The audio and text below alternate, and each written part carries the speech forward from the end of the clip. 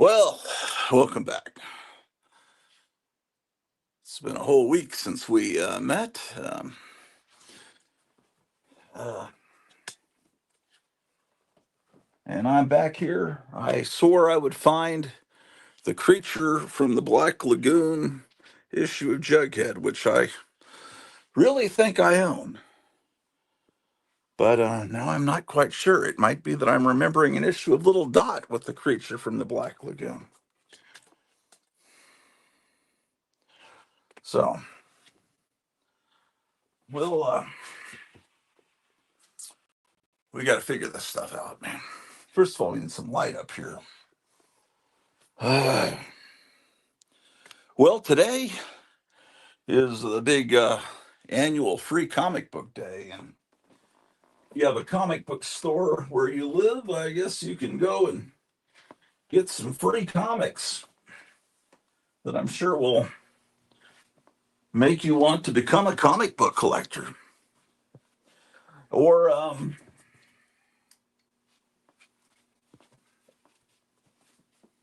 you can just watch from here.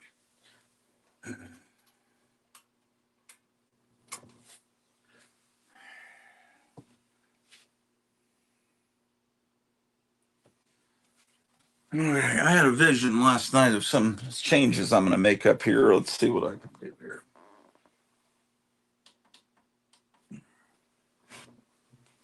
Are we coming through okay? Is anybody watching? Two people. Let's see here. This is the link. Come on. Okay, right, fantastic. It's a dog. Oh, that's my baby. Here I am in the episode. I wonder why a man has to carry this load. It used to be the weapon you shoot up the land. There goes my baby in Superman's hand. My baby's gone comic book crazy. My baby's gone comic book crazy. This looks like a job for Superman. My baby's gone comic book crazy. What do I have to do to keep my love hot? The girl ain't satisfied with what she's got. Now Donald Duck is sitting on my chimney top. He's waiting to take my baby to the record hop. My baby's gone comic book crazy. My baby's gone comic book crazy. All the girl can say is my baby's okay. Gone comic book crazy. I'll figure out one.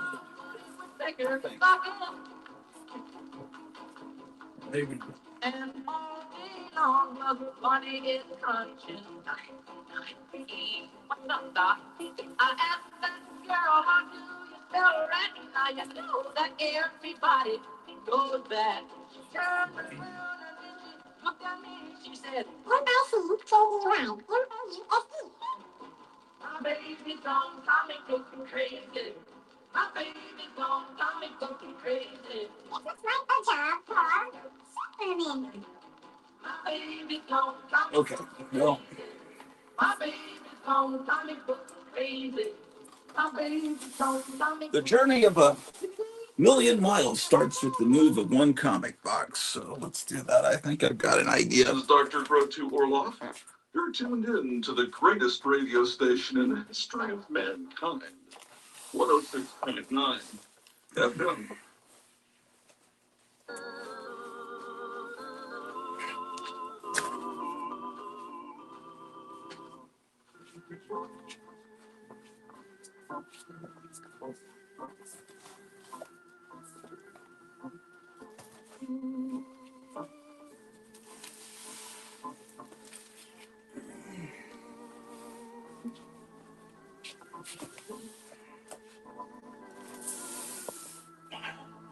There's something I'm doing. It doesn't matter what it is. Still two people watching. It's hilarious. Okay, let's see here.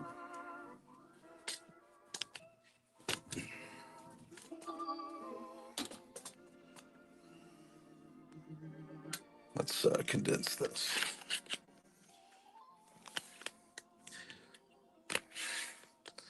Later, I'm going to mow the lawn. You might want to watch that too.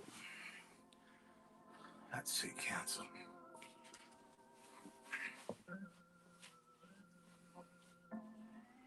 Okay.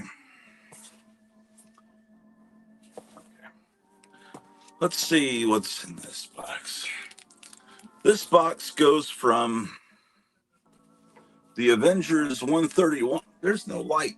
Can't see a thing, can you?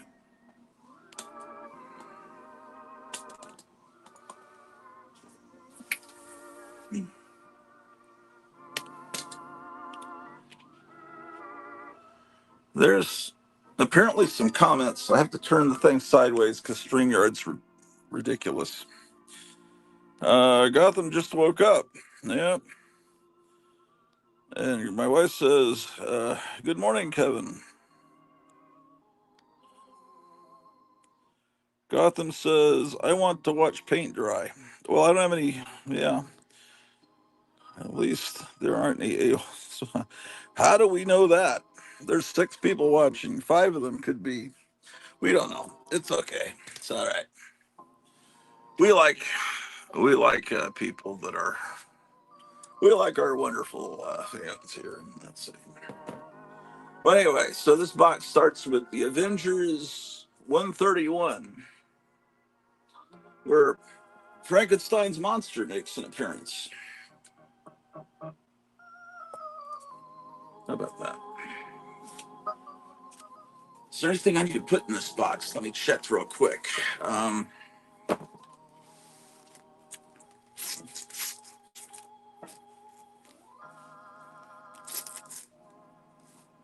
no. No, no, no, no.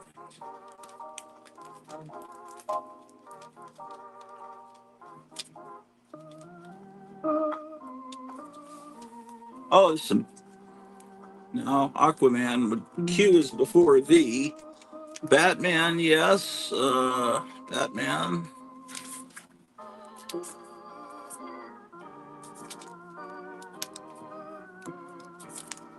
Okay.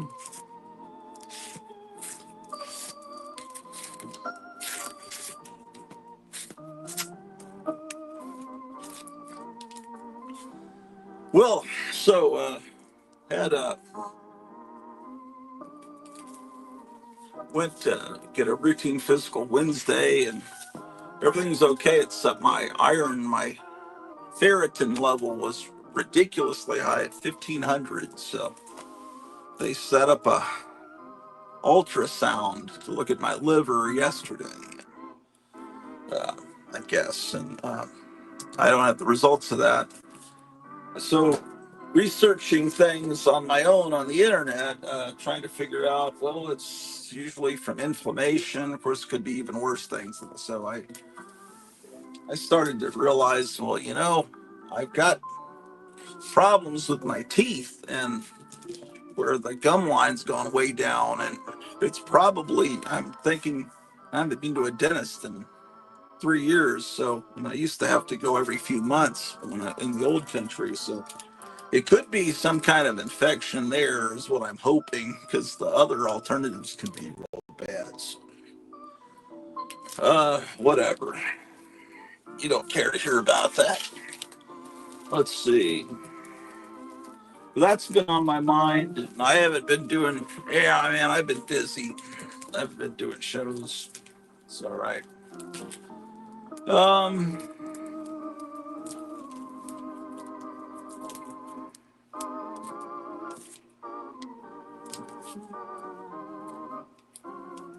not many people know that Marvel did a Barbie comic.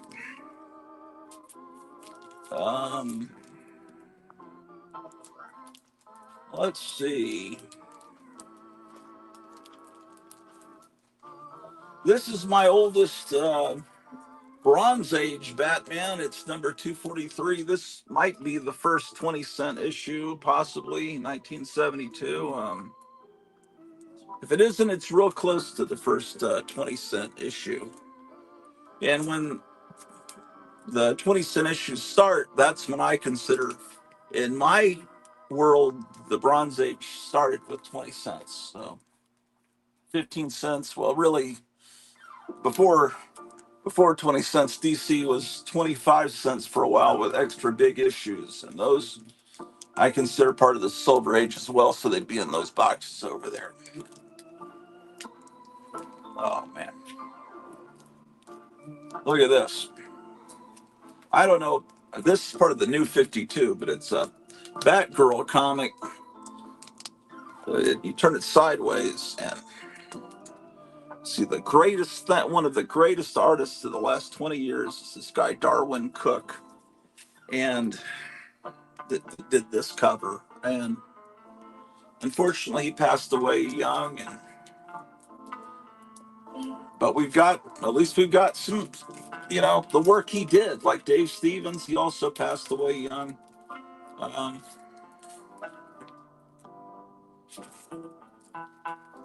and then there was Batman 244. Seems like there's another Batman cover where he's in the desert with his shirt off, dying, and there's a Jonah Hex. Seems like there's a couple of Jonah Hex covers that way too. You could probably put them all together on a wall if you wanted to be one of those kind of people. 250. This is when horror comics were ruling the spinner racks. So even the superhero comics look like horror comics. See. And those were my wonderful years of being in first, second grade, where every issue of everything looked like a horror comic, because I loved horror. And there were these great 60-cent issues. But anyway, we're not going through this box right now. Okay. I need to file these Absolute Batman books in, but it wouldn't go into this box because this box ends with Batman 349. So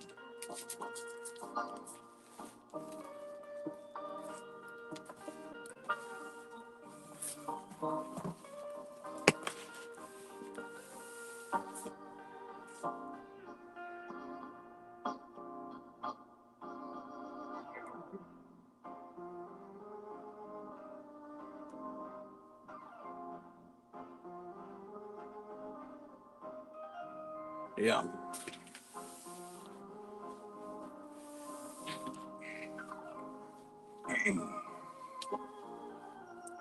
Is that music even, can you hear it, or is it completely distorted and causing problems? Because on a pre-recorded show, the music will sound great. On a live show, sometimes it does. It's just a problem. Let's see what these people saying in the chat. Um, my wife says half are all right, guaranteed. She says he started helping me chelate the extreme excess of iron. And Gotham says he can hear good. Yeah, well, I started taking these Pyramid pills. It's turmeric, and I fasted for 24 hours. I thought maybe that would help.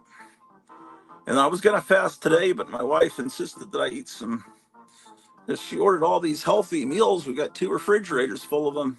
And then I said, "Well, I'm fasting," and it's like, "Well, shit, we paid all this money and we hardly have any money." And God, who knows how much my insurance is going to pay of the, what do you call it, the ultrasound? That might be a god awful bill. Uh,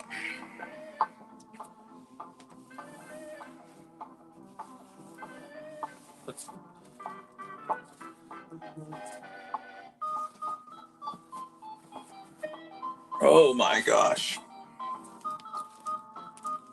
Okay, so we finish up the Batman in this box.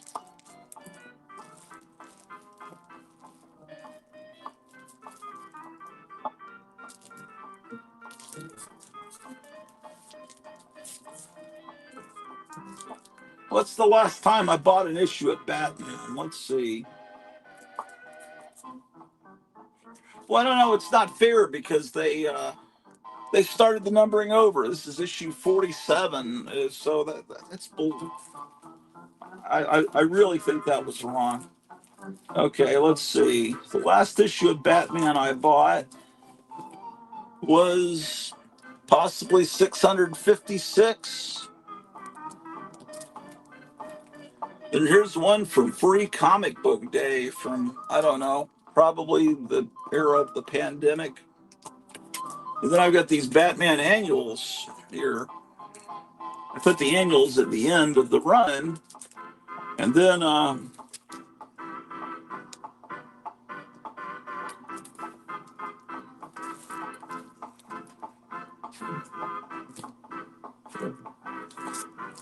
why do I have another copy of that Batgirl comic after I have one before Batman, which is correct alphabetically, and then I've got one after.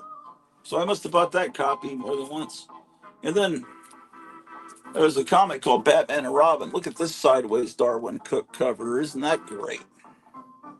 This guy, you see, I don't need total realism in comic art. I like that's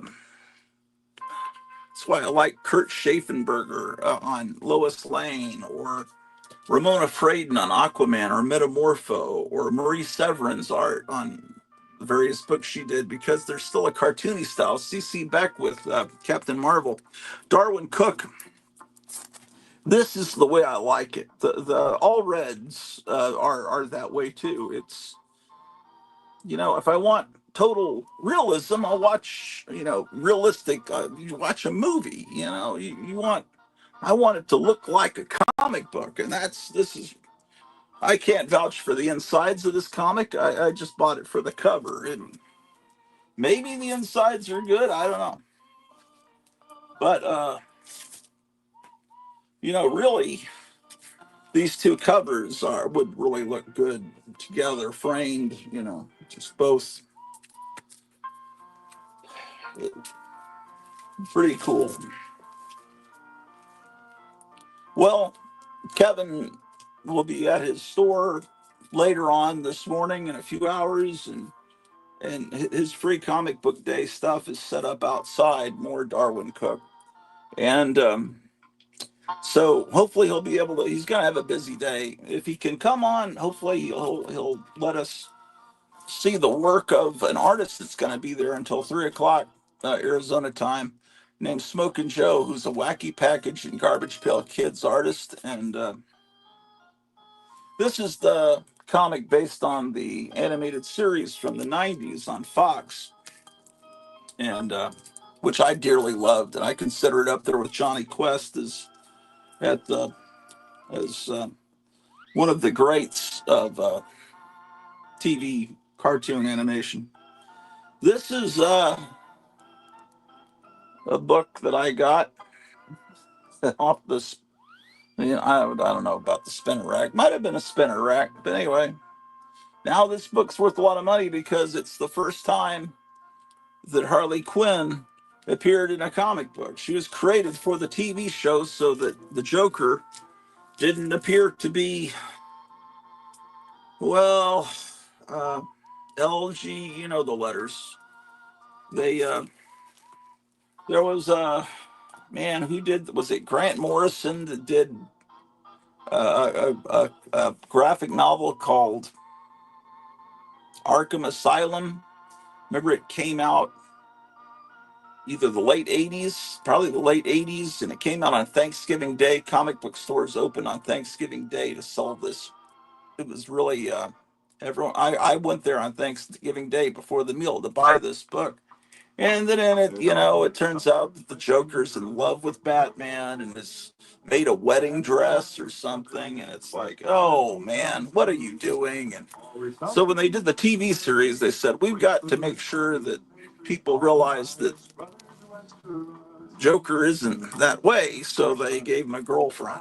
And that was created for the show. And then now, sweet Bermuda onion, whatever. Snap and fresh lettuce and ripe red tomatoes. Fresh light pastries and donuts too. Well, that's the kind. This was I only have the third issue. It's a Harley Quinn comic done by the guys Bruce Timm and Paul Dini. Man, I've got a graphic novel, pretty expensive one that I got a gift from Kevin that he's holding for me. The one with that Alex Ross cover, that famous Alex Ross cover. Um, I've got some of these. I don't have just those. That's all I got. Harley Quinn there. Then of course there's these are a dime a dozen. These adaptations of the '89 movie, and then there's Batman: The Dark Knight. You don't need to see all this. So where would I put in these absolute Batmans? I guess about here. I guess. So I've got issues 1 through 4. So that's another thing I need to get from Kevin is get caught up on Absolute Batman. I'll put Absolute Batman right after Batman the Animated Series. And it fits right in. What else is in this box?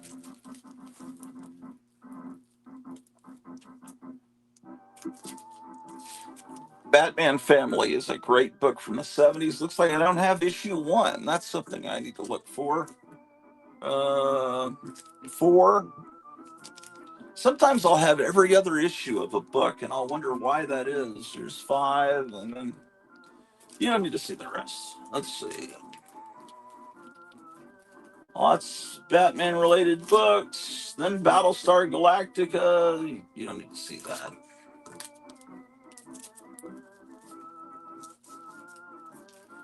Oh, here's the fine literature section. Beowulf, Dragon Slayer. Beowulf, you certainly cannot have a copyright on the name Beowulf. It's the oldest written, isn't it? The oldest written story in the English language. Oh, I got 2 copies of that. But I don't have issue 2. You know, that's always how it goes. But I've got 2 copies of issue 3. So I'm looking for Beowulf issue. Um, Last Frontier Comics. Scott, if you have any of these books I'm saying I'm missing, like Batman Family #1 or Beowulf #2, let me know. You might be watching. It's possible. See if is there anyone commenting? Probably not. No one ever comments here. Oh yeah, I just paid for this new T-shirt design work. It will be amazing. Yeah, absolutely. I am. He was telling me about that last night. Yeah, Kevin's got some cool new T-shirts coming. For those of you that would like to get in on that.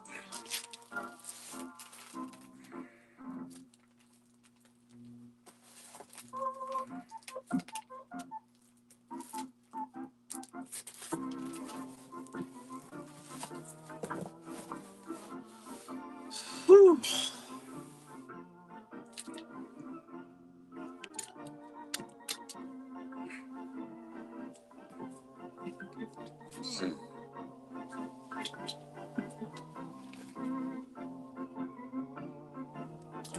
I need to start numbering these damn boxes. 4.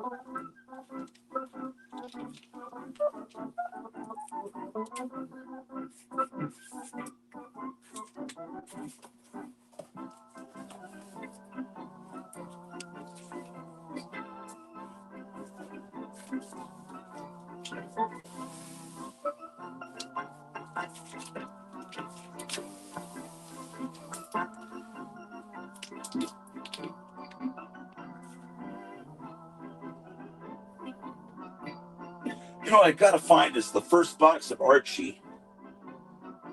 Digest this shit.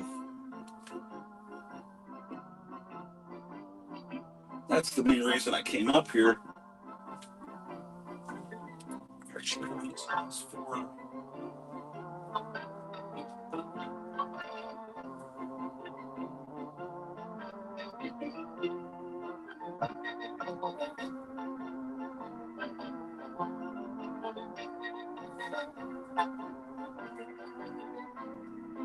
What else could that be?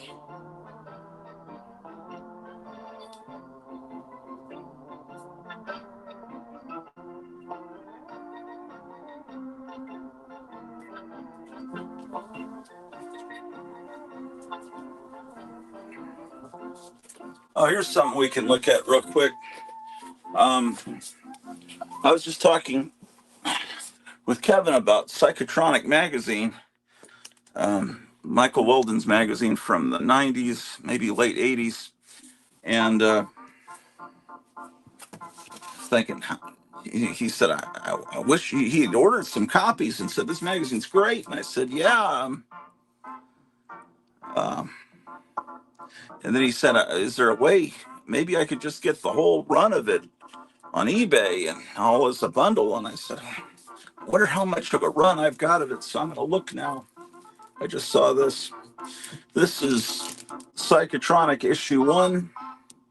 This great spook show poster on the back. This is one of the great magazines. I would put it up there with the greats from the 60s like and 70s, like Castle of Frankenstein and Monster Times. Yeah.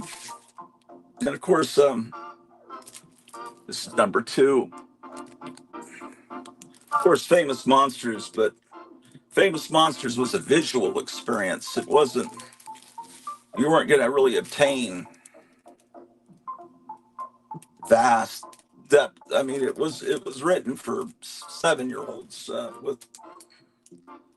but it was a, that's probably the best. I mean, Famous Monsters is the best, but other books, other magazines, you don't ever outgrow Famous Monsters, but you grow up to these other ones that you can learn a lot more from, and instead of just bad puns. Number 4. This one has the David Carradine interview that my friend Tom Ranoni did. My friend Tom interviewed a lot of people. This has the second part of the David Carradine interview. This is issue 5.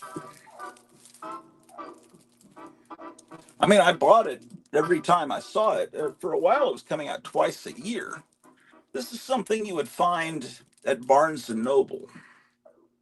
Number 7. It was really, there was no other place that you would get it. I don't think comic stores carried this magazine unless they were really cool. Number 8. This one is bagged and boarded, which I see a lot of these aren't. I'll show you the inside. Like here's a big, giant, long interview with, it goes page after page with Russ Tamblyn. The interviews are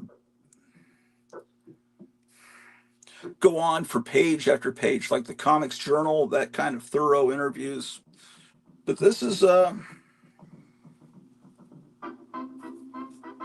if you like something weird video and all of that and exploitation movies, this is and rock and roll. This is the magazine to get. Psychotronic. This is number 8.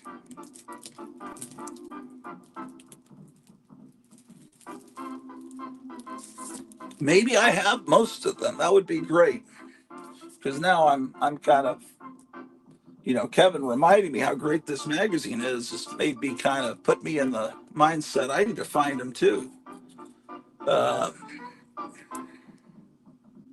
Number 10. It's from the poster for Werewolves on Wheels there. Number 11. You see the Barnes and Noble price tag on there.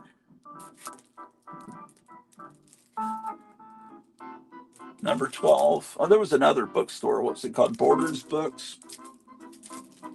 Because Walden and those other bookstores had disappeared by the 90s. There were these big stores that were either in the mall or right in the parking lot outside the mall. Uh, so, well, 13, I still have a complete run. Damn it. 14 has a Drew Friedman cover. And so at this point, he was doing calendars too. He had a whole little cottage industry. There were Psychotronic calendars, and he had his two Psychotronic Encyclopedia of Film books. 15.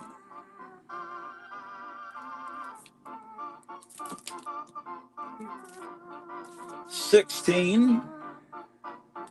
I really need to get some magazine bags and boards. 17. That's the movie Lady Frankenstein. That's a really good movie.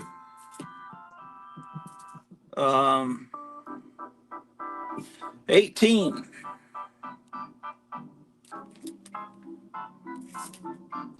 19. I think it went for 44 issues, so it looks like I've almost got. This is what to put this in. This is when Ed Wood came out. To put it in perspective of when this came out, when the Tim Burton movie Ed Wood came out. 20, which is a really good movie, and when White Zombie was still together.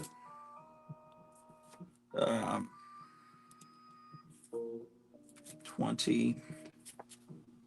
21, I'm starting to pat myself on the back. I thought I was missing a lot more than this.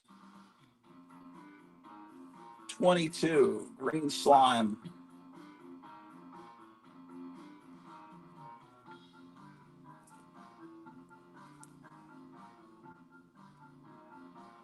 23, this has got an interview with Patty McCormick from The Bad Seed and Clint Howard, but Andrew Robinson is interviewed in this. Yeah. He was Scorpio in Dirty Harry.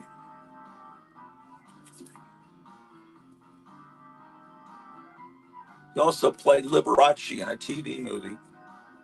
24. And this is where it looks like I fall down on it, man.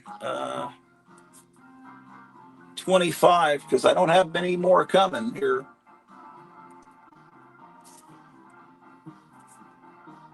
26. I'd have to look like on mycomicshop.com and see. I could have sworn there's 27. I think they went to 44 issues. Maybe I'm wrong. Maybe. Okay, I'm missing 28 and 29. Here's 30.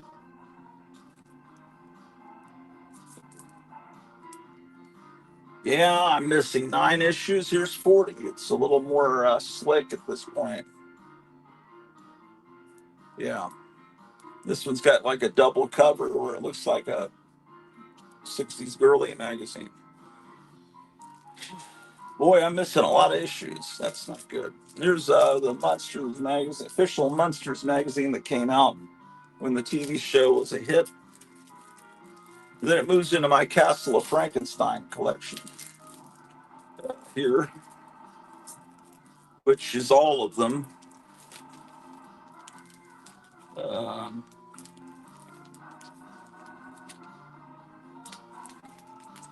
And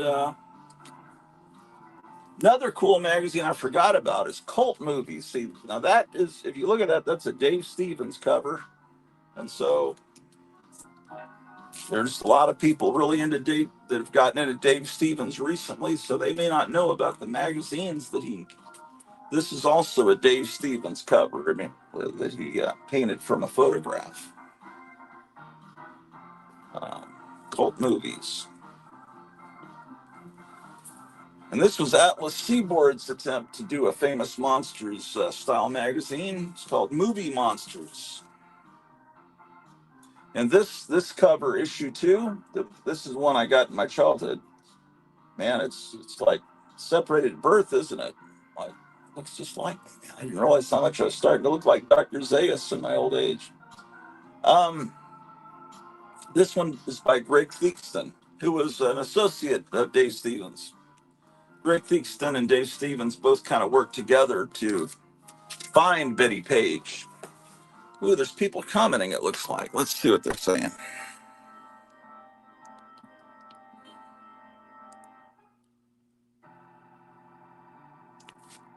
I sent you a link to a deleted scene. Have you seen it? I haven't looked at the link yet. This morning I haven't really done much. Deleted scene from Pee Wee's Playhouse. No, I haven't seen it yet. I was gonna. Oh, you know something? It looks like I never put the link to come on there. I thought I did. Um, I can't. Oh, okay. Hold on. Um, no, I did actually. Um, were these magazines available at Tower Records? Probably, but when did I first go to a Tower Records? I didn't live in Los Angeles. Dallas got a Tower Records, and that may have been the 90s. Yeah. Well, yeah, I would go over to Dallas sometimes to go to Tower Records.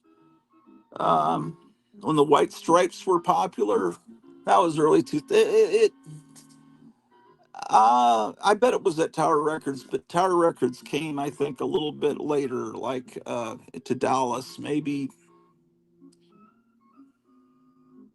and then they went away.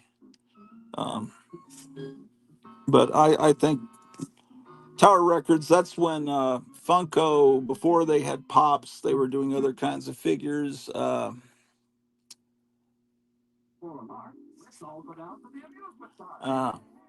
okay, I'll tell you what. I can tell you, it was when the Spice Girls were popular that they came to Dallas. So that would have been late 90s, right? And I remember some people in there talking about a new band called Rage Against the Machine. So that would date it too. I remember thinking, what's that band? So, yeah, whenever Rage Against the Machine was becoming popular, that's when Tower Records came to Dallas. So I don't know if they carried it. I imagine they would have. Last Frontier is in fact watching. He says, "Hi everyone." Um,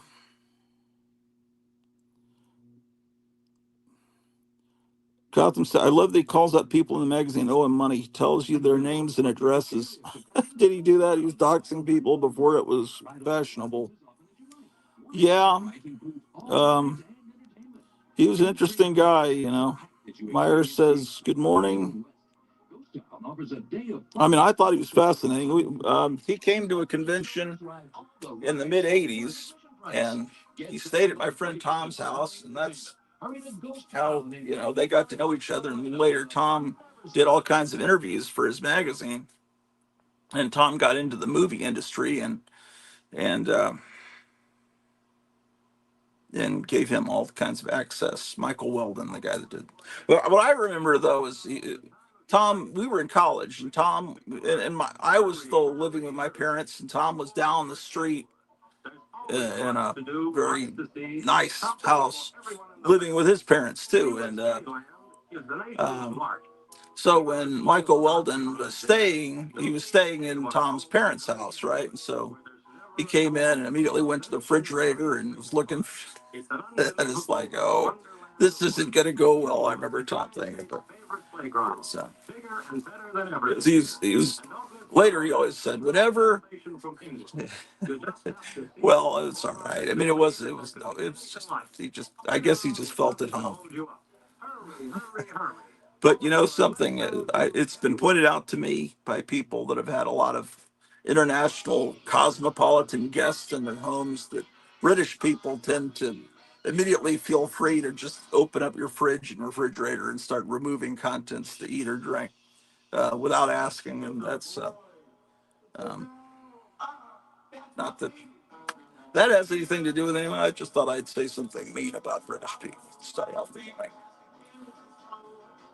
Oh boy, let's put this box on. We got stuff to do.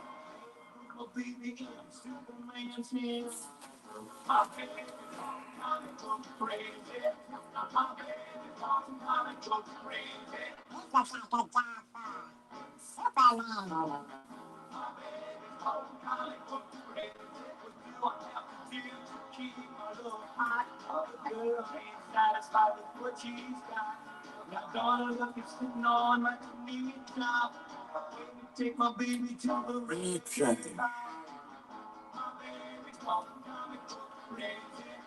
My baby's on comic book crazy. All the girl can say is, my baby's on comic book crazy.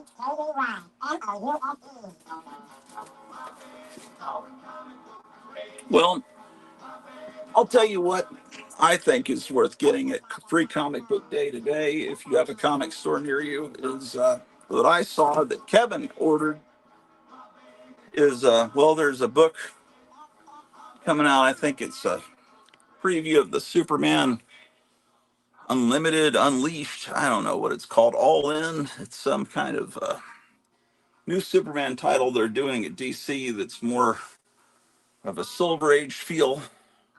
They draw Superman with a gigantic barrel chest like Wayne Boring drew him in the 50s, and it's supposed to evoke the feel of the Silver Age. I guess to kind of go along with what James Gunn's doing, although I've heard some disturbing rumors this week about the new Superman movie that I hope aren't true, about Superman being canceled by internet troll monkeys or something. And I thought, well, I hope that's not really going to be in the movie. Okay.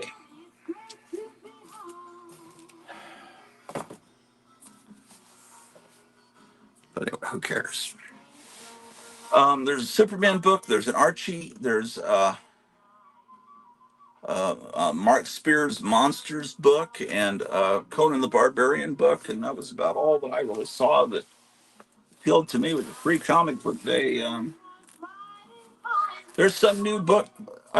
Kevin was showing me books that just arrived last night that are going on sale Wednesday, and one is called Los Monstruos, and it looks like it's about Los Angeles, maybe in the past, in the 50s, where everybody's a monster in some way. So that looks like a good book coming out next week. And they have a facsimile reprint of The Brave and the Bold with the first appearance and origin of Metamorpho. Oh, and last time we talked, someone was asking in the chat if Marvel had ever done facsimiles of treasuries. And I know Marvel did some oversized books in the last few years. There was that Artist Kayfabe channel. There was one that did something, unfortunately, and the other guy did to himself. The other guy that is not the one that did that to himself. Was doing these books with the whole history of the Hulk and Fantastic Four, and I think they did oversized editions of those. But there is a treasury. As soon as that episode ended, I read that Marvel's going to do a treasury-sized, although a little bit smaller, because Marvel's going to make it not quite as tall, but I think the same width, more like a big magazine maybe, but not quite exactly to the dimensions of a 70s treasury edition. And it's going to reprint the two 1968 Spider-Man magazines. There was a black and white issue and a color issue, and I guess they're going to reprint those two in color. They've been reprinted before, but with alterations to fit them into the storyline of the Amazing Spider-Man in the 70s. But they were too expensive for kids.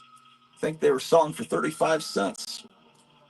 when a comic was 12 cents, and they were hoping to aim those at a college audience. From the ads in there for like Jade Cologne and stuff, they were like ads aimed at grown men or at least guys in college. It didn't. It just didn't work out. Although they were really magnificent looking magazines. They're in these boxes here somewhere. If I stumble on them, I'll show them to you. But anyway, you'll be able to get reprints of those in a treasury edition at some point, somewhat soon. Okay, so oh shit, that stuff's over here. What am I even thinking?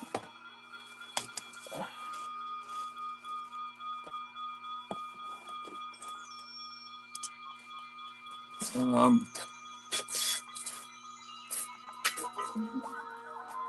okay, well look, I forgot I had all my stuff I need to file over here. Okay, that's why this is all. Okay, so I'm just killing time until guests come on, basically.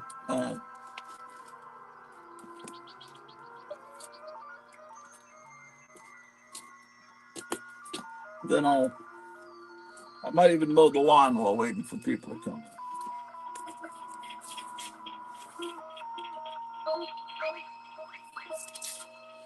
Well,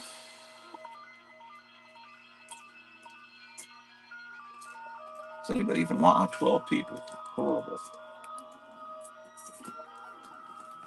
Let's see. Jonah Hex.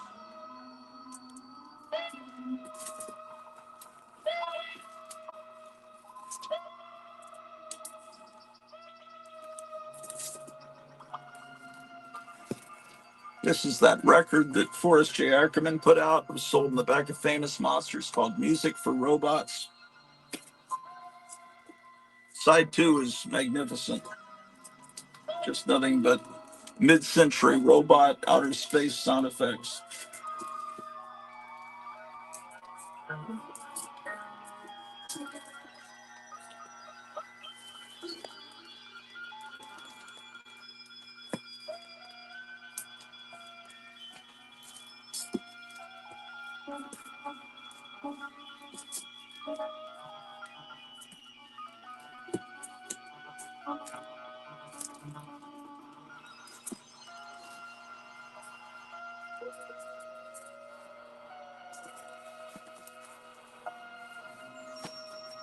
Oof. My gosh. Are people commenting?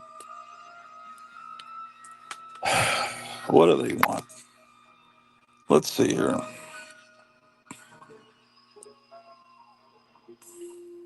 I just got a 90-piece toy capsule lot from the 1960s. That's great. Um, Man, that's great. Last Avenger, Jim Rugg. Yeah, I would have remembered that name, but right now, people from around the world should join the stream from their local comic shops. Yeah, that's true. Yeah. A couple of years ago, Spinner Rack came on. He was in a store in Colorado on Free Comic Day, and then we were broadcasting from Kevin's store in Arizona, and then I think that Gary Davis came on from some store in Colorado that he was at. I could have sworn that might have been a couple of Free Comic Book Days back.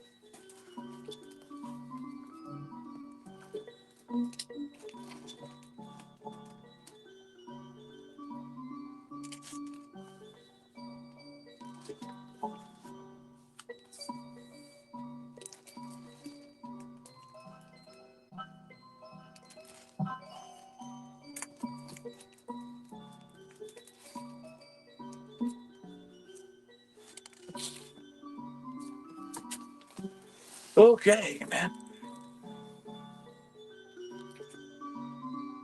Yeah. How about that? Okay.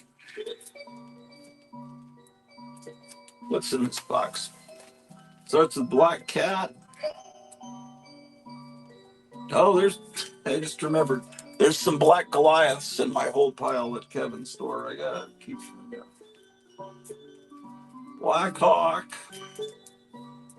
Black Panther, Blade Runner, Blue Beetle, Brave and the Bold.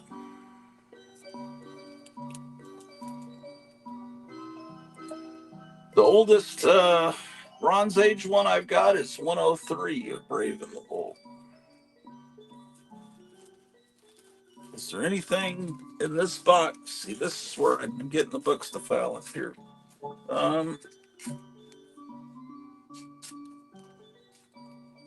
No, I gotta file a couple of Captain Marvels in here. Let's see if we get to see. Brave and the Bold. Brave and the Bold. Camelot 3000. Captain America. A lot of Captain America. Still Captain America. Okay, no Captain Marvel in that box.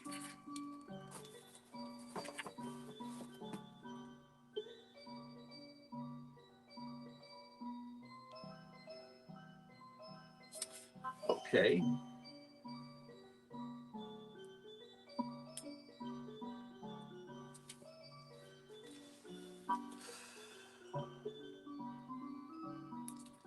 Sometimes ice cream truck music should be heard in short bursts, like when the truck's passing you, but when it's just, you just imagine, I can only imagine if you drove the ice cream truck and hearing it all day, it might get you after a while.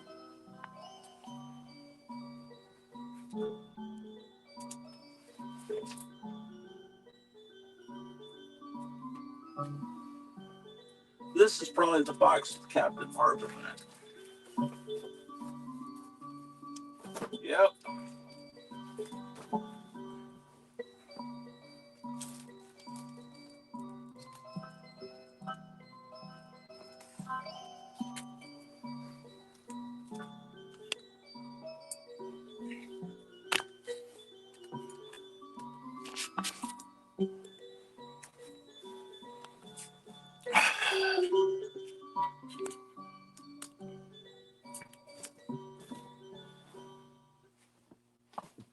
The hell is that? Oh, my shoes.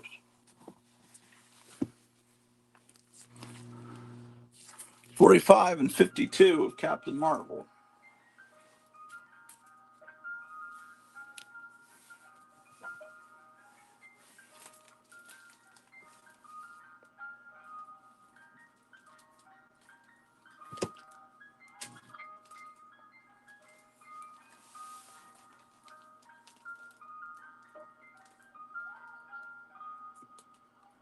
$40, 45, 52.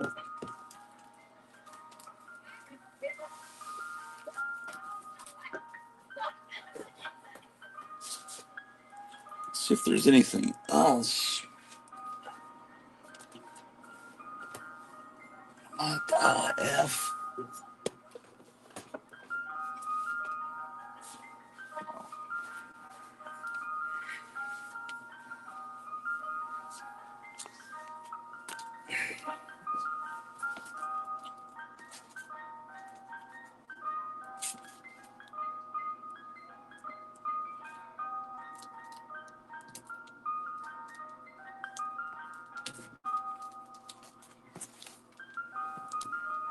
Okay.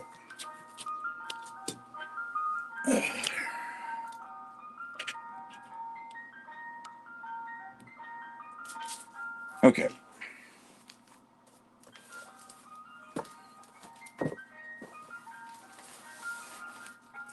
Challengers of the Unknown.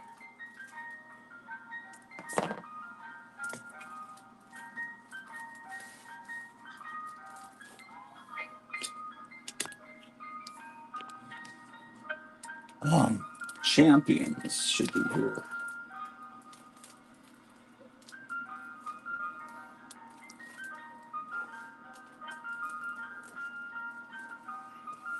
Here's Champions number 1. Champions 2.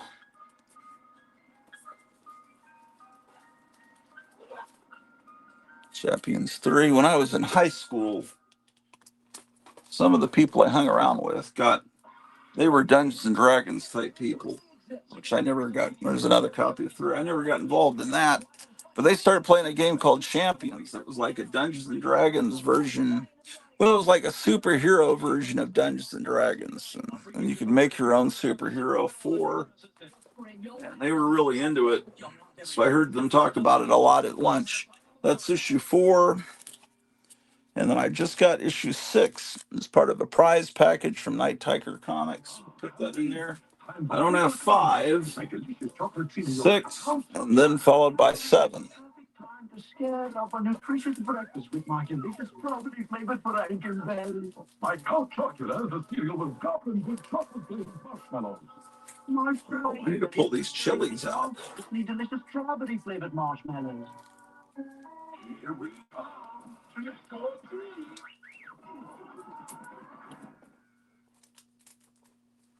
Appointment with Lust.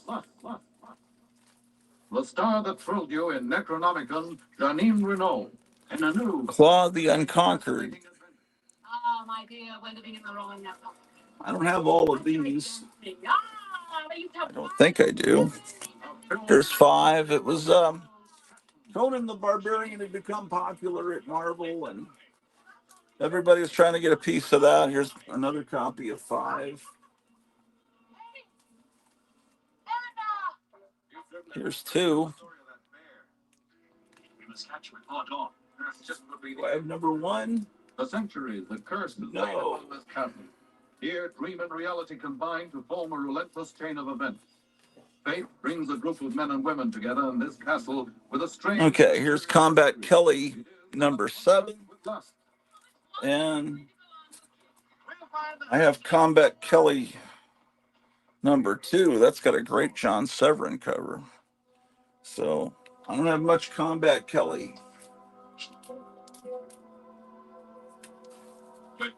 Then I moved to Conan. My oldest Bronze Age Conan would be number 15 with Elric. Barry Smith was still on the title. Human life has become worthless. One act of violence follows another. 16. I'm trying to put in issue 28.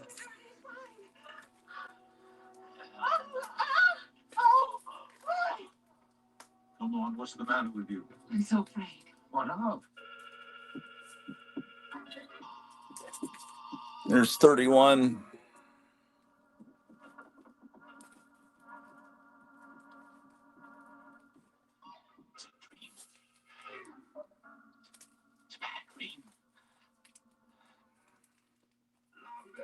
Here's my childhood copy that I bought at 7-Eleven in Hampton, Virginia, of issue 28. It was the first issue of Conan the Barbarian I ever purchased.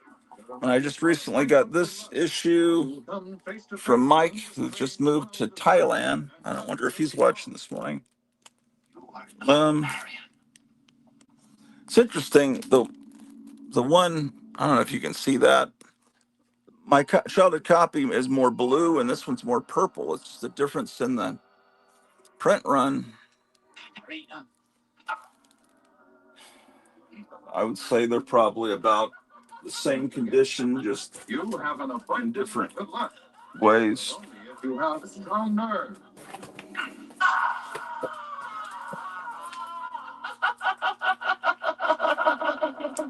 This box goes to Conan 81, so the box below it must be where I need to get.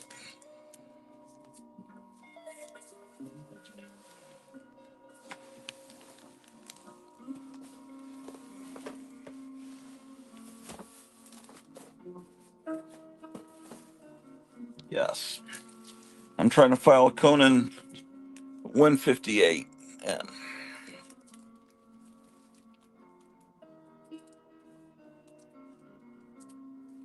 that was pretty much it. This is one I acquired recently. It's after the period when I kind of sort of given up on Conan. No, there still was some pretty good art. Look at this Ernie Chan cover from 176.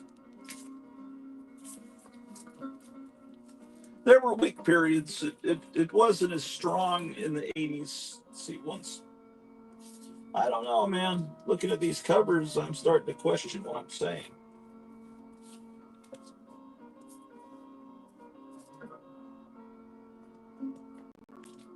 $158 goes in here. Here's one that isn't bagged of 162. Let's see what it looks like inside.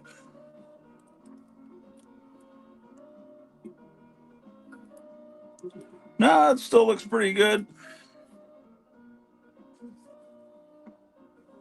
1984, when The Last Starfighter was playing in theaters. Yeah, man.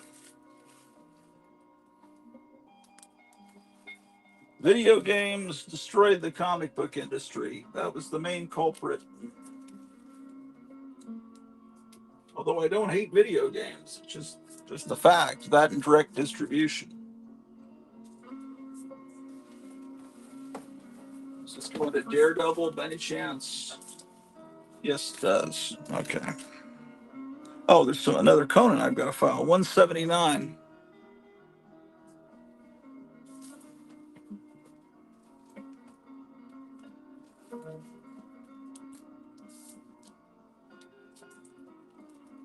Six. Oh, I already have a 179. Oh, well.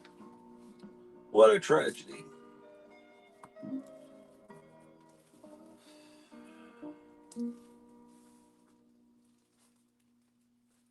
Crisis on Infinite Earths.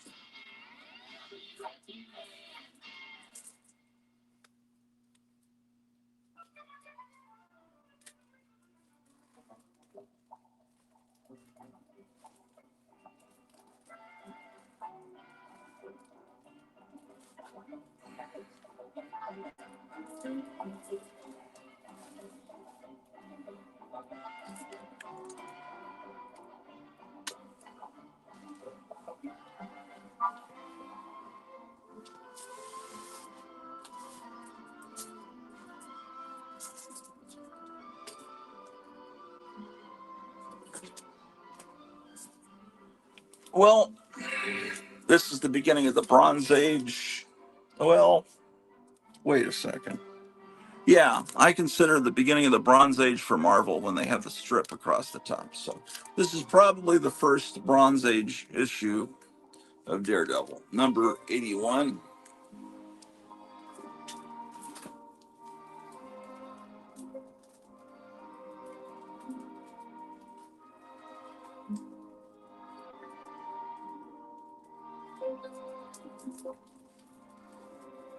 Seven.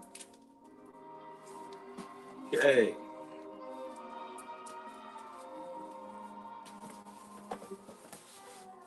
Okay. Let's go to Defenders. Daredevil. Okay.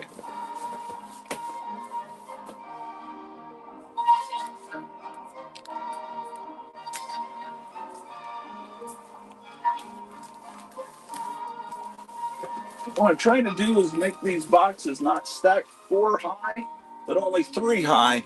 So that's why I moved some boxes over. That's what I'm trying to do.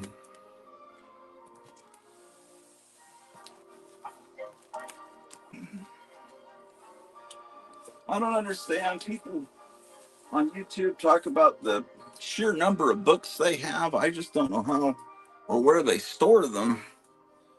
Um, okay.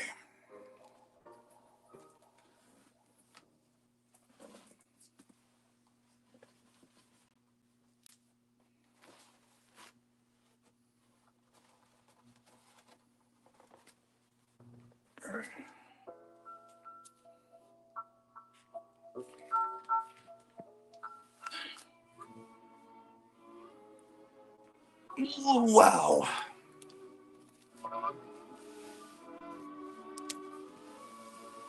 Oh, shit. That was real clever. Damn it.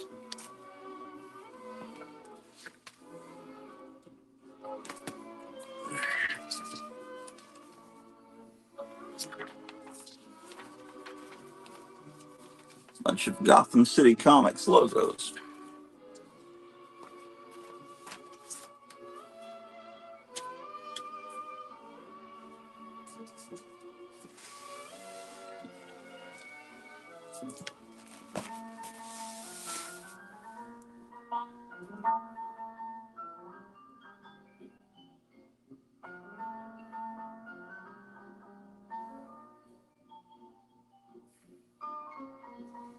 Okay. So this would be the okay. This would be the one on the bottom here.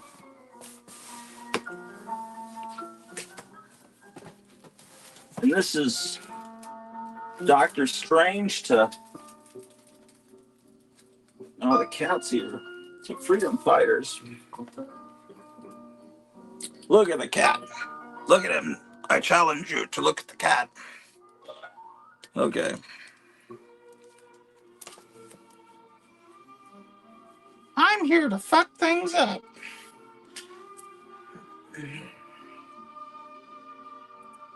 Just when you thought it was safe to go in the comic room, Ambrose the cat arrives.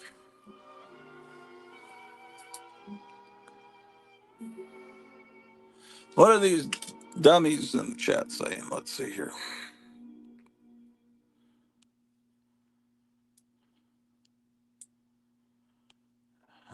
Gotham City Comics says www.batcavecomics.com. And then he says, yeah, I got a wrench. How did that happen? My wife must have figured out how to do the wrench thing. Happy Free Comic Book Day. All right, so says King Dinosaur. So Kevin is able to do things on here. That's good. Could this be the last Free Comic Book Day? I think so. Will probably become more like Record Store Day. Well, Record Store Day is where you go. You don't expect free things on Record Store Day, but there's certain things that are available on that day, but you got to pay up for them. Yeah, I don't know. With what's happened to Diamond and everything, mostly Free Comic Book Day, what it does is junk up your comic collection because you tend to pick up things that you don't really want because they're free, and then they just look shitty in your comic collection. It's like, oh, I got to, Free Comic Book Day is, it's for the birds, man. I don't know. Roger McGuinn.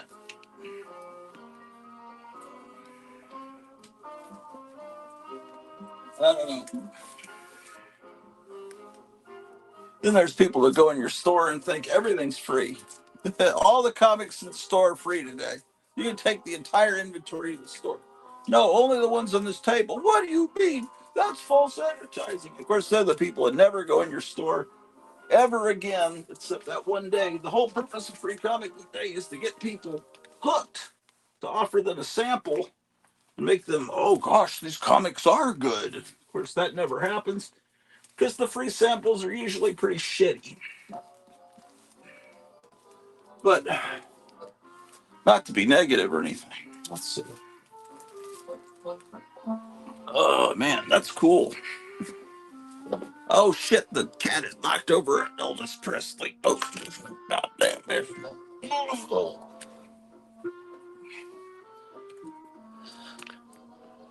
What is going on, Ambrose? What are you doing over here?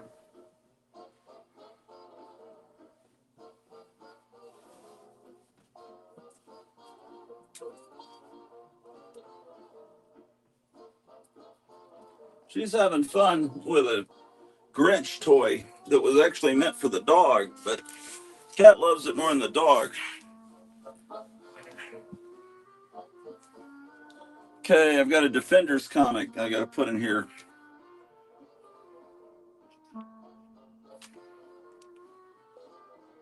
Oof.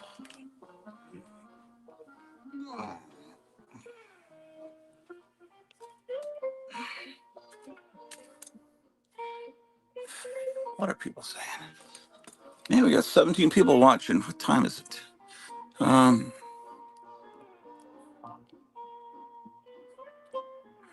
Oh, he can post links. That's good. Dirt Nap says, "Hey there, I'm actually getting ready to go into work at a comic shop. Wish me luck." Well, yeah, cool. Maybe you could come on and broadcast from your store with your phone. Publicize your store. I just subbed Dirt Nap. My wife just subbed to you. Okay, good. My wife hit it off with someone yesterday that was on a Psychotronic Squirt Guns show. He was interviewing a guy called Sandman Mystery Comics, and he was talking about the early days of punk rock in Los Angeles. We tuned it in, and my wife apparently lived like right down the street from him during pretty much that same time period, and started commenting in the chat. And I think right after that, I had a subscription, so I think he subscribed. I'm hoping. But I subscribed to him, Sandman Mystery Theater. This is the wrong freaking box, okay? Defenders. Does this have Detective Comics in it? It must. No, this is Doctor Strange to. Hold on. I think I've got a freedom. Whoa! I think I've got a box needs to go here. Comics. Ah, you bastards.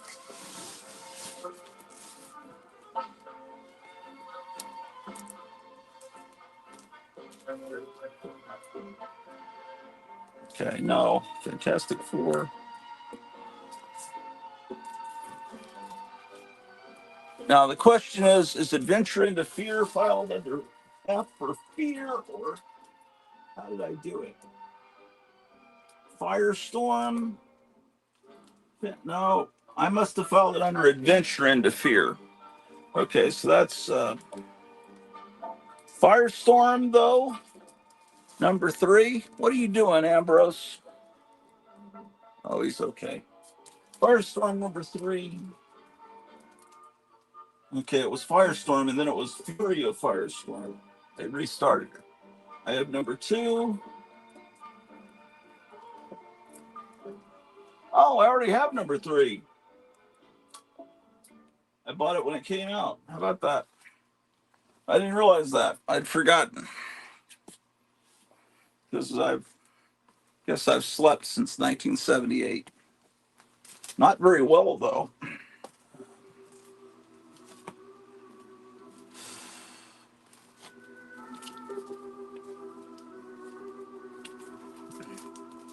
Uh, Bastards.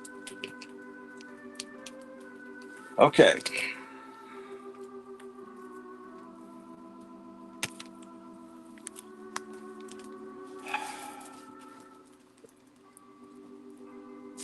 Freedom Fighters number 5.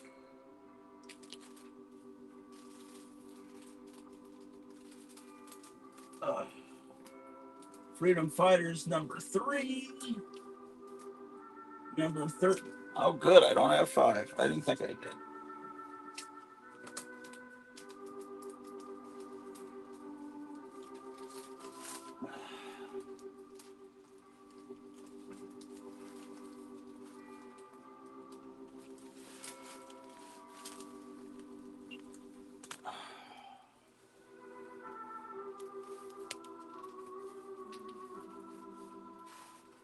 So I don't know exactly what happened.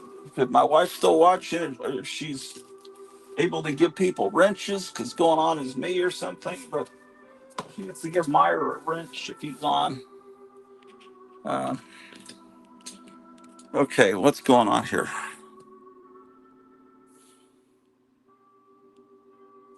She says she just subbed. Dirt Nap says, "Oh, awesome, thank you that my wife subscribed." My wife says, I saw Suburban Lawns and had to subscribe. Oh, really? Suburban Lawns? He's into that? That's excellent. I will try to go live, but no promises. Otherwise, it's Legacy Comics in Glendale, California. Oh, okay, cool. And she says, I did. And Meyer says, I got a wrench. Imagine if Charlie Brown said that on the hello. Never is. I got a rock. Imagine, I got a wrench. You smell a little like shit, Ambrose. It's not good, probably.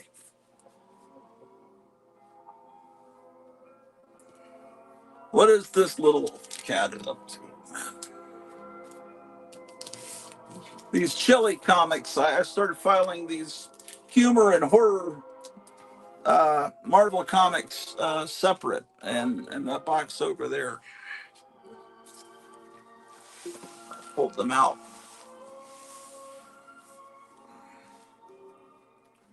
Oof.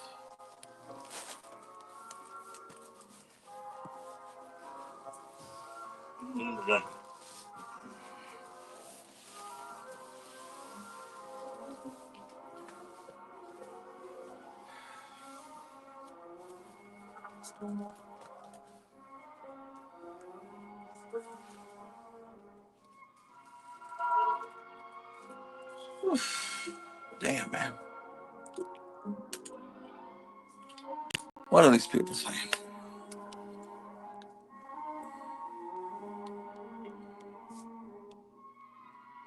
Meyer says, I'm going to use my power for evil. And my wife laughs. And sorry, I have to turn my phone sideways to read the comments. I'll ban you if you're stupid or ugly or can't take a joke. The evil triad of this inspiring network. My goodness, you guys. You're going to make this channel great again. Those are the rules. Don't be stupid, ugly. Well, most people that collect comics are ugly, but I think they mean a different definition of ugly. Because otherwise, we'd all be banned, right? Ambrose the cat. Ambrose, how dare you? We'll pizza one. Okay. The Defenders, the Devil comic, 49. Defenders. Doctor Strange. Devil Dinosaur.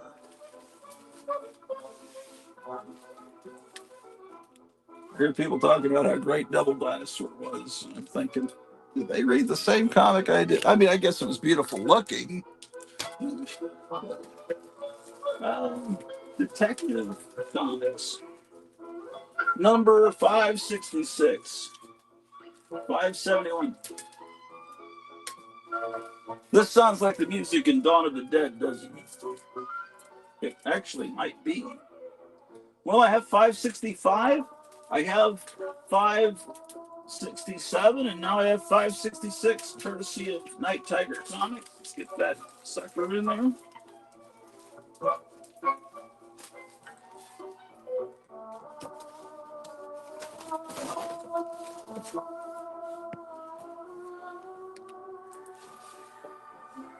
And, okay, this is the next box.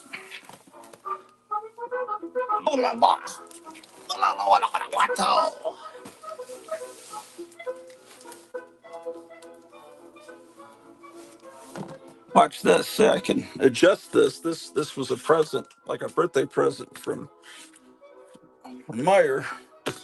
And now I can adjust this tripod. And Defenders. 49. Man, the oldest Defenders I have is issue 2.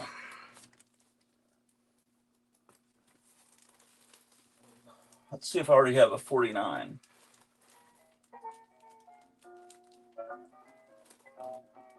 48. Oh, I already have a 49. I have another 49. Now I have 3 49s.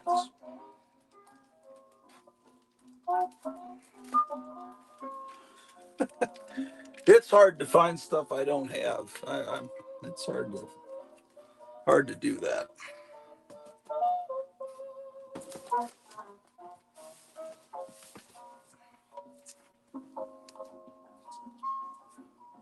Let's go find where these chili comics go.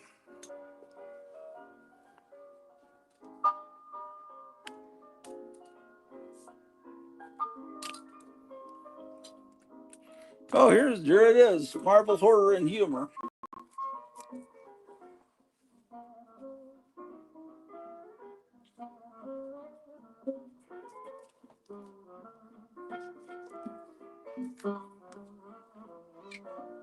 I got this Spider-Man Beanie Baby at the gas station. And this was made by a local woman. It was being sold at a fair, like on the town square. So that's outsider art. Spider-Man, outsider art.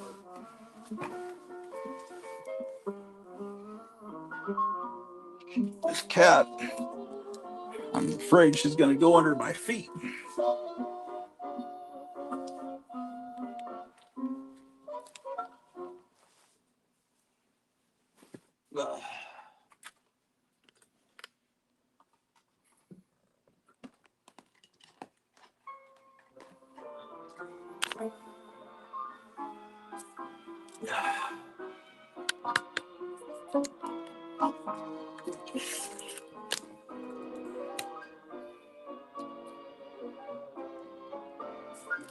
Okay.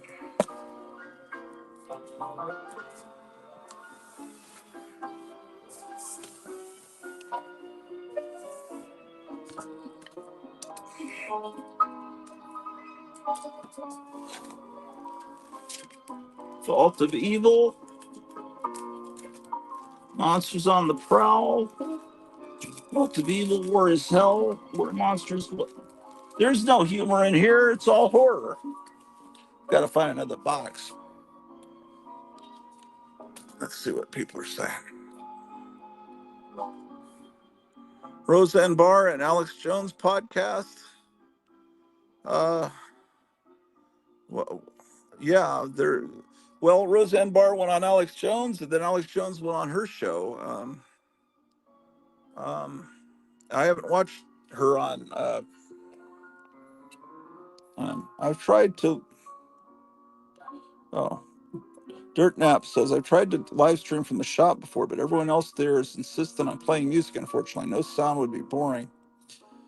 Yeah, the music will get copyright problems.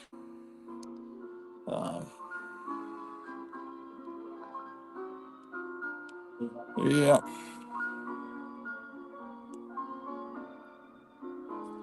All right. Well, this box was not what I needed. So let's see what I can do.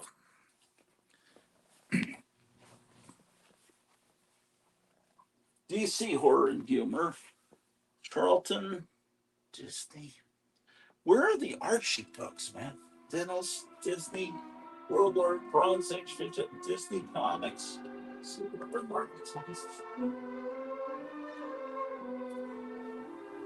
It has to be over here.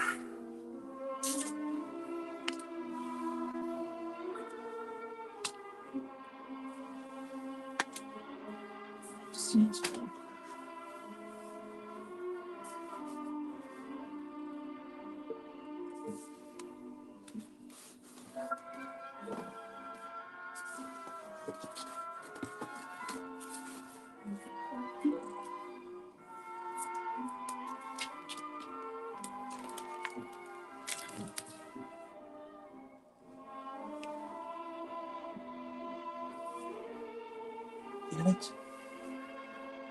Go key.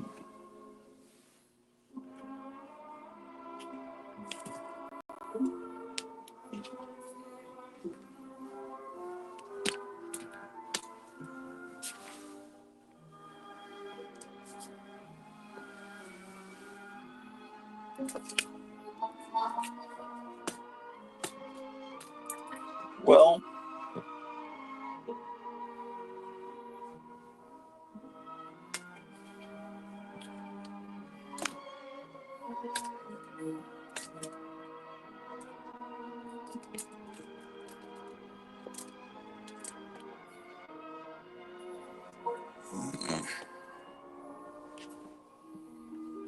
the cat is grabbing the tripod.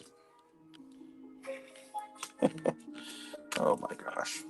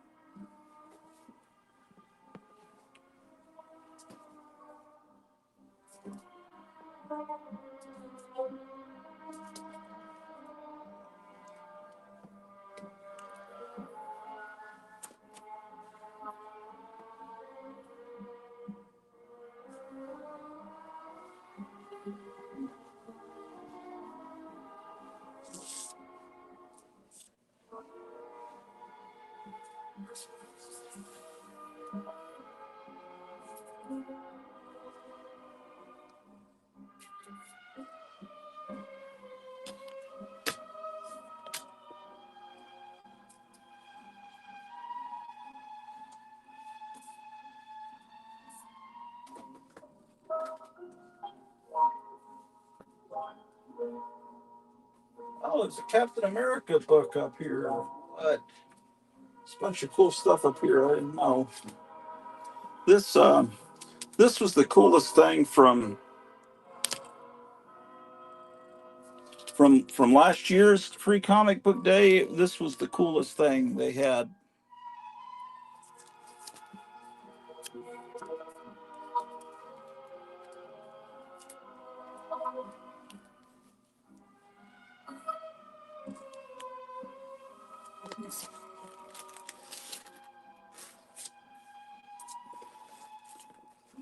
No, no, no. That's not with that.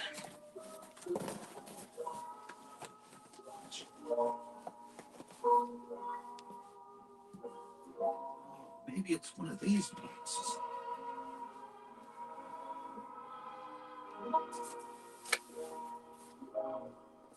Harley Comics.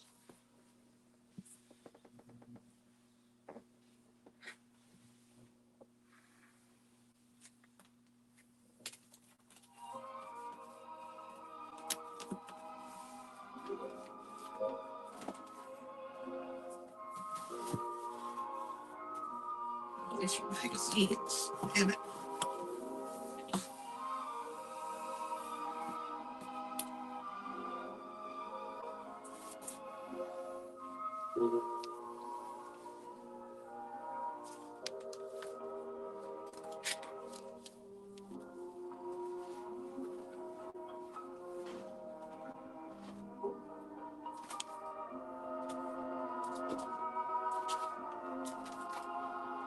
I found these old photographs just now. Let's look at them.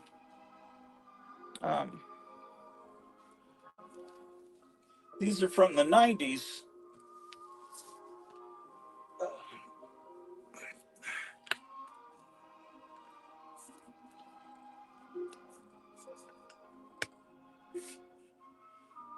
Yeah. This was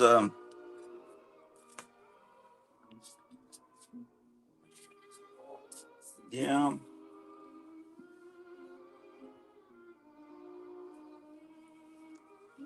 See if there's anything interesting.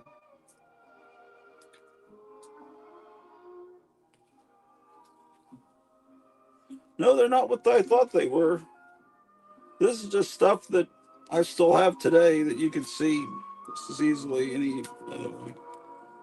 I thought these are something else. Oh well, nothing to see here.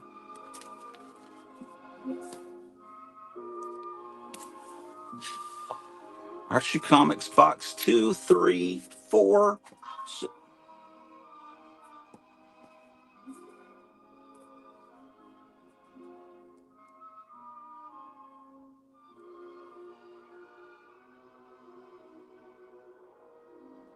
Man, they're here somewhere.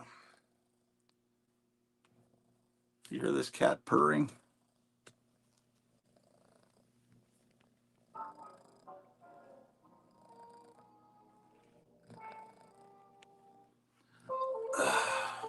Okay.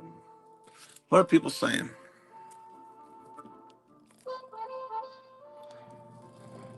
Gotham's asking Meyer if he got a package today, and he says he'll check. I think Gotham City sent some cool stuff out to a lot of people.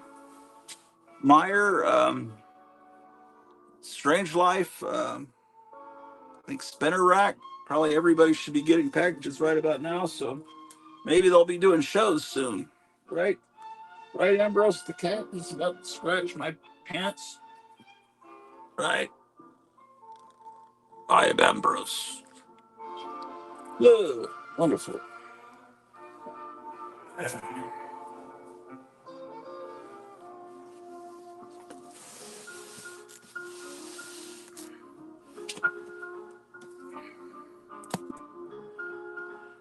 And the cat is giving acupuncture to my feet.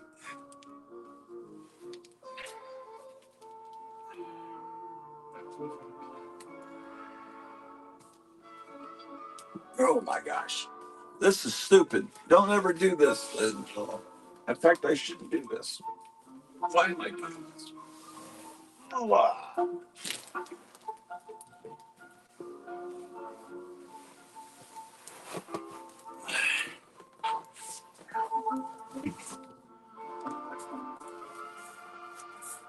what could be in this box?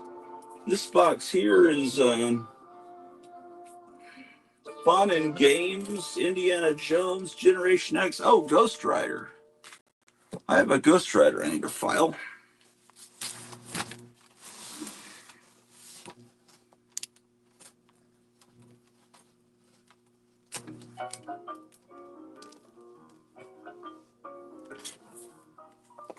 Ghost Rider number 24.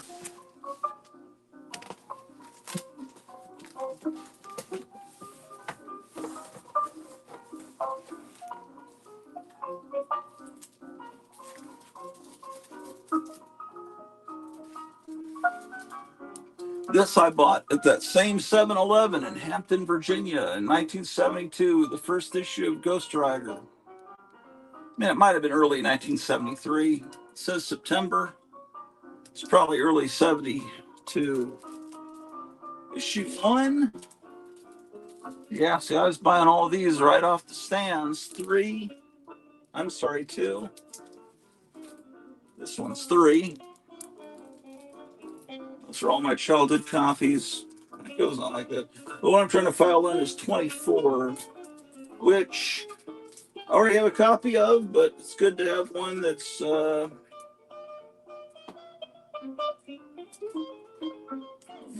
in exactly the same condition, possibly a little worse. That's good. Okay, but it's okay. Okay, so we got Ghost Rider. Then one of my favorite comics, along with Ghost Rider, was Ghosts. I just got a new issue of Ghosts that I'm pretty sure I've never had. 102.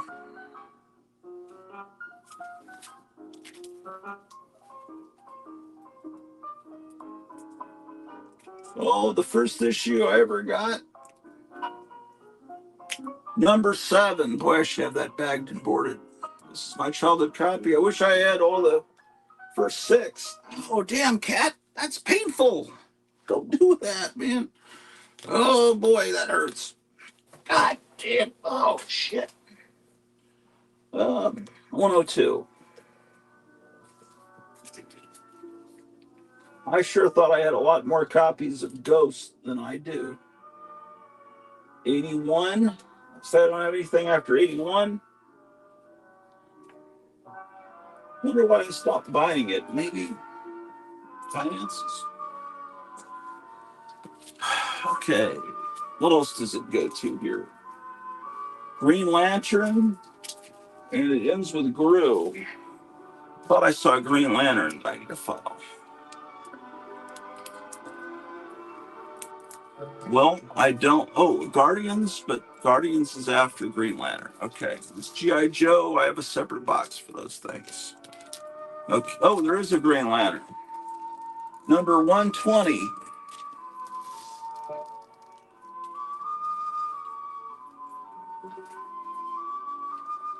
Oh, my. Can't see a thing.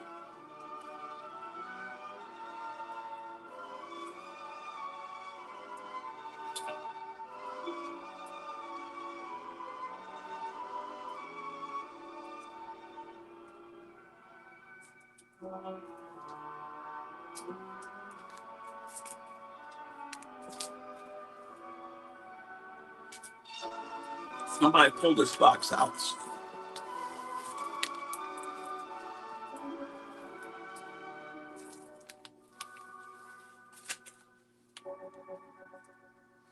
Okay, so I guess in the 30-cent era, I guess they'd stop talking about the return of the greatest comic of all, number 90, in the 30-cent era. So I don't remember. I guess Green Lantern stopped being published in the. I got 2 copies of that in the early part of the Bronze Age. So this is 120.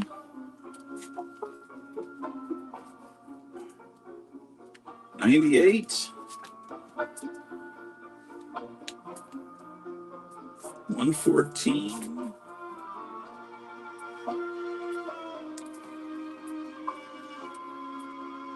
116.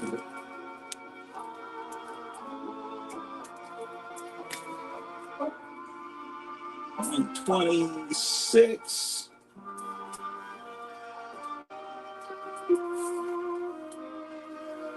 125.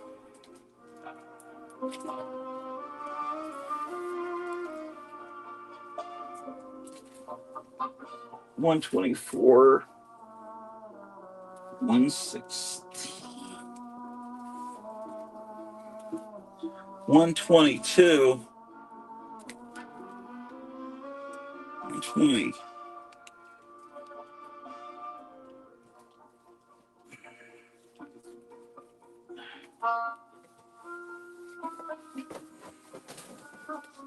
Okay. All right. Wonderful. Gee. No, that shouldn't go there. Should it? Should it? What is this box? Gru, Luke Cage, House of Mystery.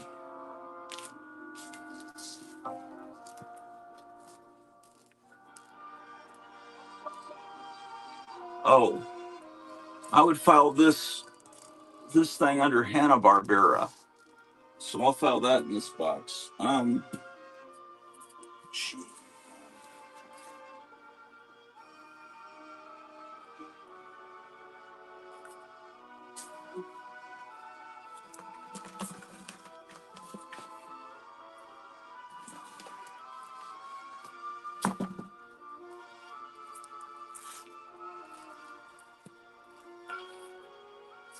all these Future Quest books, I just file it all under Hanna-Barbera.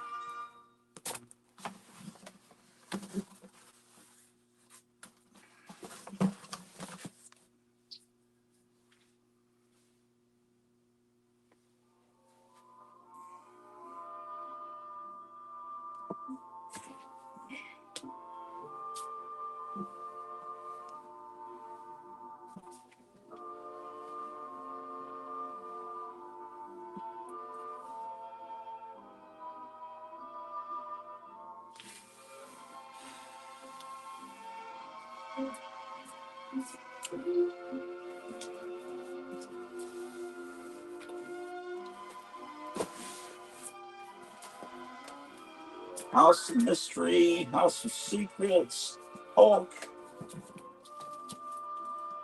A lot of little stuff here. Human Torch. We'll look at that another day. What is this book? Entertainment Weekly.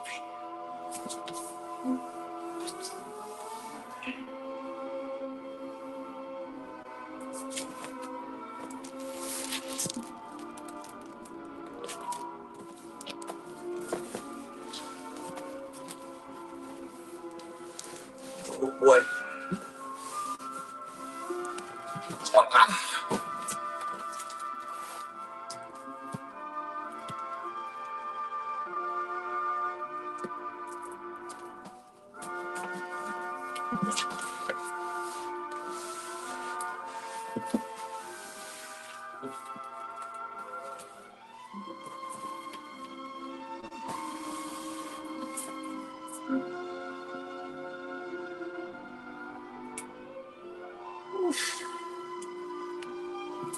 We've almost lowered these all down to 3 boxes high.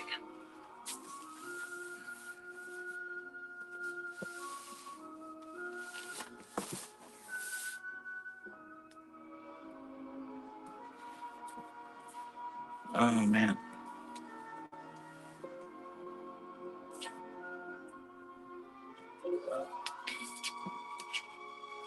How is this going? Crisis. Oh, I see what I've got to do.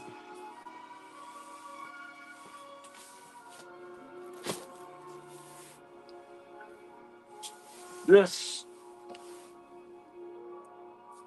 Oh no. Marvel 2-in-1. That what? How does this work? Okay.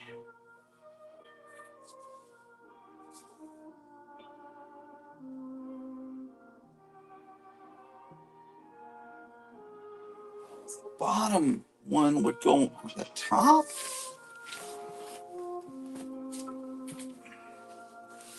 Marvel, Infinite Crisis,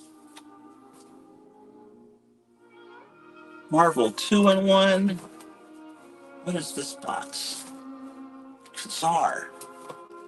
Actually, wait, how does this work? Okay, don't do much.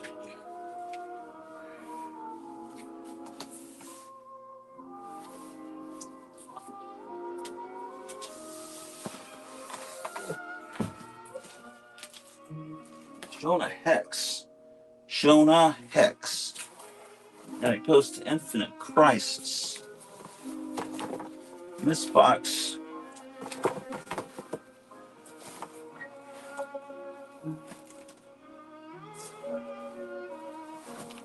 Mandy. Man, thank. Oh, I.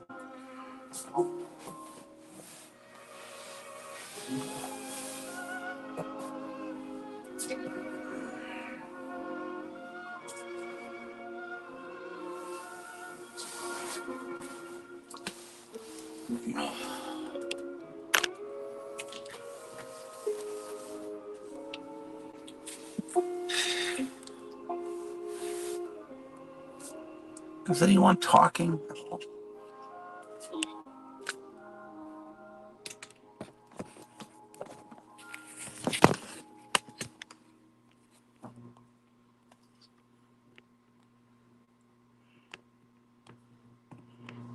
So he says probably Myra will get the package Monday. Myra got a postcard from England. It's nice. Listen to him, man. Oh my gosh, Meyer. He's so incorrigible. Okay. Um. Okay, man. What can I do here? Oh my goodness.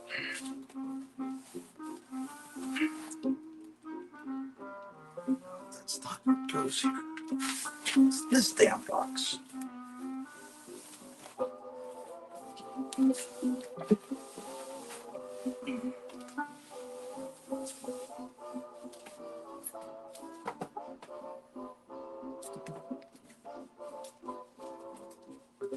Commandy, Khazar, Cobra, Call,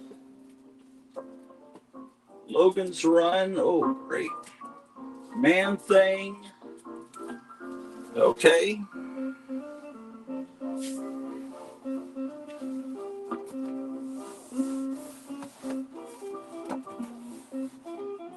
This goes to John Carter.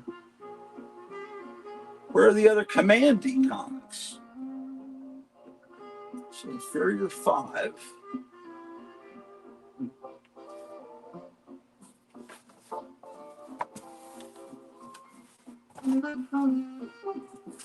Is that all?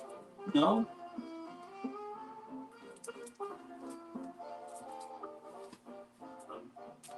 What?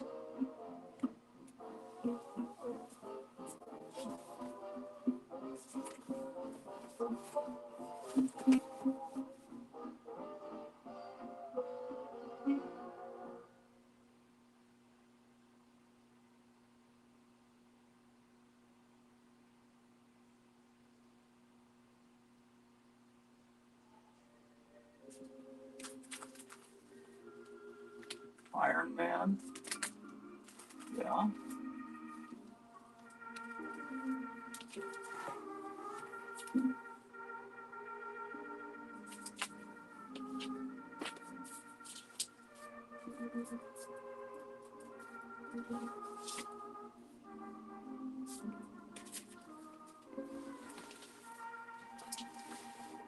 What? What?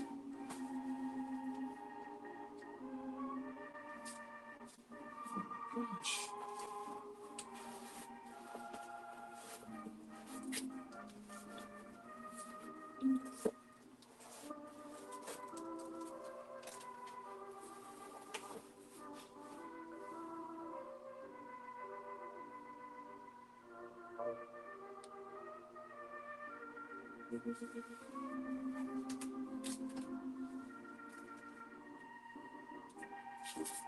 What the name?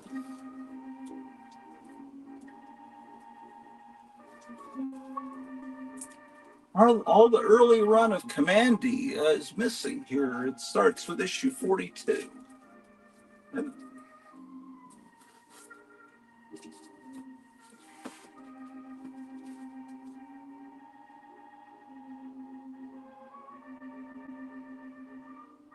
must have been misfiled. Commandy. Invaders.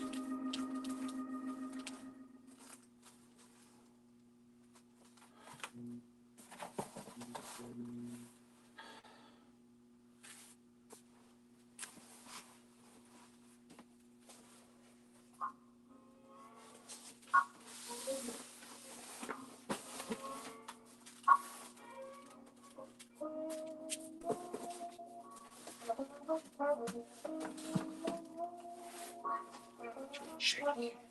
Aged. Hercules.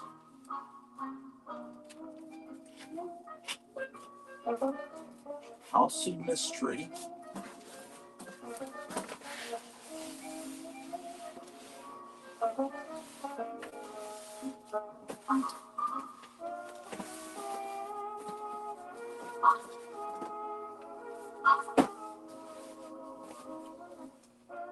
Human Torch. Hulk.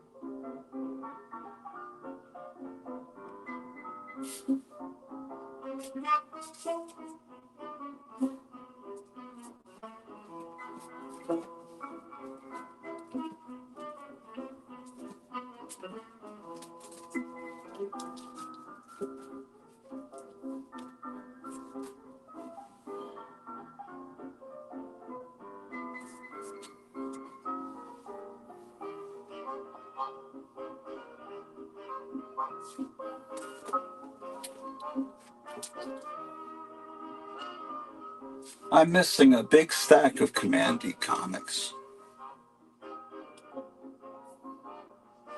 that would have been right here in this box. And see how this box is loose? And there's a big chunk that's missing.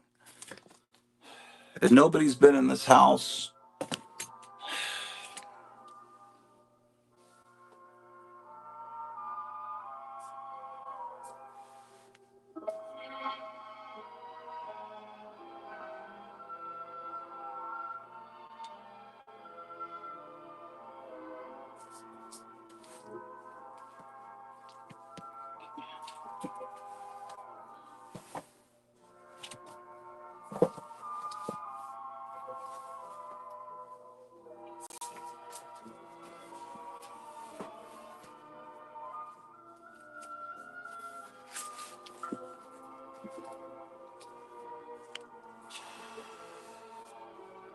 I don't know what, they're all gone, man.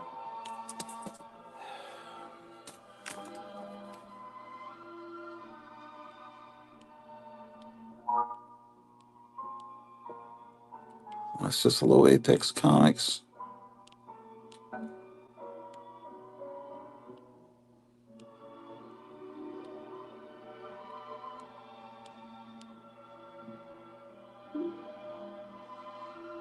Apex says some people don't understand Commandy. Well, it's an imitation of Planet of the Apes, but it had some great artwork. I had back to issue 1, and I'd take those out for any reason. How did they just disappear?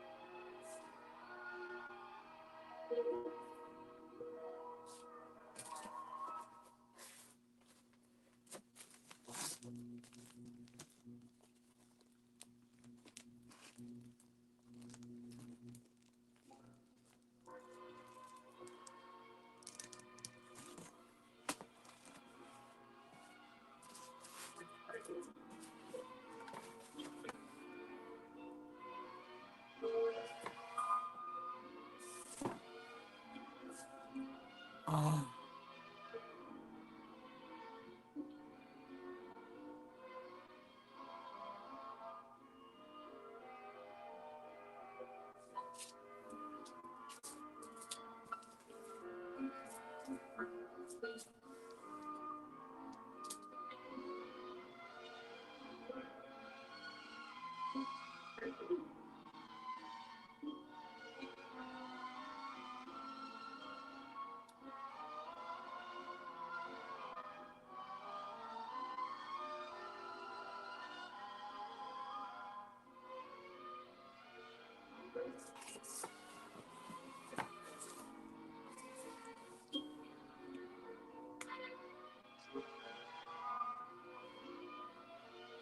Is there another box here?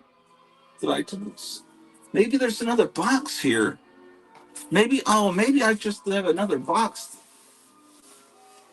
Uh, Marvel Age? No.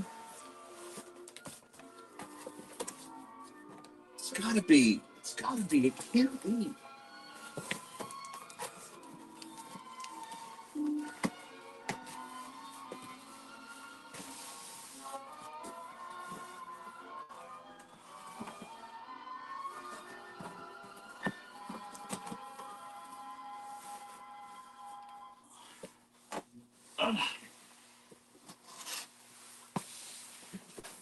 Is it this? No.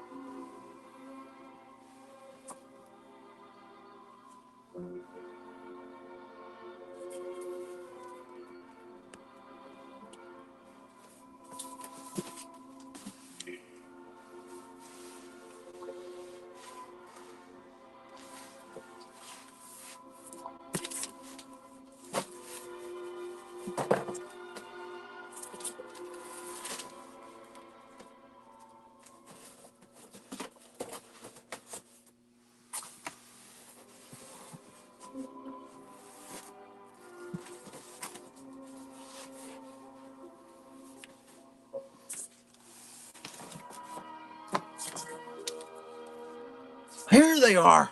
Holy crap and shit.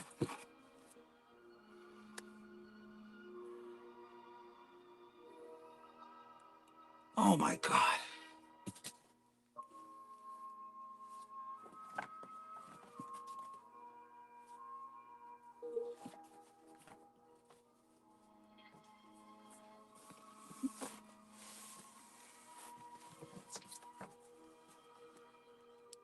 Of all the books that someone wouldn't steal, I mean,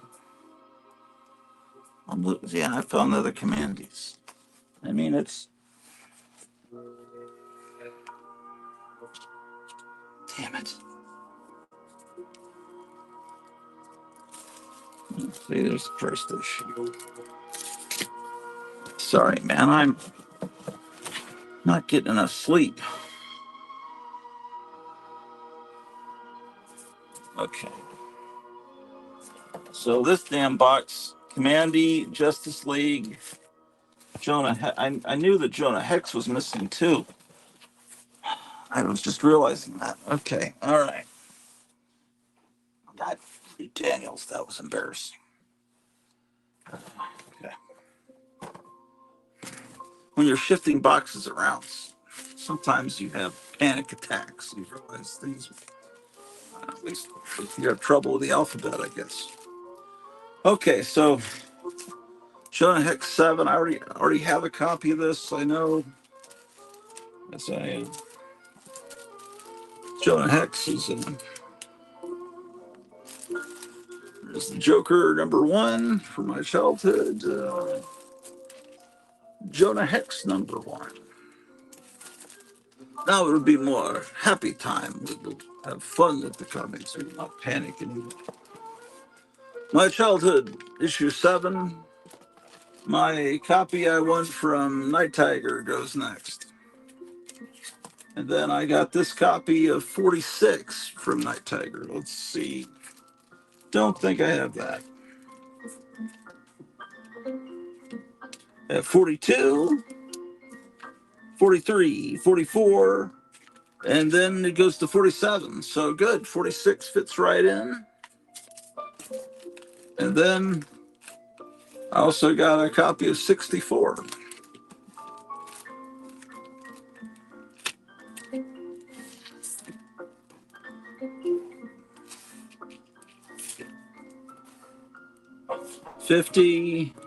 From 50 to 72, I have nothing. So 64 fits in there.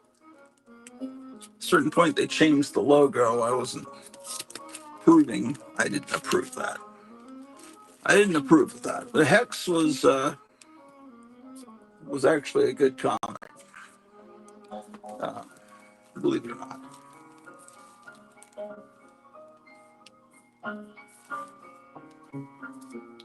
Jungle Action.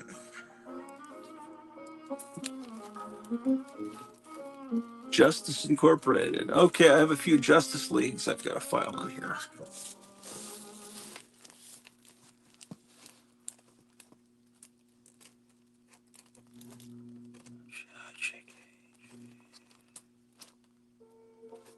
Then Cobra should be in here too. Justice League 170.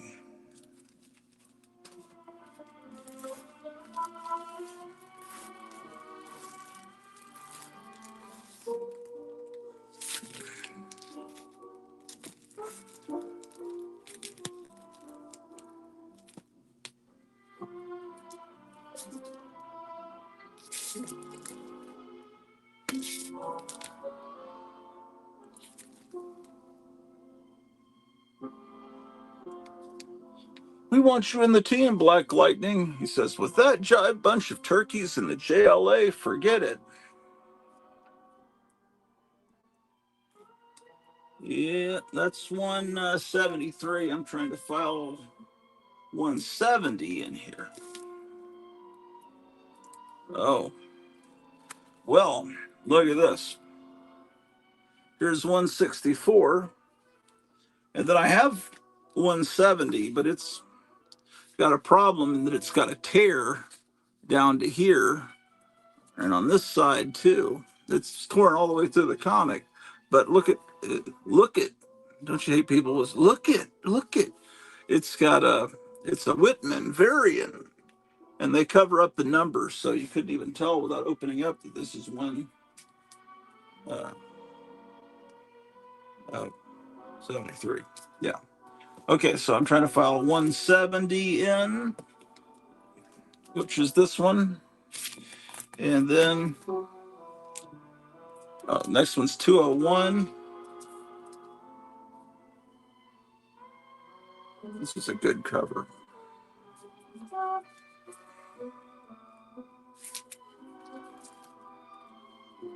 Don't trust any comic that says Justice League on it. It has to say Justice League of America, too. Okay, 201.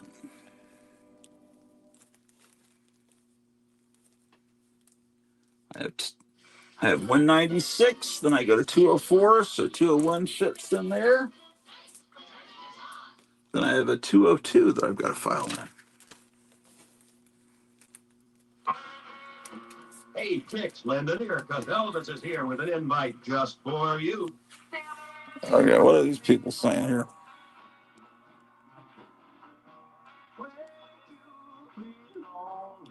It's Elvis Presley in Tickle Me.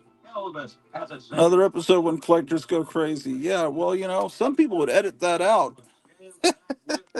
Yeah, that's reality. Then Meyer says the reason people can't understand it is because Kirby was phoning it in. He didn't think anyone with half a brain was reading it, and he was right. Well, it was fun. It was. He says he hadn't seen Planet of the Apes, but he certainly was aware of it. The stories were interesting, in my opinion. One of my favorites was 2001: A Space Odyssey short-lived series. Yeah, I remember. Yeah, I bought all those issues too. I don't know. Yeah, well, we had some people that lived with us back in the old country, and I think that maybe where my All-Star comics went, that issue with Power Girl. But at first I thought Grow 2 was at a comic book store. LOL, no, but we will be soon, hopefully, if Kevin's able to manage it. We'll see. It's 11:52. That means it's 10 o'clock his time. That means he's setting up now. So probably later in the hour. What time is it? I'd say maybe in half an hour he might come on if he can. Certainly not obligated to. It's the only way us that live out here and rural areas can see free comic book day, which is the most exciting time of the year. I heard someone on YouTube saying it's his favorite holiday of all. I'm thinking, what a sad existence. Uh, but then look at my existence, freaking out over missing some Commandy issues that are virtually worthless. Although the first issue might have some, like, what is that, maybe $50. I just don't like missing shit.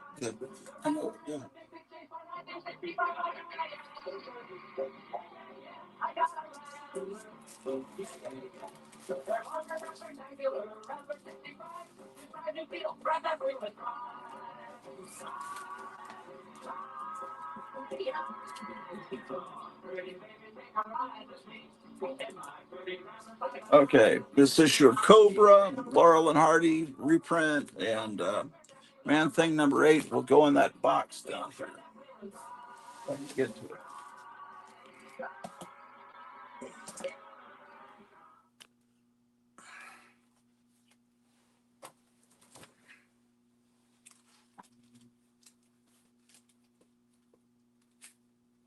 I have Cobra number 4.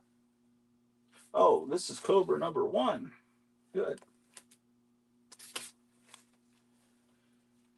Okay, Laurel and Hardy. James Bond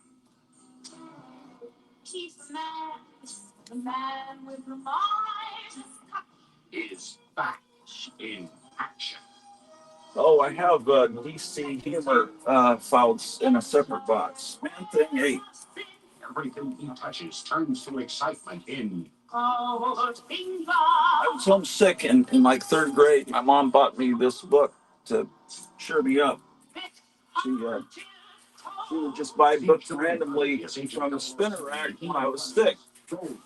She got that. She also bought Hulk 180, the first appearance of Wolverine. Shirley Eaton, a United Artists release in Technicolor.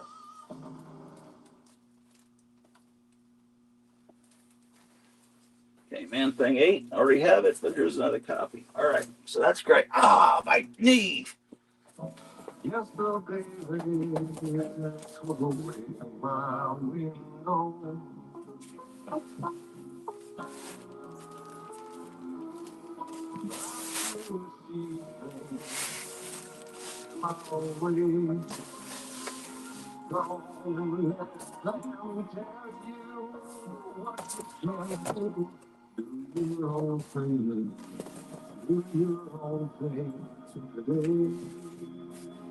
Shit, that's bullshit.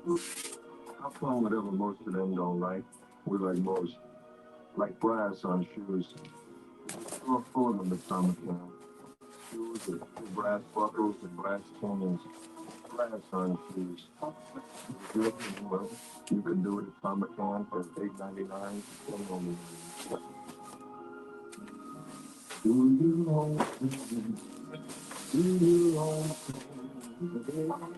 Okay, now these boxes. Marvel Team Up.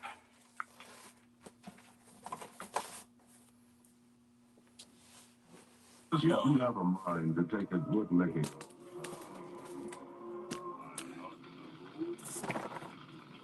More Marvel Team Up. And this one is 30 new creations. On 2 LPs in 1 album. I just turn it around backwards. Of the people.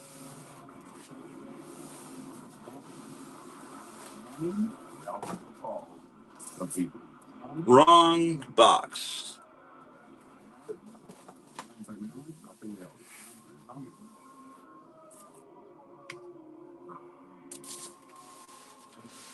The Beatles, here, now, on Capitol's double record album and on double cartridge. Oh boy. Take this, Robert. What are these people saying in the chat?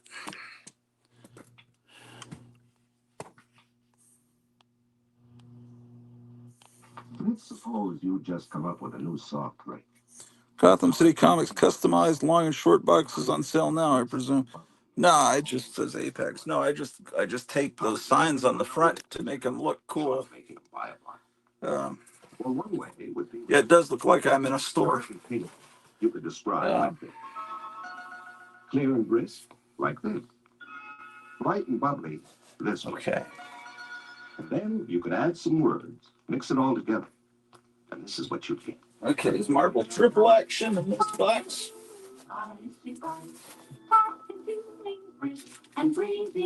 Yes, it is.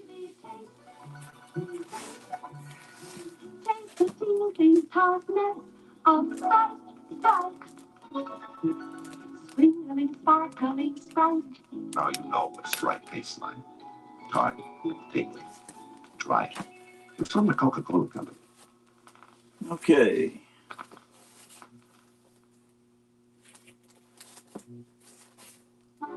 At the edge of the universe, 400 men and women are probing the When immeasurable Marvel Triple Action started, it was reprinting Fantastic Four.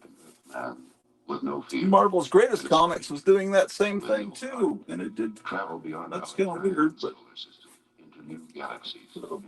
later it started reprinting Avengers. Every week in color on the NBC television network. 6, 7. Okay, I'm missing 8 and 9, but recently I got a copy of 8 of Marvel Triple Action. 10. And I have all the Avengers comics. I have 3 copies of 10, 1 of 11. I already have 1 of 13. Here's another copy, 13. But whenever I see a 20-cent comic, I always get it. And I have the original issue of the Avengers that this reprints. 14, I have a copy, and here's another copy that I'm filing in. Okay. Yeah. Team up to Marvel 2 in 1. Okay.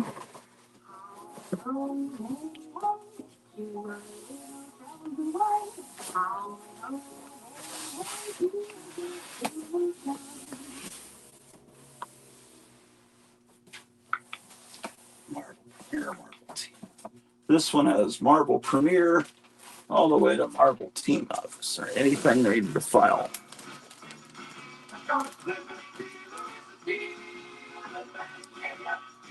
I'm a Plymouth dealer, not dealing man. And right now I'm doing the best deal ever on that new fast-moving Plymouth Fastback. The Marvel Super Action needs to be filed in there.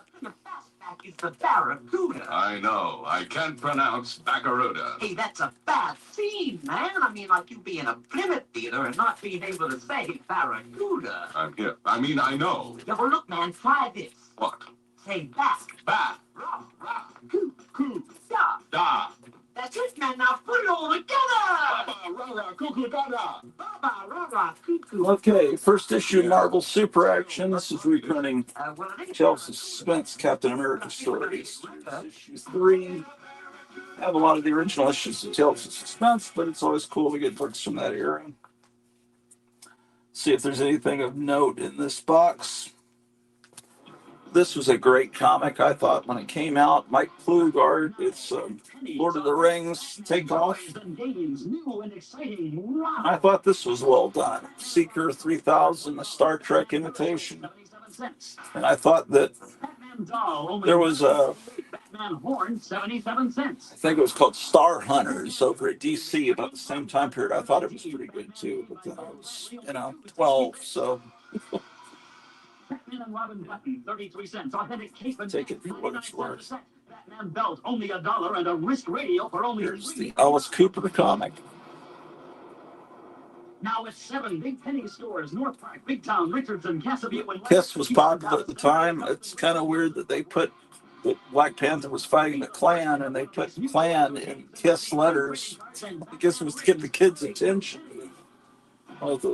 This is Marvel's attempt to imitate Jonah Hex.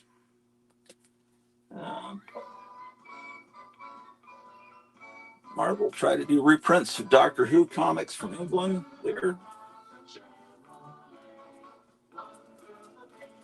What else?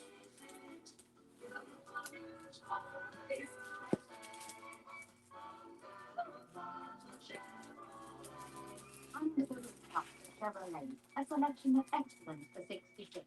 The remarkable Marvel's greatest comics today. Chevy 2 with all new styling. Chevelle, a sleek sensation. Headlined by the new SF. Hey, look at this. First Werewolf by Night. Although technically there was a story in the 50s called Werewolf by Night that you could claim that in one of the horror comics. And from Marvel, you could claim that was the first one.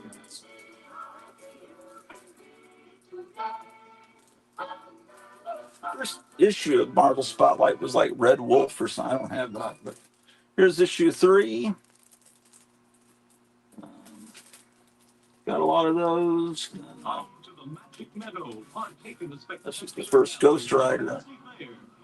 Bought that when it came. The same 7-Eleven where I got all those great issues. Son of Satan. Young Ford Sinbad. This was valuable for a while. People were speculating because they thought, well, there's going to be a TV series. Well, you see that series, how terrible it's going to be. Here's first Spider-Woman. Marvel Superheroes. Marvel Team Up. What's the first Marvel Team Up? First one I have is, oh, these aren't in order.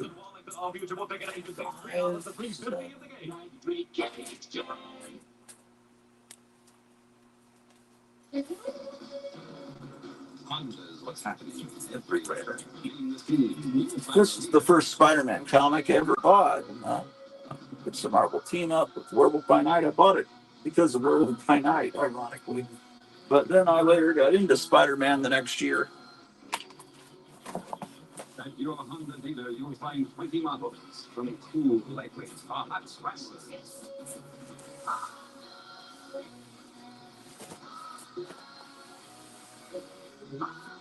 Okay. With precision four-stroke engines that won Honda 5 international Grand Prix championships in a single season. So, Honda, the hot scrambler 90, designed meaningful uprighting shot for city streets. Hot sweat bright candy tone colors. The hot scrambler 90 is your Honda dealer now.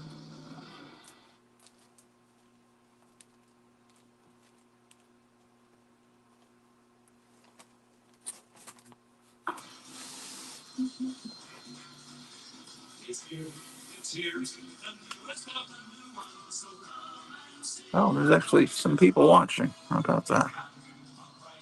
Um,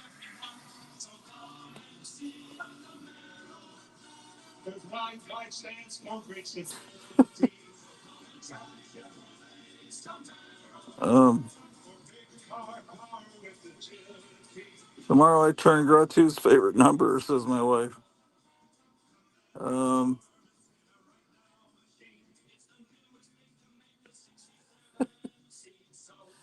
Myers being my gosh, Meyer. Let's see. My wife says hi to Apex Comics. And, oh man, Meyer. Um, so you're calling Gratu a jelly eater? No, I'm aware that command is. I was aware in second grade that because when you're a second grader and you read Jack Kirby books, you realize the artwork's beautiful, and then you realize this it's kind of the name fits. I used to love Jello, man, but then I heard it was made from horses' hooves. And then I already read some of these. Some of these comments already read. I don't know. These guys, everyone has a wrench now, so maybe they've already flashed all these comments on the screen. The drawing, yeah, this is what Meyer said. The drawing is good, but the writing is terrible. Even as a little kid, I could tell it. That's exactly what I just said. Yes, see, Meyer thinks like me. Let's see. I had a few comics disappear on me, like DC Comics Presents 26, first appearance of New Titans. I bought the facsimile issue last month. Yeah. Uh, the reason people can't understand it is Kirby was phoning it in. He didn't think anyone with half a brain was reading. He was right. Yeah. Okay, I already read all these.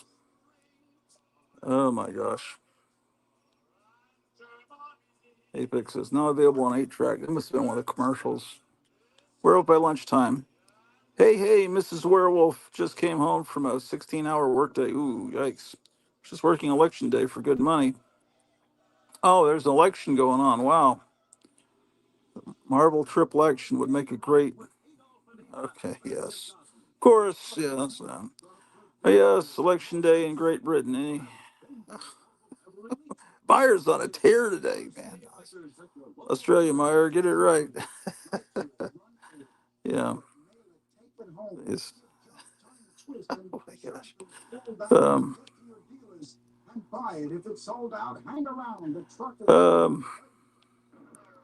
yeah.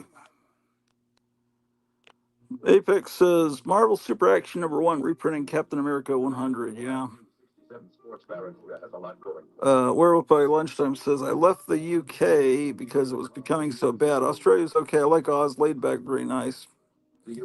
Yeah, it's just the government got pretty bad during the pandemic, from what I was told.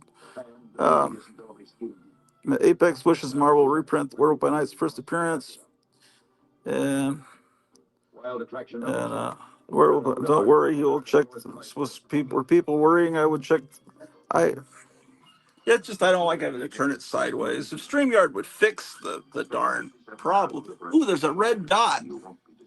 Oh, Gary, and he's got a blue sky behind. Hey, Hey, how's it buddy. going, guys? All right, you're going into a store, aren't you? I'm going into Mile High Comics. Okay, will they let you take a camera in there? I hope so. I don't know. If they don't, this might be short-lived. Can you see Mile High Comics behind me? Yeah, let me give you full picture. Yeah, we can.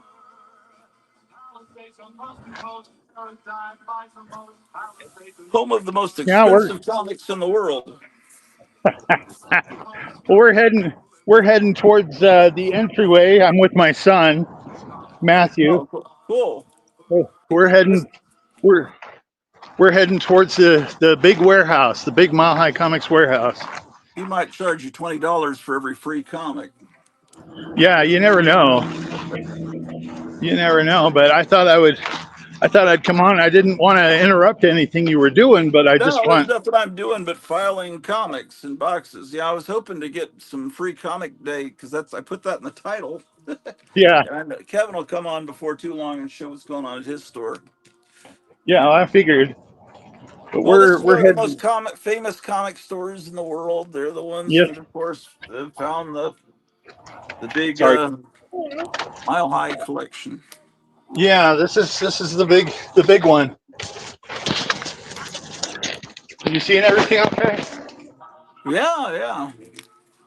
Yeah, this is just a huge warehouse.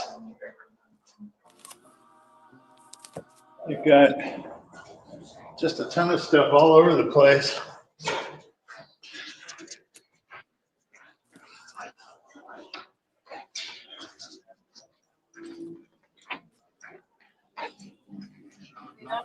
Just tons of stuff all over. Excuse me, sir. Yeah, I understand his goal is to have copies of every comic that's ever been printed in his store. Yeah, they And do. It's pretty amazing. and he's so wealthy that he doesn't really need to sell anything, and he doesn't really want to sell, so he prices it so maybe people won't buy it. That's true. Check out the prices on these. Amazing Fantasy, $65,000. Well,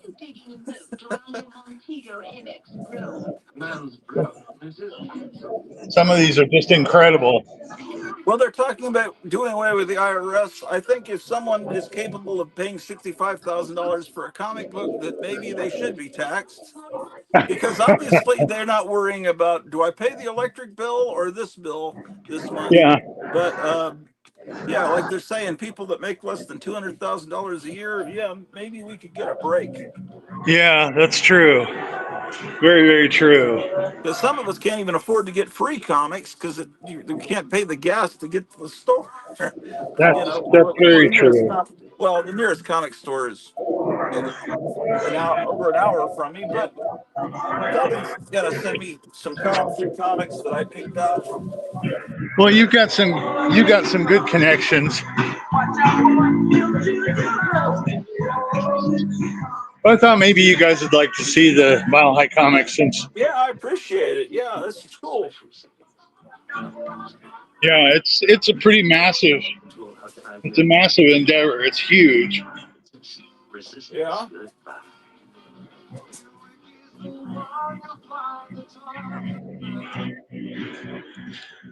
It's just a lot of stuff, a lot of junk. I mean, a lot of stuff that you wouldn't give 2 cents for. But I mean, they've got their they've got their share of stuff that wouldn't interest us at all. But Like drag shows.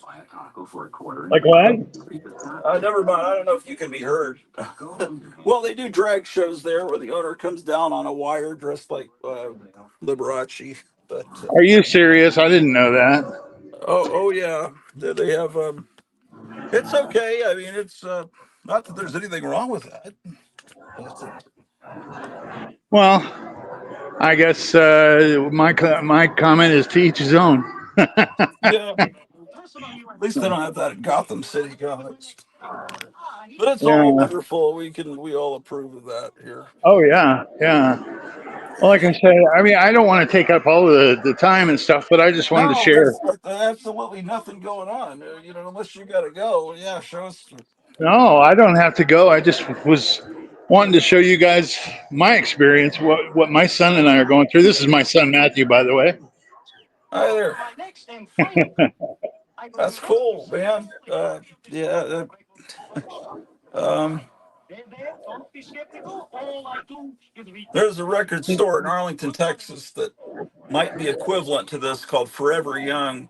Oh And yeah. it's probably the biggest record store in the world. It's just, but all the records start at $20. Oh, you're kidding. Pretty much. If you Crazy. browse before Check the out this huge. Check out this huge Spider-Man.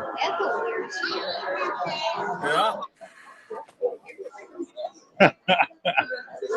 But yeah, they've got just about everything and anything you'd ever want here.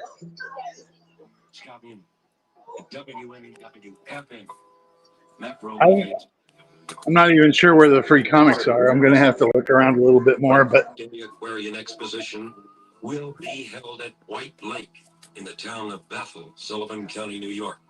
And on Friday, August 15th, you'll hear and see Joan Baez, Arlo Guthrie, Tim Parker, Richie Havens, Incredible Spring Band, Ravi Shankar, Sweetwood.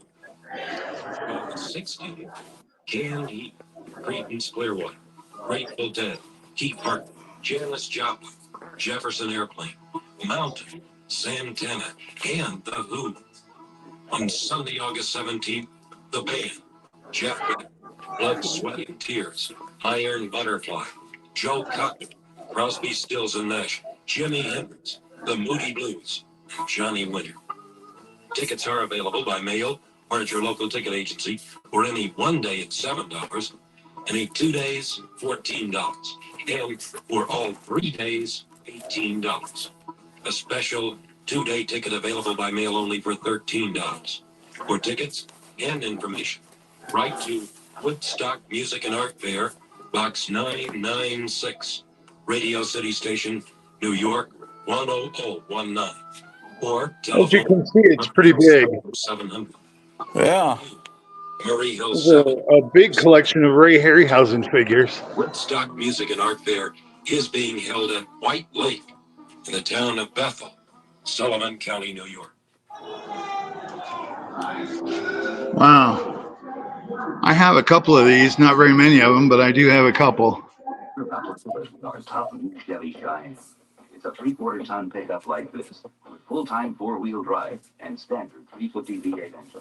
Equipped with options you can order through If I'm going too fast or if someone wants to stop me and take a closer look at something, let me know. Well, I'll look at the comments here and see what people are saying.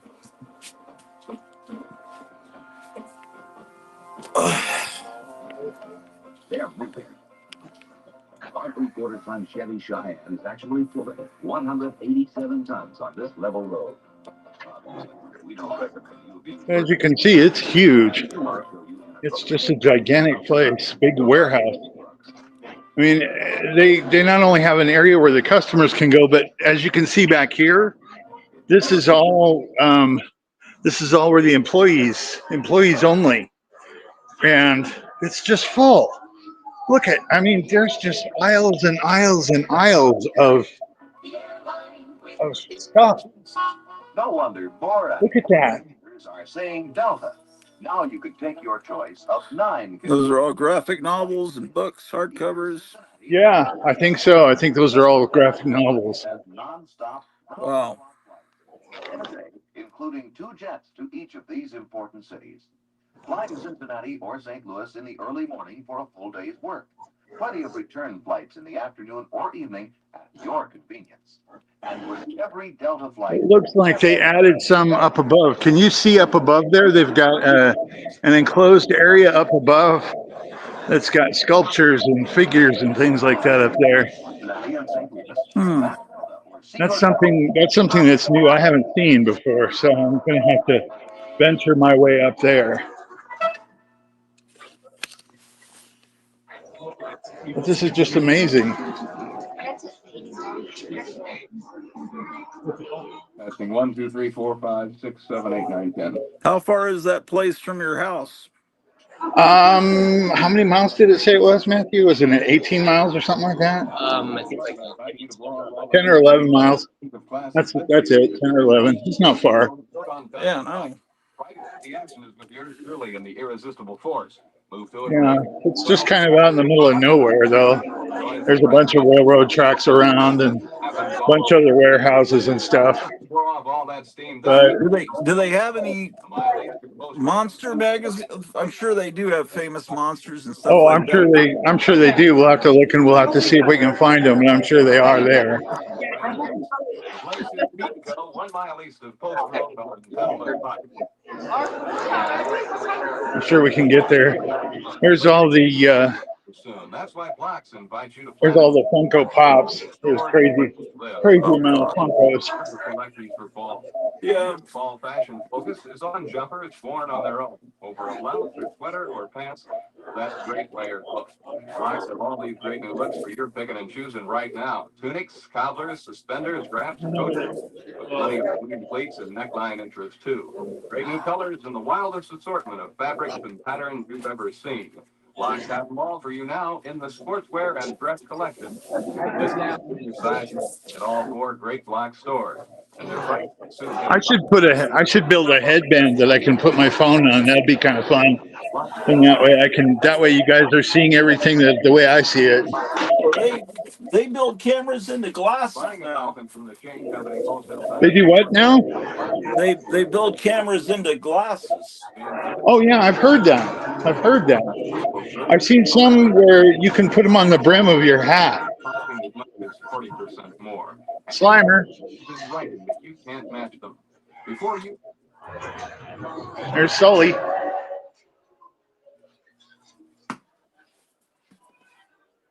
We got the terror dog from Ghostbusters.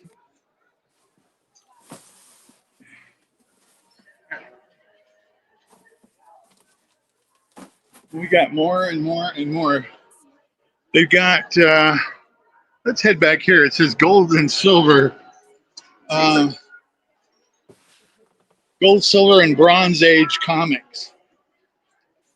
That's where we're headed. Where you want to be. Yeah, we're headed towards those.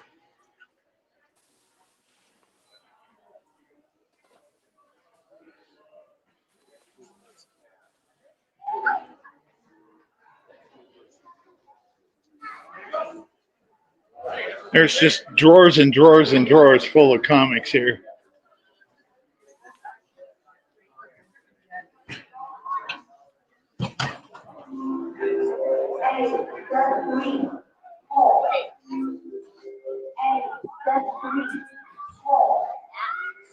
Last day, year of the city.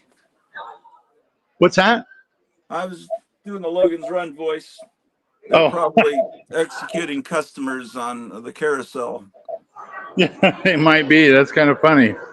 I actually have one of these. Yeah, I do too. My ex in laws got it for me. I'd like to get this Batman one. The Batman one's kind of cool. Yeah. What does he charge for that kind of shit? Well, the Superman one, I see a price of looks like $200. It's The worth about Batman 30. one, the Batman one is $250. Worth about 60.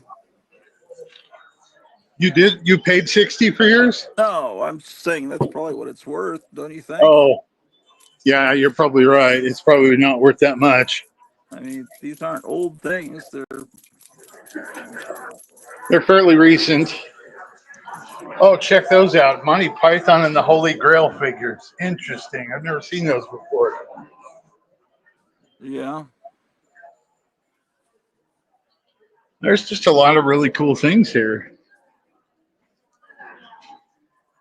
But yeah, I'm kind of getting the impression that most everything here is overpriced. You think? Just a Well, little bit. yeah. Well,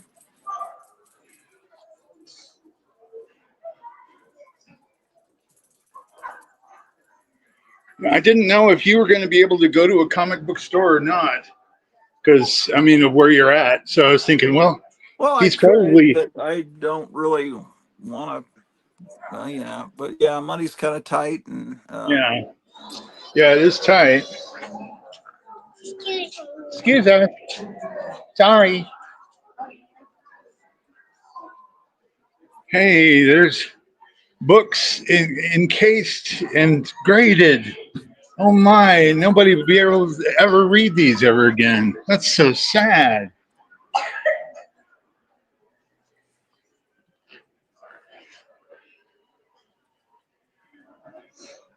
See, I never could understand why I would never want to encase my book in plastic for it to never be opened ever again. It just kind of is yeah. pointless. Well, you're preaching to the choir on that. That's Yeah, I know that. I know that. Oh, check out all these Viewmasters reels. How cool is that? Those are kind of neat. I like those. Are they $75 each? 10, 20, 25, Oh, 30. Not too bad. well, I don't There's know. only, I mean, I don't know if the books are included, the little books that they used to have with They those. better be if they're charging $30. I would think so, yeah. Uh, the ones that were really rare, as far as the ones I was looking for, were like Munsters and Adam's Family. Do they have those?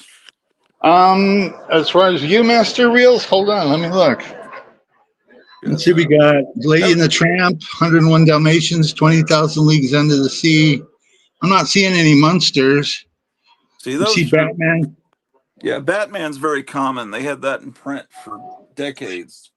Oh, I'm seeing the Adams Family. That one's expensive, $50.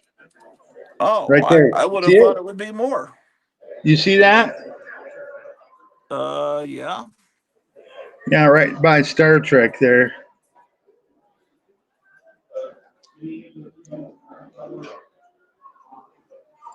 Well, yeah.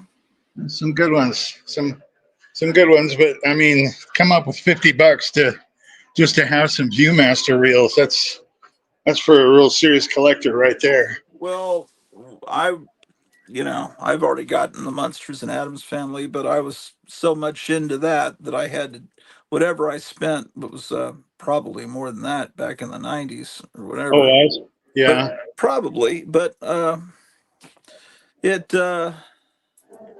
it's the only way you can see the inside of the Adam's Family house in color. Yeah, And and that it's all allowed pink. me to do that painting of the giraffe that's in their living room, because otherwise I wouldn't have known the exact colors to paint that. Well, that's giraffe painting that you did was absolutely amazing. You did a great job with that.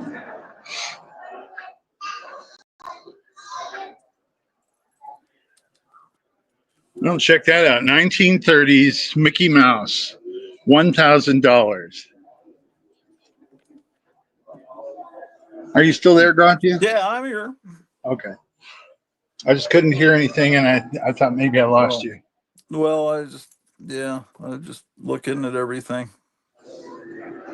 That's just amazing.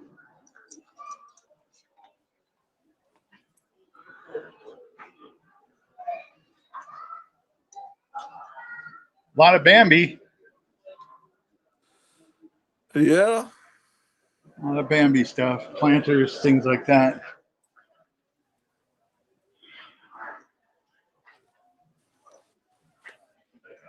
Well, here's some Disney Fantasia items.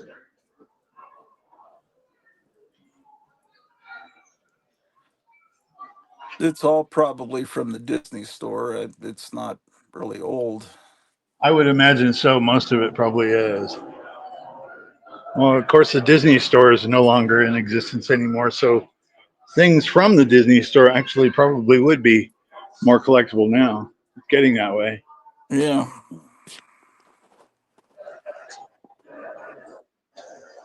Now check out those horror comics up there. Pre-code horror, haunted love, haunted horror. Hmm. I have a copy of that Frankenstein, and it's actually autographed by Sarah Karloff, the one that I have. You see that one up there? Yeah. I mean, I probably need to go downstairs and look at this on the big screen to really make out things or Oh, watch. yeah. Yeah, you can probably see things on the big screen a whole lot better. Yeah. Bunch of Star Wars figures. So there's a monster magazine section. I'm sure there is. I'm looking, see if I can find it. You're okay. I have, Well, I have a buyer's asking feeling a good question. How do you make a print? You just photograph the original painting, I guess. that you could take it to like Kinko's or some of those other places and make color photocopies. That's Yeah, the it's a thing. That's the frame thing I would picture, do. Oh, it's a frame. You might have to take it out of the frame. I don't know. but it's on a canvas. I Well, think the you can thing. lay it onto a glass. Like a glass screen. You know how photocopiers. It has that scanner that goes across the glass. If you laid Yeah, it flat. I figured when they do prints of, say, a Frank Frazetta painting or something, that they photograph it. Yeah. Well, Uh, here we got some famous monsters magazines in a drawer. okay. I don't know. I What don't are, know how well you can see these. But this one, I mean, this one's July. Let's see, number 50, yeah. 45 bucks. Yeah, I have that one. That's kind of pricey. But what are the earlier issues? Let me see what I can find here. Hold on one second. Hold that up for me, will you please? Dog's starting to attack. Oh no, that's not good. Uh, Let me see what I can find here. uh, I let my son be the cameraman. We got some early issues of Castle of Frankenstein. how early? Let's point it down right. Let's see. Here's number 16. Yeah, that's about 1972, I think. They got that one priced at $560. What? Wait, what now? What? Where? What? Castle of Frankenstein, $560 for a number. 560, and it's just in a drawer that you can pull out. Yeah, That's maybe a 40. What? That's absolutely ridiculous. I know. Can you believe that? Here's one. Here's a Castle of Frankenstein, number 15, 1-5. They've got that priced at $270. What the hell is wrong with this guy? Can you believe that? Yeah, I can believe it. And I'm going to try to see if there's any other famous monsters. Um, there might be some in this. Yeah, there's some older ones in this drawer up above. Let me see what I got here. Hold it up a little higher, son. There we go. Let's Yeah, well, see he here. clearly doesn't want to sell those. Yeah. Let's see. Here's one. Here's a famous monsters number 49, That shouldn't be and more than $25. they've got a price of $49 on that one. I don't know why the 49. Castle of I know. Frankensteins were so much. I know. Isn't that crazy? And then this one. Let's see. This one's Barnabas Collins, number 52. They have that priced at $96. Can you believe that? Unbelievable. Oh Some my really. gosh. Here's one. Here's one that'll get you. Number 99, priced at $100. Yeah, that's well over twice what it should be.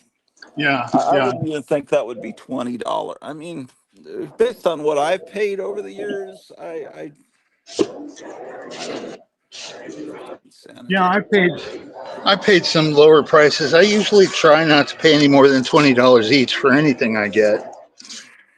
And if it's more than $20, it better darn well be really in good condition and something that's really something I want. Yeah, But they've got drawers and drawers and drawers of all kinds of magazines and comics and. yeah, but they Yeah. sure do discourage you after just looking at a few. You're kind of, I don't know if I want to open anymore. I know it is kind of discouraging. Like, well, what do I do here?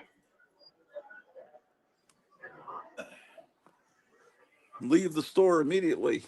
There you go. Uh, yeah,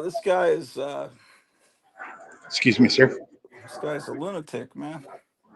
Oh yeah. Well, and he probably figures he's got you over a barrel. You know what I mean? Because they've got so much selection here, and that's probably what he figures is where else are you going to go to get it? You know what I mean? So mycomicshop.com, yeah, eBay.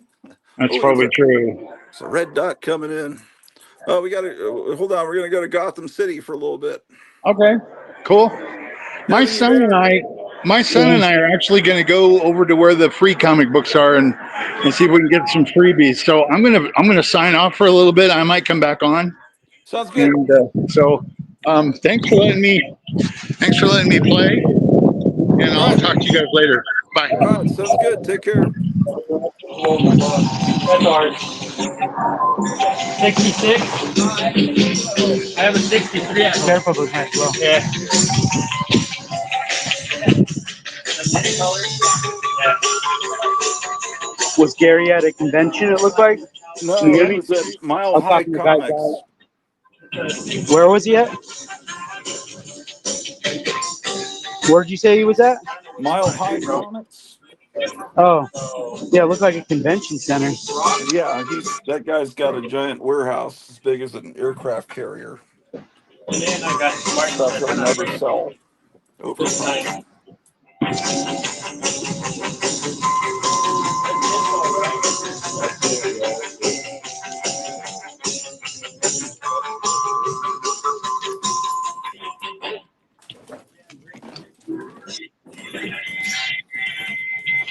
You guys got one of these last time, didn't you?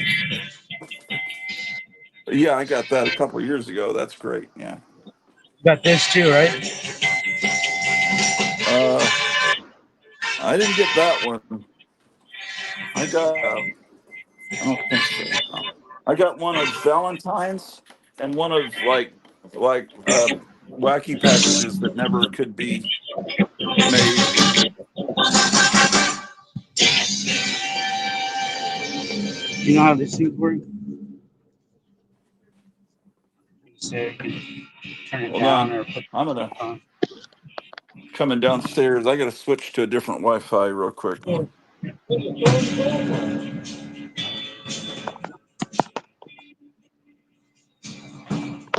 Keep the volume right.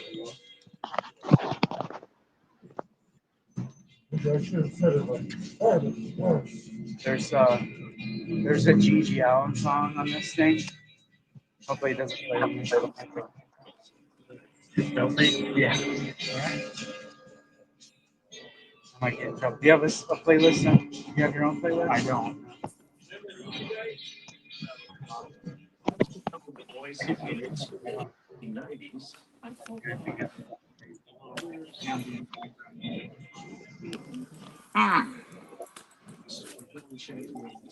So new here with the sticker sets These are new. for all of the intergalactic that I had done for the set. And there's a vacation, plus any of the newest cards that came out, some of my Chrome 7 characters. So I kind of boxed them by what set they came out in. These are the two recent promo cards from the Philly show, celebrating the 40th anniversary of UPK. Oh, this one's cool. Then yeah, Oh yeah, that is neat. How do you get wacky packs now? They don't sell them in stores anymore, right? mine come from Tops directly. If I'm involved in the set, they send me a box. How many times a year do they come out? Maybe twice. They're It's trying online. they're trying to do larger sets, only online. They don't have the retail pull anymore. So Kids don't even know what wacky packs are. no, even though we've been feeding them into the Garbage Pail. Garbage Pail Kid sets, and I think those are Well, Garbage Pail Kids only have 5 more years, and they're going to be the way of the wacky pack. yeah. Although they have been licensing. Because it's their 40th year anniversary. I think 5 more years, then those will be. If they actually land a Nickelodeon or a Comedy Central type or Cartoon Network show, and they've got one Really? in the talks, it's just they're waiting for it to. Never heard that yet. If that happens, then yeah, it could be a whole. This is the painting that I bought, remember, from you Oh yeah, last year? you have that one. Okay. Did you forget that I had it? Yeah, Did you bring any paintings with you? I didn't bring any. I should have told you to bring some. It always makes me stressful. Yeah. having Original art. I should have set something up ahead of time. But I can come over anytime and Yeah. bring it. You have to send me pictures of the ones you have.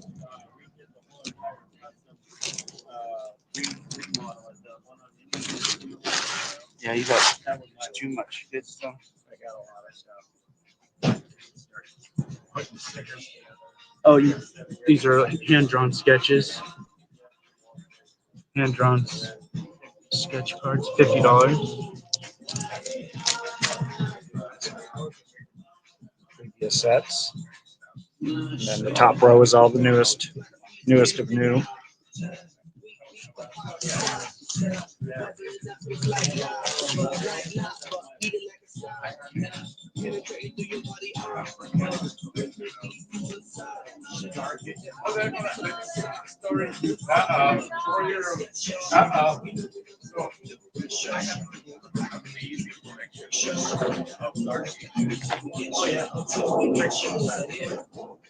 If the Sonic guy doesn't show up, you can stretch out if you want.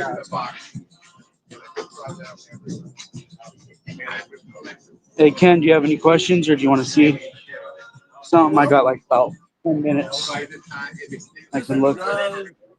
Just show whatever you can. It's all amazing. Was that to me? Yeah, he said these are all amazing. He wants to see it. He's a wacky package guy more than. Who are we talking to? This is my buddy Ken. We're live on his channel right now on YouTube. Hey, Ken and everybody. Hi. Yeah, I grew up on wacky packages from 3rd grade on, 1973. Oh, sweet. Well, the closest you're seeing, I put all my Halloween or horror themed wackies into this box and brought those because I don't usually bring a lot of wacky to these things. but I do have. If you've seen these before, He's got this one. the adult wackies, the Yeah, wicked packages. He got this one a couple years ago, maybe Yeah. 3 years ago. Yeah, I did. But this Yeah. one, okay, and this one he doesn't have. Oh, the creepy containers. A lot of the artwork was done by Pat Chima. I had hired him to help me get that set started. Yeah, he's good.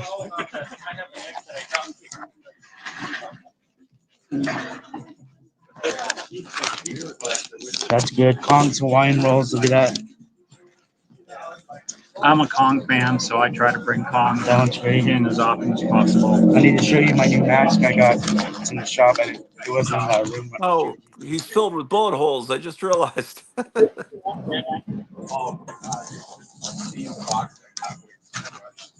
Red Fox.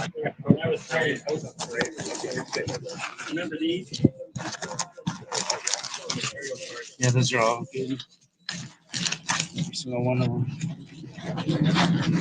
How do these just lay like Just that? I need a slightly bigger box. I forgot about the wrapper. I see what you do now. It's kind of windproof now. It's kind of windproof. Uh-huh. And I just did that show. Instead of having single things on top, then it blows away. Yeah. And now I can kind of group them by set. Yeah, that's better. Someone wants them to have them fly away. So there's galactic, there's space ones, there's bookworms, there's different sets. Looks like there.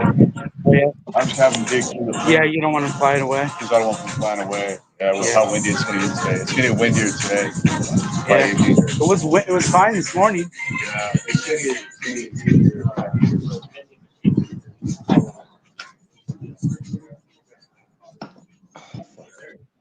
Hey, Kevin, Yeah. can I get one of those? Is it possible for you to purchase one of those uncut $20 sheet posters that you showed a second ago? Yeah. Are those two? This one? Yeah, what's the other one that you showed before that one? The one that you said that The got you adult over one. cameras? The adult one, yeah. Spread the good news. The Capital One helps people keep more money in their wallet with no over. You guys didn't. I thought you got one.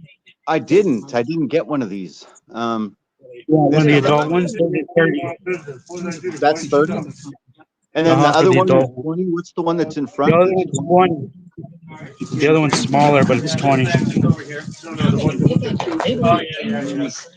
Can you purchase the $30 one for me, and then I can pay you whenever, like next week or whatever? Yeah, that's fine. Yeah. Actually, you know what? I'll take the $20 one. The thing, you know what? You want the $20 one instead? Yeah, because it's smaller, and I don't have any room on my walls. I keep buying stuff, and I know that I have way more stuff than I can even Okay, I'll do. get one for you. So I'll take the $20 one. I'll get one for you. But they wanted her to find her own place. So they told her about Redfin. But I thought Redfin updates its listings every 2 minutes and gives personalized recommendations. So Goldilocks found something that was just right for her. That'd be great. You want to sign?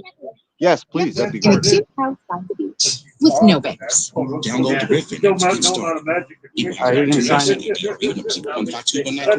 Can he sign to Meyer on it? What's up? Meyer? What'd you say? Can he write to Meyer? Yeah, to Meyer. M-Y-E-R. M-E-Y. M-E-Y-E-R.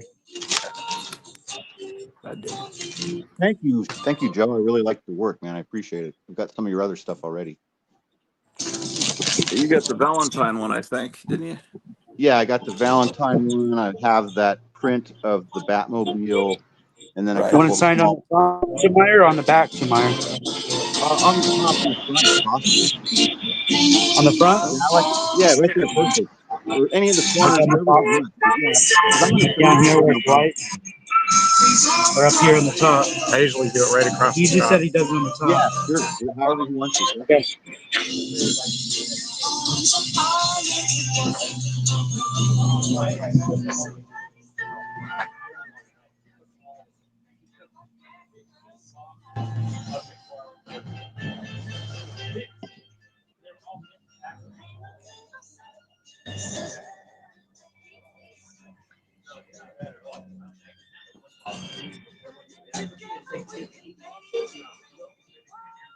You know, like the Sergio Mendez music. Meyer was saying he likes the music. Can you hear the music? Is that my Spotify list playing? Yeah. Yeah, I just hope G.G. Allen doesn't start playing.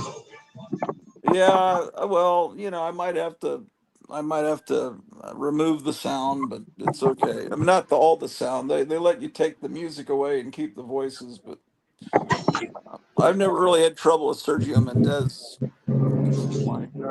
That one I get. Cool. This is The Kyle. one that says New York. Are there different cities that he has? Thank you. That looks great. I love that. Different cities or where? Oh, over here? I'm Are there looking at different a cities? delayed feed on my television. Yeah, what are those? Different cities? No, that was You just just did New York? I just did the New York one. That was a subset to the vacation. GPT goes on vacation where we're doing like. Do you have the final painting for that Frankenstein? You do?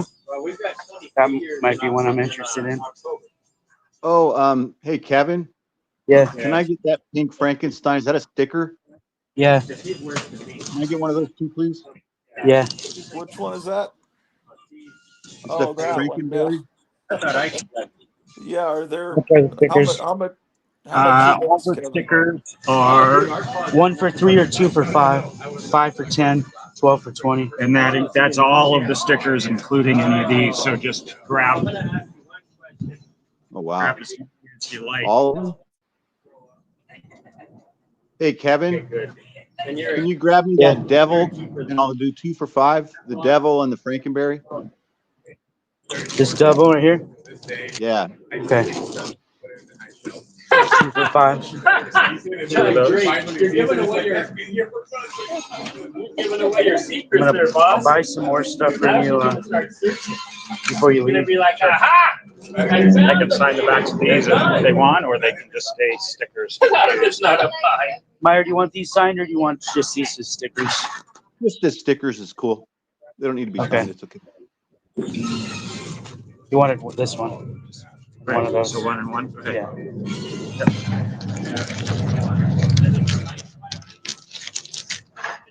All right. Sweet. Thank you, man. Yeah. Should. Yeah, I don't know if he's gonna show up, the Sonic guy.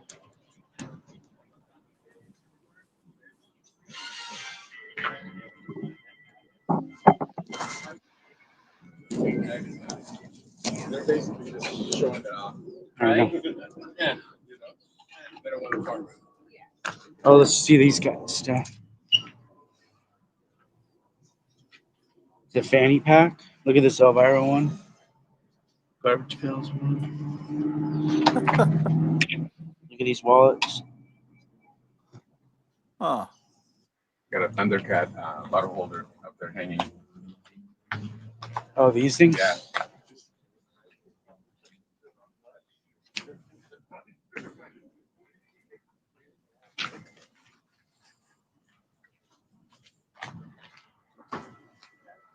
This Wednesday wallet's cool. It's cool, right? All right. We'll see you guys later. Okay.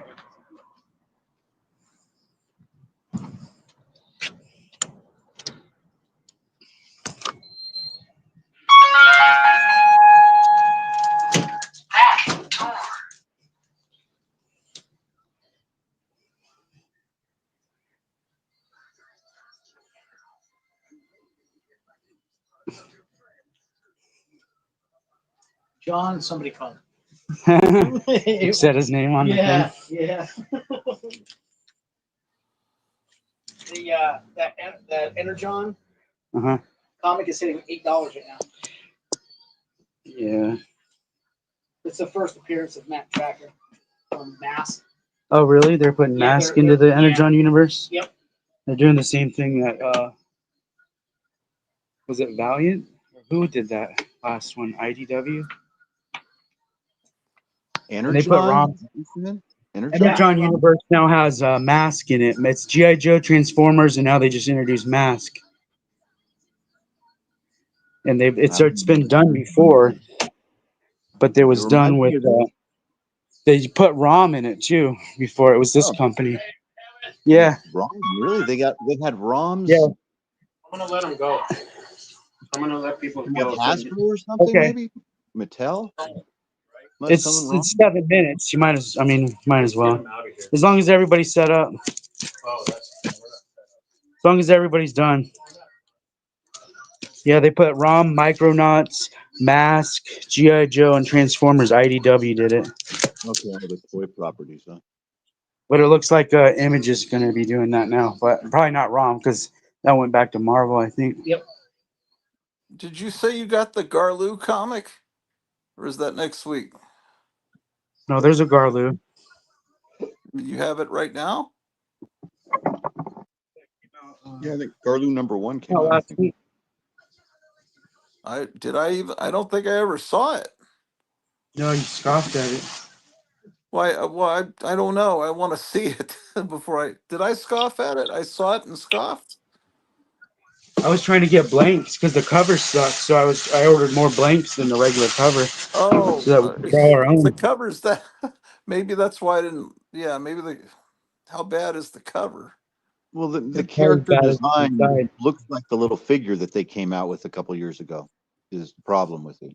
It's not like a Oh, kaiju. It looks like a little dinosaur monster, Yeah, kind of like. they put him with the biker mice from Mars and a bunch of stuff that doesn't belong with Garley.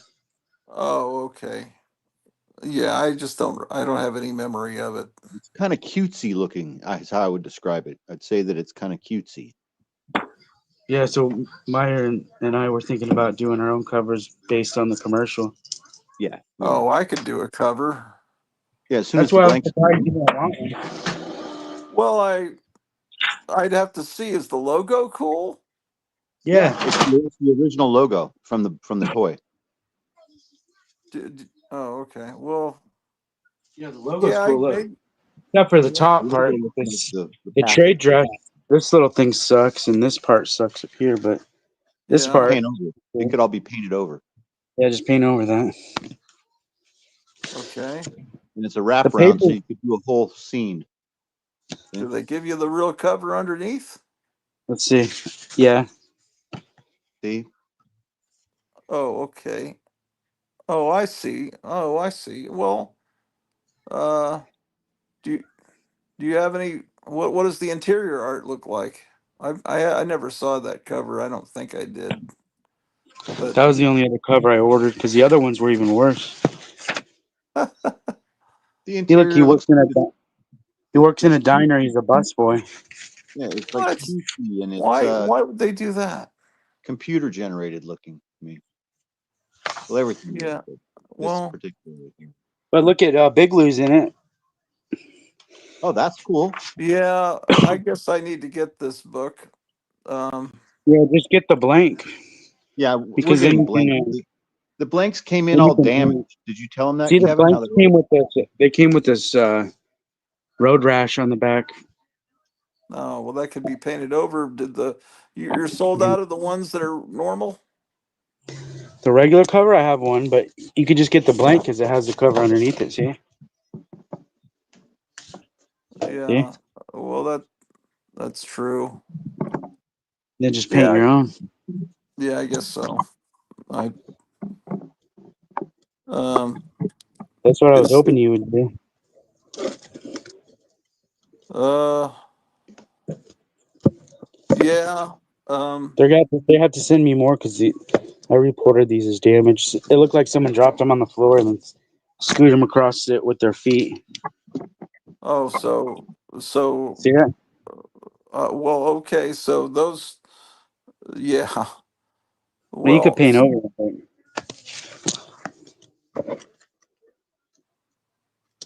so those are at a discount, or I don't know what they're. Maybe they'll have me destroy them. I don't know. oh, okay, so you don't know if you can. Well, how do you prove you destroyed them? Well, I want to make sure they can replace them, and then they might ask for me to strip the cover Oh, off or something. well, I don't know. I might just want one without the cover, without the blank cover. I kind of like to just get one that has the regular cover, because I can't picture myself painting that. I just don't have time to do anything. I mean, this summer though, I am gonna probably need to commission. If someone would like to commission me to do paintings, I'm gonna have a little less money over the summer. So if people want me to do paintings, I'll be glad to do it. And I still haven't gotten Myers painting in the mail to him. I was so I was I'm gonna so buy your Adam's Family painting. I had time yesterday. I've been all nervous about all this medical stuff I'm going through.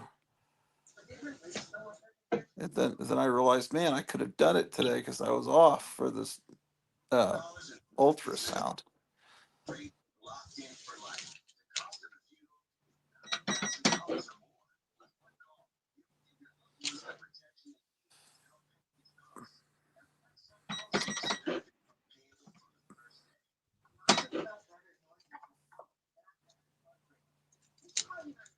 I hear that sticker that you got, the Frankenstein one. I'm gonna get that. Try to get that original art from him. Yeah, that's cool, man. Did he have another one of that? I didn't see it. Oh, okay.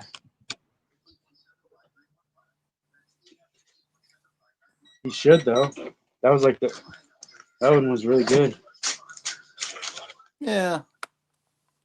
Yeah, all this stuff's great. It is That awesome. one that had the corpse and it said celebrating 30 years or whatever, however many, 40 years maybe of Garbage Pail Kids was cool.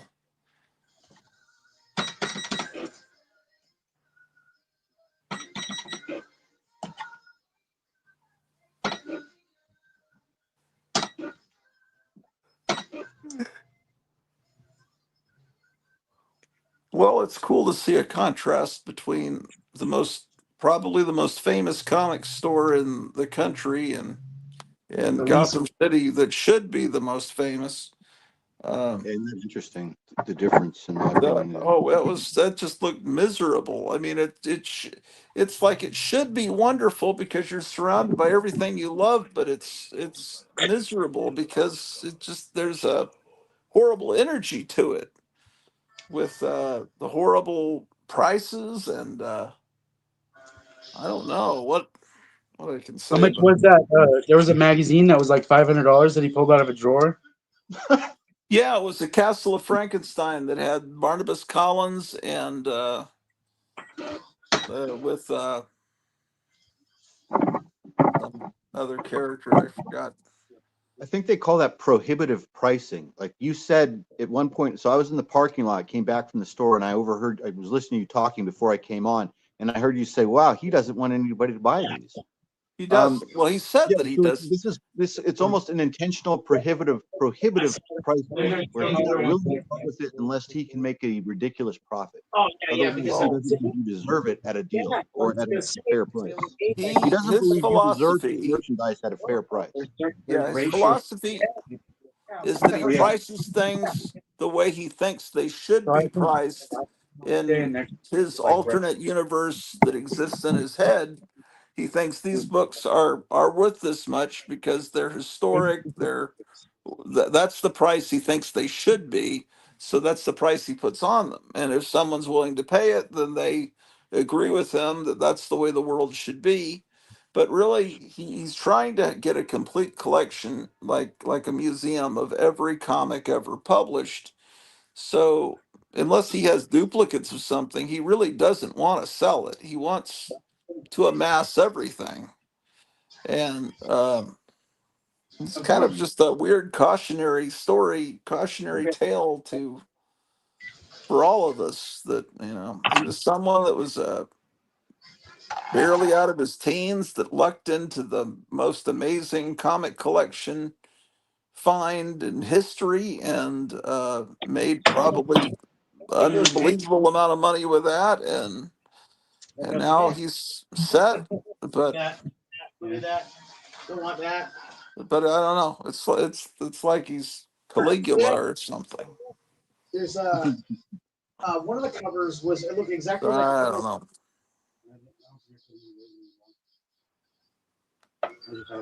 There's a version of Caligula on the streaming on something, and it's supposed to be more what the director originally intended it to be, which was before Bob Guccione filmed all those extreme scenes.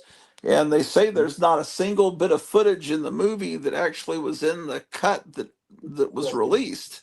That it's all like alternate takes of scenes, Yeah, but I it's remember you told me about this. I never heard of this. yeah, it's like almost a completely different movie. I started watching it with Cleo, who I don't think's. I think that when she was a little kid, she's never seen the original. I think her parents rented it and didn't know what it was, and put it on, and they took it off very quickly when she was a little girl. But Yeah, uh, interesting. It was um, I saw it in the theater and it was rated X, just one X. And I saw it at yeah, the well, there theater were in two. Monroe. There were It two showed. cuts. There was the extreme version, and then there was one that they cut for an R rating so it could play in regular theaters and neighborhoods. And then, I saw it at an art house theater in the early '80s. It would have been when yeah, we were in high school. So it would have already been out for a number of years. But this movie theater, you know how these theaters were. So right. so it and it was this was it was packed. It was a I really enjoyed it. It stuck in my head, that movie, especially towards the end where there's some sort of a like this death scene where there's this sort of tank machine that mows people down and like chops them Chops chops their them off heads with off. spears or Yeah, something. Is that right? yeah, I remember. Yeah. Yeah, that was something. So it's funny what sticks in your head. When you're seeing movies when you're like 16 and you smoke a joint in the parking lot, so you don't always remember everything.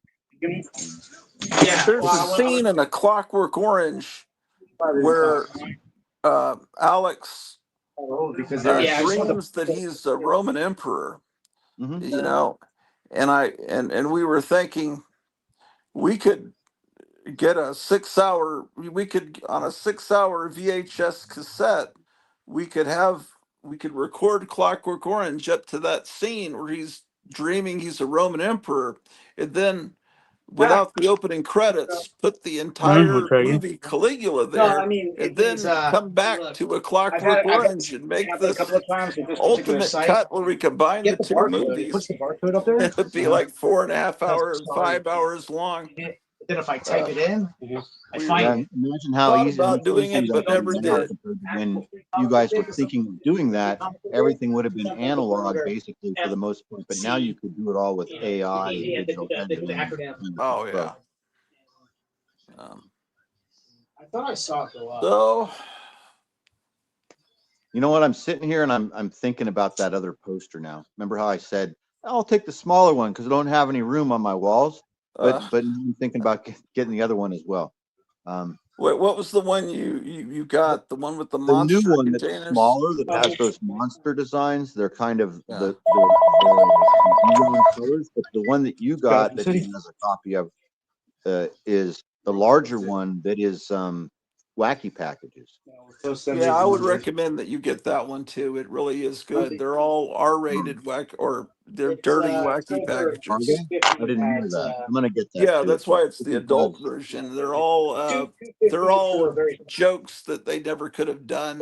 They're more adult humor. I'm gonna get one too. Yeah, all it took was for you to tell me that because I'm having second thoughts about it, and I'm like, geez, even if I don't have room, the kids next door, I mean, either one of those would be a great gift for them. Like, I mean, they love this stuff. So, Well, the that guy one. always, the Smoking Joe always says, "Well, I'm here local. I could just come in," but I don't think he ever really does. So it's really only this, as far as I Yeah, this know, is the this day that best he's time of the there. year to do it. So I'm gonna do that too. I'll have I didn't it. see that. I didn't see that. Kevin set that aside for me as well. Yeah, As soon as he comes back. I didn't pick anything out. I didn't even. I'm just a little nervous about money. Um, Jeff put some money down for me there at the store, but I'd like to get some more money mustered up, and then I'll make an order from Kevin when I get paid.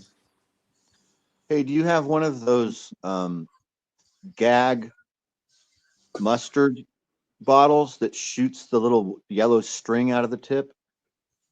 No, I've never had one. You know, How do it's you like a put the soft string back in? mustard bottle, and it looks like you're going to shoot somebody with mustard, and you point it right at them, but it's just a Yeah. yellow string that comes out pushed by the air. You know what I'm talking about?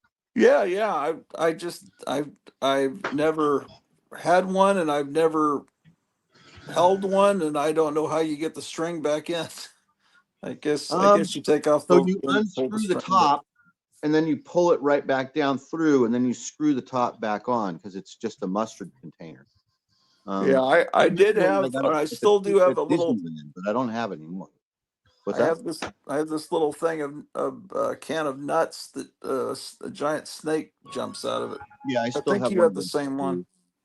You know, the other day, I found this video of these kids, like it was like a home movie. I showed it to Kevin of these kids in the 80s, like running around the house filming themselves and stuff after school. And in this kid's room, he had this glass. It was a joke glass of beer. So I saw it and I was like, I had that exact same glass of beer. And I searched it on the internet and I couldn't find it. You guys making rounds today? But anyway, it was a plastic. It was a plastic glass that looked like a real glass that had the hollow interior that had There's fake 3 beer different in it. distributors now. So it looks like it has beer in it, Different and then kinds of hoops you you have go like to jump that through to get. and drink it, but you're not actually drinking the beer. It's a trick. You know what I mean? So it looks like you drank it, but it actually went down around through the lip, and now there's more liquid down at the bottom than it was at the top before. Trick, right? Well, I think this is the last year they're doing it. I can't find it anymore, but I It's saw it Diamond in doing it. that kid's room, and I was like, "Oh, that's People that that exact buy glass Diamond, of beer I used to people that are have when I buying was Diamond, they don't look, mind. I'm drinking a beer, guys." Yeah, there's 2 companies. There's And yeah, so it's like a good way for like a child originally they backed out. to break in. That would have been the best company. Yeah. Right. Yeah, that's neat. Anyway, I saw that and brought that thought back. The same with the mustard bottle. Chia Pet and You those showed me people the that design yesterday or the day before, and I had that mustard bottle on it. I was like, "Oh man, I want to find they it." bought it along with There was I have this mug, beer stein, German beer stein, and it's like a trick thing. It has holes all around the lip of it. So if you try to drink Yeah, beer, because there's it'll no all, money. or water, or whatever, it'll all pour It's like, all why would over I you. buy something like But this? You know, there's one little hole. If you press it, it will. The water will come. I'd have to find it and show it to you. You can drink from it, but you have to know somewhere to press will I used to cover have a up a hole. pitcher. So there's a trick water pitcher or milk pitcher that they used to sell at the magic shop in the early 70s. It was like, and it was the one that you pour into. The trick was you take a piece of newspaper, right? You roll it up into a big cone, and then it looks like you're pouring it into that cone of newspaper, but it's the same trick. There's a lining around the inside of the pitcher. So when you hold it up, it looks like it's at a certain level, and then you pour it like this and then hold it back down. The level goes down, but liquid never comes out of the pitcher because there's no liquid to So, but I had that trick too, and I actually did it on stage. That's a great trick, like on stage for a magic back when you're a kid, because I found one. I have it. You got a big thing of paper and this big picture, and you're like 8 years old. It looks really good. That's the one for all you young magicians out. I guess that came out just before the I know there's a ton you watch. Yeah, I remember buying it from you, and I was like, "Damn!" Like, you got it for free, or you had to buy it? No, magic for a thing in the past.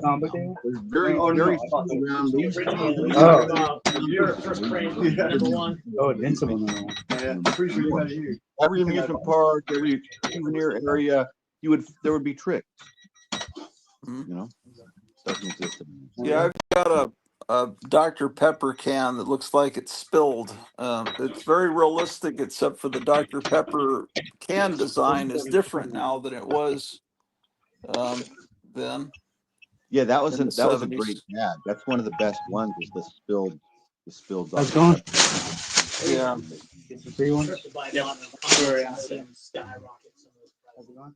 Good. How you doing today? Got a Good. personal I cereal got this here. quick pack of gum when I was in Information Tijuana when I about was a things little coming up. kid. This Yes. was one of my favorite, earliest tricks that I Yeah. got. So Is that like 3 let's say I'm times a using year? gum, 6 or 7. Now it's So 3. it looks Yeah. like a packet of Yeah. Wrigley's gum, right? And it looks Seems like like there's it's a every packet other of month now. Wrigley's They gum. stopped doing Glendale. Wrigley's They don't gum. do it in Glendale no more. Fake gum. They're But it they're looks doing real. Mesa So the 3. person grabs Yeah. the piece of They're doing gum Mesa that's 3 and sticking then out and pulls it, and it activates this little snapping spring that comes and smacks them on the top of their thumb really fast. Like you can't pull it without having this thing hit your hand and freak you out. And so Yeah. that was like one of my favorite things was this little fake gum that I got in Tijuana to trick people with, because it was like I thought, aha, you had to go to Mexico to buy this fake pack of Wrigley gum. Anyway, yeah. Yeah.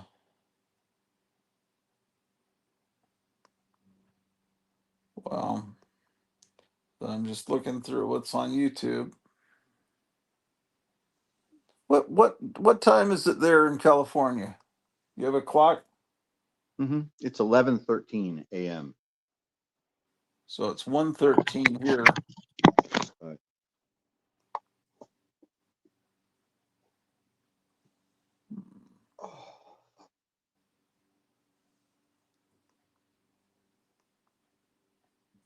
Man. So the weather's warming up. Everything's like kind of changing a little bit here, or a lot, really. So, yeah, it's gonna be nice. After so many years in San Francisco, where it almost never gets more than 65 degrees, it's like 70 degrees at 9 o'clock in the morning here. You know, I love that. I love that it's Yeah. going to be sunny every day. There's a pool here, and yeah, it's be able to chill by the pool and read or draw or whatever. What month did you move there? October. All right, so this is the first summer. Yep. You've This will been be the there. first.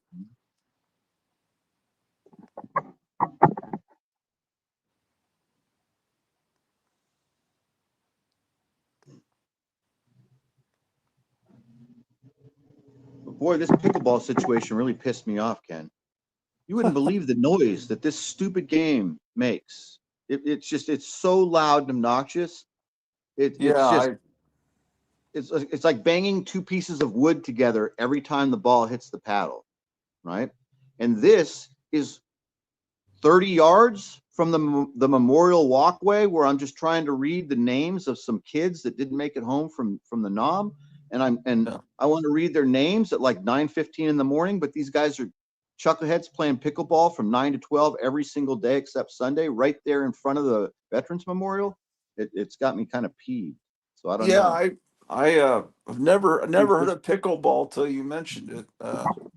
It's fucked up. What is it they're using in between what is it what is it they use? So it's a miniature version of tennis. So you know what it is? It's an easier version of badminton. It's an even smaller area than badminton. Now, badminton is great because it's completely silent, right? Also, it's Right. played by a lot of Asian people, and they're also almost completely silent. And it's an actual sport. So this is like a child's game. It's like a miniature version of tennis where the whole court is about 12 feet long and about 10 feet or 8 feet wide. And it has a tennis net going across the middle, looks just like a tennis court. And the net itself is a little shorter than a tennis net, maybe. And they use these big wooden or poly plastic paddles that's about twice the size of a ping pong paddle, about this big. And the ball that they hit is it's like a regular wiffle ball size that we play baseball, wiffle ball with, except it's thicker and harder plastic. So it makes more noise. It's got holes through it and it bangs. And the idea, the difference between this and tennis is that they're keeping the ball in the air and not bouncing it on the court. But every time they hit it, it goes like this, like that, every time, over and over and over again for 3 hours every morning, except Sunday. And it's the thing that I don't like about it is that I'm an athlete. And this is a sports complex. I wouldn't mind if it was a real sport, but it's not a real sport. The people that are playing it are not athletes. It's a pastime. It's like, oh, this is something we could do for fun on our lunch break or whatever the fuck they're doing. But it's too loud and it's too close to the Fallen, and I don't like it. Right. And it's new. The whole thing is new. This is a new sport that's just blown up in the past 5 years. They invested an S-load of money into building this court complex that is adjacent to the tennis courts, which I have no problem with because tennis doesn't make the noise. Remember how I told you how small the courts are? So because the courts are so small, everyone is within spitting distance of each other. So they're all visiting and talking and laughing while they're playing the game. So with tennis, they're not having a conversation with each other, right? Most sports, you're not fucking talking to each other while you're playing the stupid sport all loud. That's what these people are doing, and I don't like it. And they have like stickers in the back of their cars that say things like coexist. You understand what type of people you get me now? So there's a certain type that it's attracting because it's not a real sport. You could just jump right into it, right? You can just, I'm gonna play football, watch a couple videos on YouTube, go buy the paddles and buy some stupid shorts and drive your Subaru Outback right up there and park it right across from where I want to stand and pay homage and dedication and devotion to my veterans. And these guys are over here, and girls, whapping this freaking, or I don't know, they, them energy too. And they're whacking little balls around. It pisses me off. That's it. That's the whole situation. And we'll see what happens. I don't know. It could be my, what do they call it? It could be something. It could be my swizzle stick that stirs the drink or something. Could be the beginning of my involvement in the local VFW. I haven't touched base with anybody here yet in the VFW community or the local VA center, and I feel like there needs to be someone needs to protect that memorial because it pisses me off. What is the American Legion? I think it's like a veterans associated secret society. I don't know. I think it's so it's actually a secret society too. I think it's like a club, like the Elks or the Moose Lodge, right? Okay. Yeah, I was never quite sure. I just say secret society because almost all of those men's clubs that go back 100 or 200 years, they have roots in cultish belief systems or ancient religion systems or that's, we all know that. I heard someone talking about the American Legion in that context last night or the night before on YouTube. Yeah, I don't know. I haven't been in any of those clubs. I'm not really a club kind of guy. Yeah.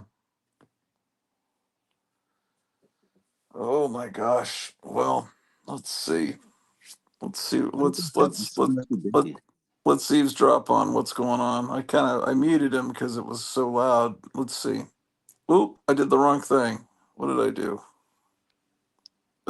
Let's see. I'm trying to unmute him. Excuse me. So what's going on?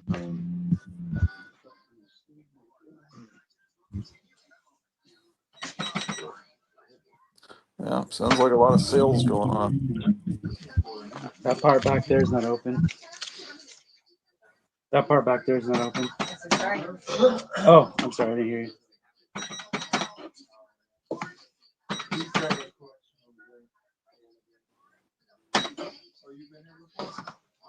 This one's half off. Cool.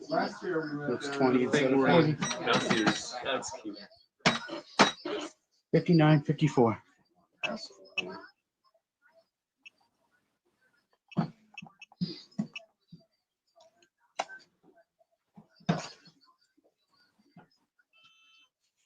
The Sticky Goose guy looks like he's directing traffic or something. He always does this thing. Okay, I'll do that thing.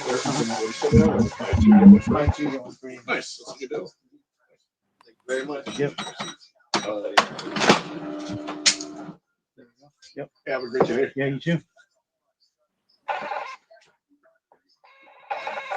Ricky, do you want your back row?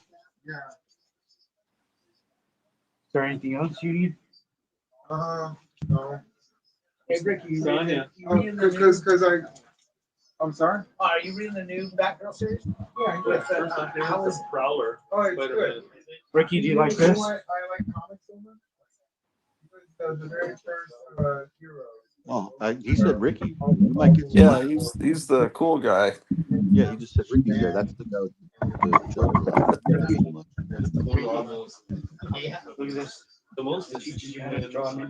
Last night I stayed up late watching police body cam videos. You ever watch police body cam videos over like one after another?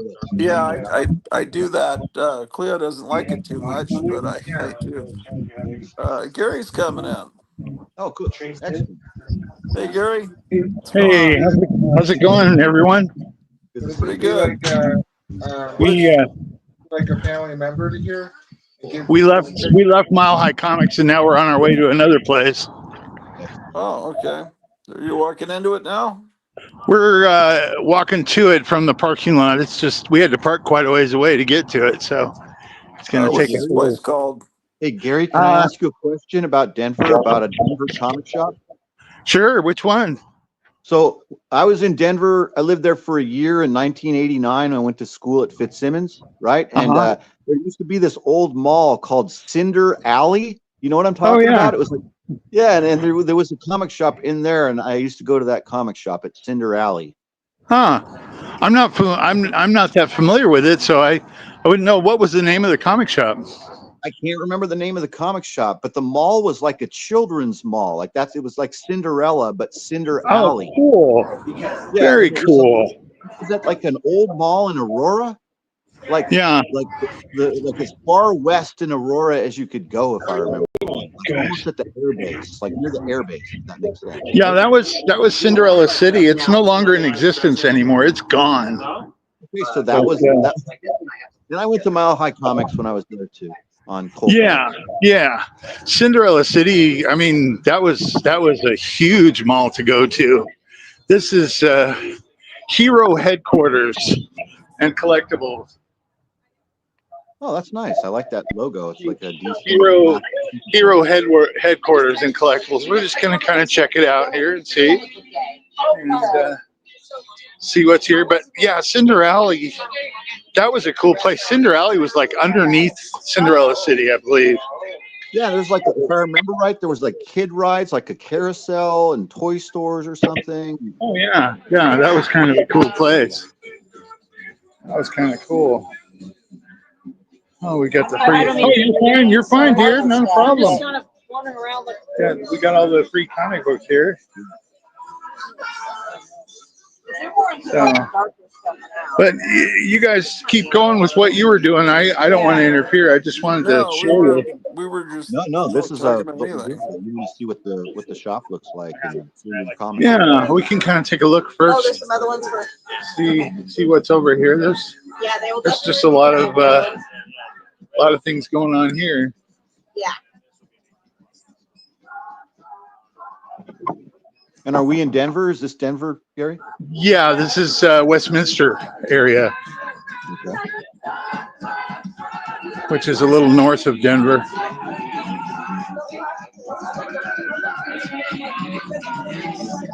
Like, oh wow, they've got smaller versions of the treasury size stuff. That's interesting.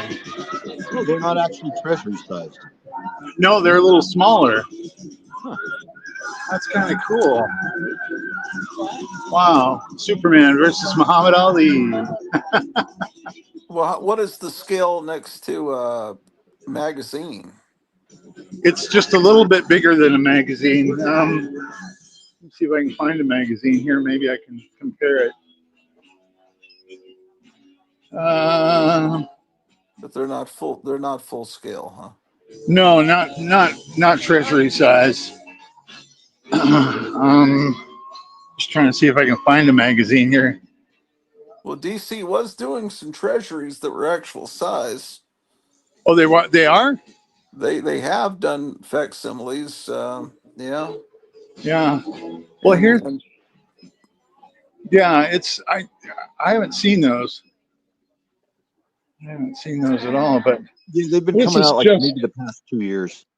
This is just a little bit bigger than a magazine, but smaller than Treasury, obviously.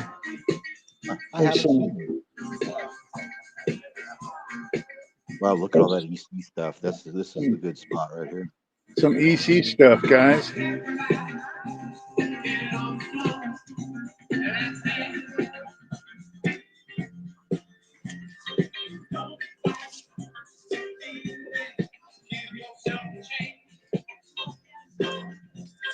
There's So something there was I need to some get. info I need to the other get. day, too. I need to get the creature from the Black Lagoon lives, and then Frankenstein. That's kind of cool.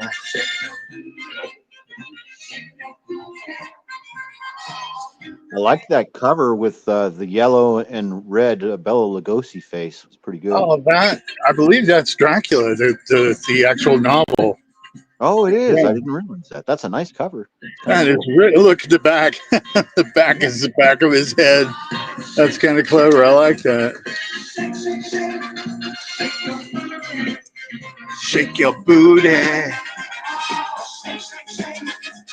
Those are the originals. Here's a good way to see what let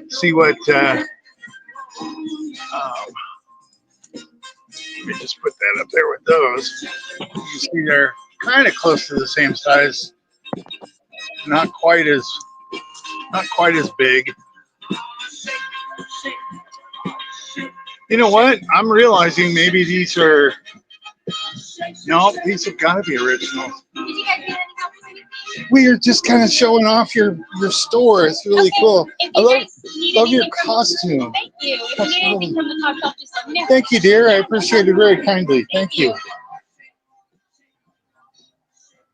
A Batwoman? I couldn't tell, but she was kind of cute. Yeah. Batwoman. So are they actual size after all? It looks like they are actual size. Maybe they are. Yeah, that's what I was I'm just- thinking. But I did hear Marvel is going to be making some treasuries that are a little smaller, but DC's been doing them the actual size. Oh, okay. I thought maybe they'd reprinted them a second time smaller. Yeah, me too.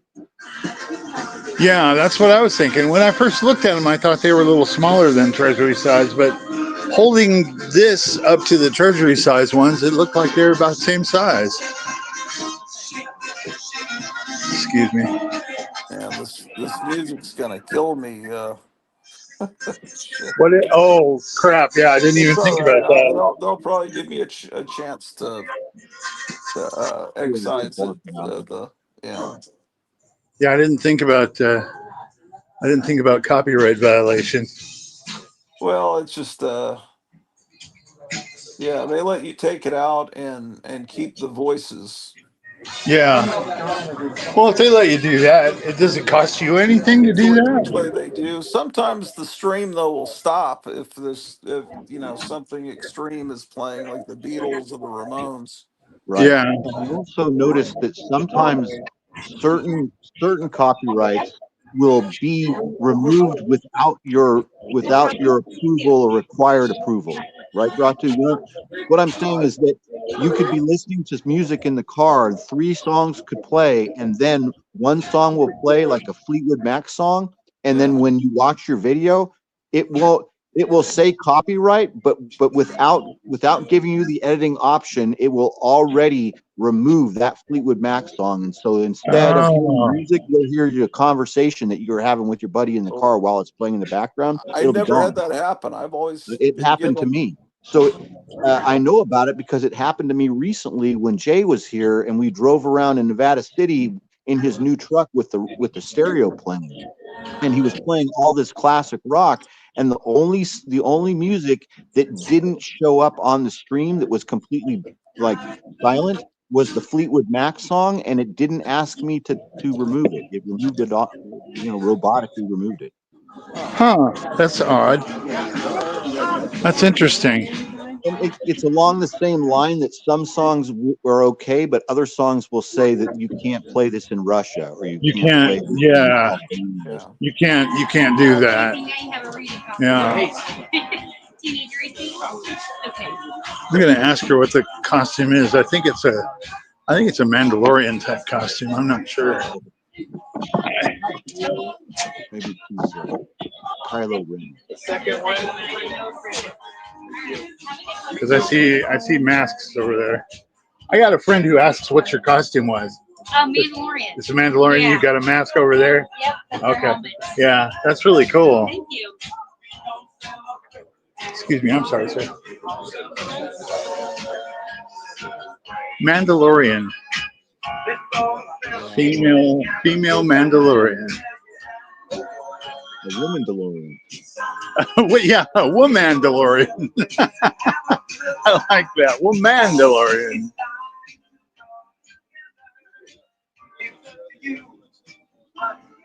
I didn't know if Kevin was showing stuff at his store. Well, he was at his he was checking people out. Oh well, yeah, he's probably pretty busy. He probably too busy to be showing off anything in his store just yet. I'm sure he's a busy man. Celebrate good times. Come on. Oh wow! I used to have this Big Jim's Sky Commander. Ooh, look at all that Big Jim stuff, Gary. Yeah, there's a Big Jim camper. Box? Big Jim Kung Fu Studio. Ooh, what are the price? Can you see the prices on those, Gary? Like, just yeah. What do they say? I'm just curious. The Sky Commander is $75. The Sports Camper is $125. The Kung Fu Studio is $175. Look at this. So they have a whole little vintage section over here with mint in box vintage stuff. This is really cool. Yeah. They got the mint in box. That's kind of cool. Spider-Man helicopter for $400. Wow. I've never seen that. No, I've never seen it either. That's a new one on me. Batcave up there. You see the Batcave for $350. Is that the Mego Batcave? Yeah, it's a Mego Batcave. That's really cool. Man, I just love all this. And you can get Fonzie's Garage for $300. Hey, we have Fonzie's Garage. Yeah. Now these are ones I'd be interested in. Is the G.I. Joe helicopter? Check that out. Oh, that one is so good, man. Where you push the button and it makes the blade spin. Yeah, I used to have one of those when I was a kid. My mom was so pissed at me because I left her at home to put it together. I was like, "Hey, I'm gonna go play with my friends, Mom. Thanks for putting this together for me." Yeah, I had one too, and I destroyed a lot of all that G.I. Joe stuff. I destroyed it when I got to be about 12 years old, and that was busted into pieces. But the rotor assembly and the push button thing is separated from the capsule and the skids. Yeah, it's kind of like a gun and just spin it like right in your friend's face, or like throw like a salad at it and try and chop salad with it. It was like I ended up selling a lot of my my things on garage sales. Check bad. out these NECA monsters. Check those out. Wow, those look great, like displayed like that. They look nice. Isn't that displayed nicely? Paneling behind it, it looks good. They did a great job. And then here's some other NECA. They've re-released the Jaws game. You remember the Jaws game? Yeah. The one where you try and fish the little things out of his mouth. I don't know if that's what this is or if that's just something else. I think that they're repurposing that same shark into the game is what's happening. And they're adding probably spring loaded his jaw or something like that, so that he actually in the jaw, and then can be used. all of the stuff that comes out of him is all really well sculpted and painted now, Gary. It looks really cool. Sure, it's not. It's actually painted like wood with silver on the end and everything. And the tire it's not the cheesy. It's not the cheesy plastic. No, it's not. Remember how it was all just molded blue plastic? Yeah. It wasn't anything worthwhile. These are really nice displays they have here. Really good action figure displays. Check these out. I've never seen these before.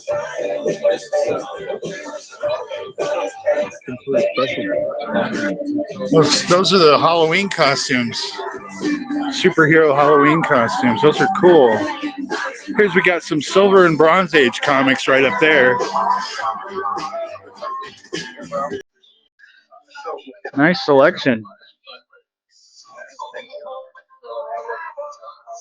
They're all behind the counter too, which is smart.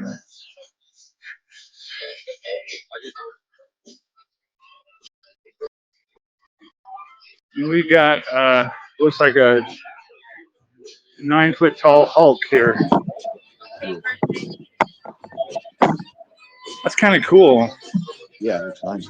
I wouldn't mind having him in my living room. That'd be kind of cool.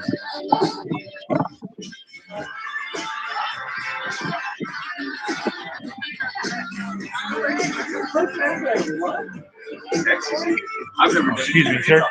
Sorry about that. You tried it? There's a lot of good NECA stuff here. Got the Invisible Man, got the Mummy. Some good stuff here. It's a little pricey though.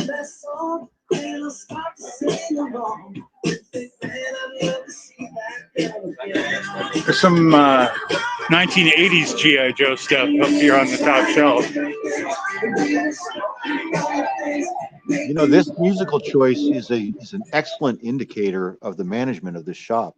Yeah, And most people will not play a Kid Rock song. Yeah, most people will not play a Kid Rock song. That's nice to hear. Yeah, that's nice. Very nice. I'm guessing these are restrooms. I don't know. There's a Superman and there's a Batman. Those are nice posters. Yeah, they're nice. It's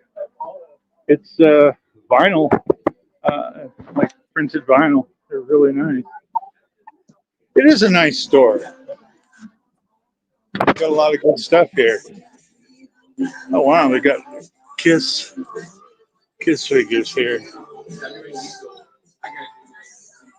A set of 4 for $100. Ah, it's kind of cool. There's the Wolfman. These are all Mego repros. Oh look, they've got Star Trek down here too. Salt Vampire, Captain Kirk. Very cool.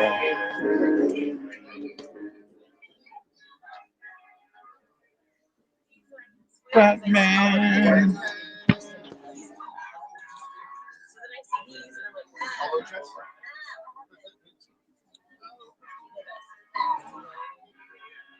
Again, if I'm going over things too quickly, let me know.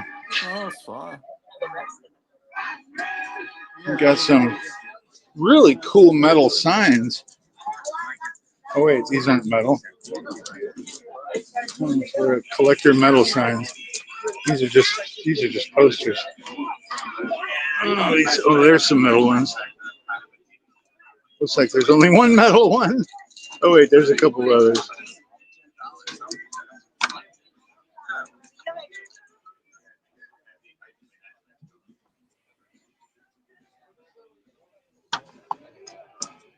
Kind of some cool posters. Some classic, looks like some classic reaction figures. Got Aliens and the Mummy. Some really good stuff here. They have it well organized too. It's a nice store. Some things are priced good, the other things maybe not so much. But let's see if there's a. What free comics did you pick out at the other store? Oh, the other store I picked out. There was an EC comic. There was kind of a. There was a monsters comic. Just trying to see which other ones.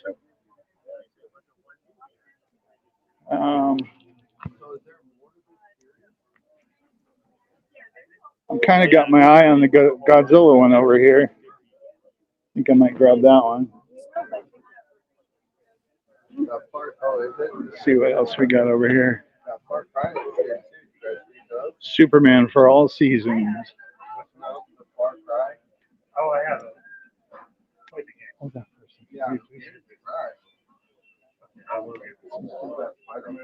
Who was the man for all seasons? Ken, do you know, or Gary? Who is that? Is that Henry VIII? Who's what? Who's the man for all seasons? Is that Henry VIII? Who is it? I am not familiar with that. I don't know what that is. I mean, that's what the title is. That title is riffing on a movie Oh, called the man for all seasons. It's a play off of that. I think it's a movie with Laurence Olivier, and he plays Henry VIII, but I could be wrong. Huh? I don't think I've ever come across that. Yeah. Marvel versus Spider-Man, Hulk versus the leg. The Fantastic Four one. I picked up Godzilla. And hello, puppy. Should be a good Superman one. That one right there. Well, hold on.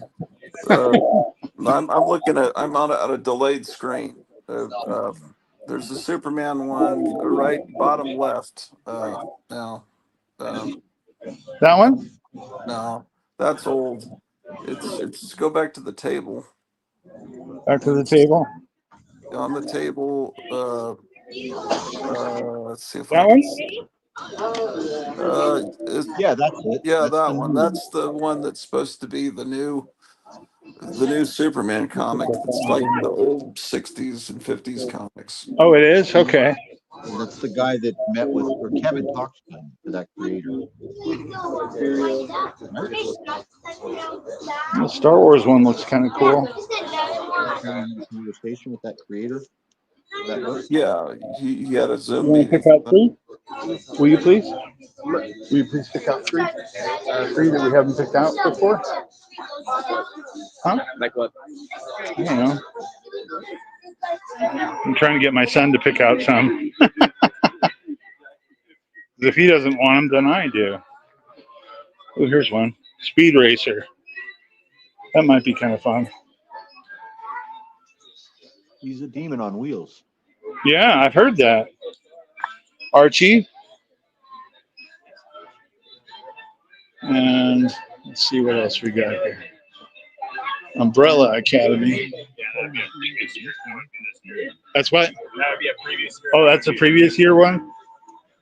That's all right. That's still.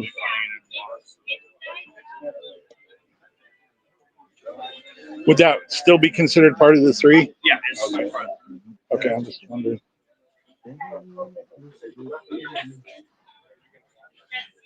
The Night Librarian. That's a different one. I've never.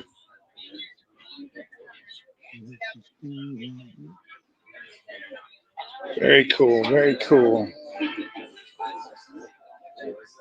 Well, Myra, are you going to a comic book store to check out what they've got? No, I'm not. I'm doing it right now with you. This is my free comic book day experience. Oh. Okay. Yeah.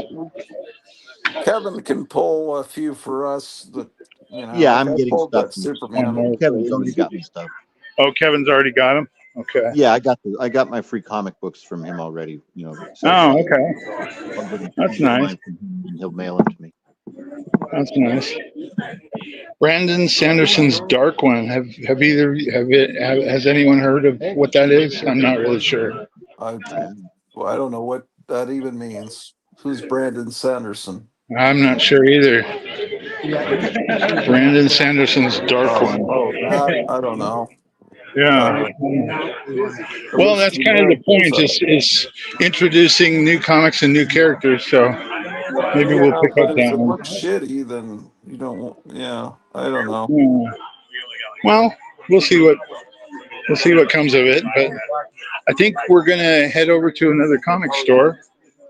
Okay. And I just wanted to share this experience with you guys. Well, thanks. Then yeah. Maybe we can see the next one. Yeah, the next one that I go to, it's going to be a much smaller one, the next one's going to be fairly large. Oh, this one's interesting. I never saw this before. From the DC Comics vaults, Death in the Family, Robin Lives. I don't know. Oh, I haven't seen that. I haven't seen it either. That's They're probably interesting. doing a news story as if that the fans had voted for Robin to live and not die. Yeah, yeah. That looks interesting. That looks interesting. All right, fellas. Well, I'm going to take off, All and right, cool. thanks for letting me share. And I'll talk to you guys a little bit later. All right, see ya. Bye. Is there any comments in the chat? Let's see what these people are saying. I haven't been looking at all, dude. Sorry. I haven't been even thinking about it. No one's commenting at anything. Justin says, "Oh, Sir Thomas More, according to Google Meyer." Oh, thank you, Justin. Excellent. So I'm completely wrong. Way off, Yeah, but I don't even know what it was about. I haven't looked at a Star Wars comic since probably about 1980. I just had thought, oh, this is cool. I don't know. I imagine I don't really know when Lucas still owned all that stuff. Supposedly everything that appeared was official. That was all really happened in their universe. It was canon, and then they sold it to Disney, and then all that was no longer canon because they had their own ideas of wonderful stuff to do to the characters. And so um, unless someone like Richard Corbin or someone unbelievably, some talent of unbelievable, I wouldn't touch a Star Wars comic. You know, you remember what was it, Amazing Heroes? Al Williamson used to do the newspaper strip, and they would reprint it. Yeah, It was good. I liked that. I was all up on yeah. that. I Al read that every week. Williamson was great. If there was some talent like that doing Star Wars comics, yeah, I'd buy them. I Yeah, also really I didn't really like the first. So it's hard to say, man. So there's aspects of the first 6 issues or whatever it is. I think it's 6 issues or 4 issues of the Marvel adaptation, right, of the first movie. mhm. And so didn't we read that comic before the movie came out?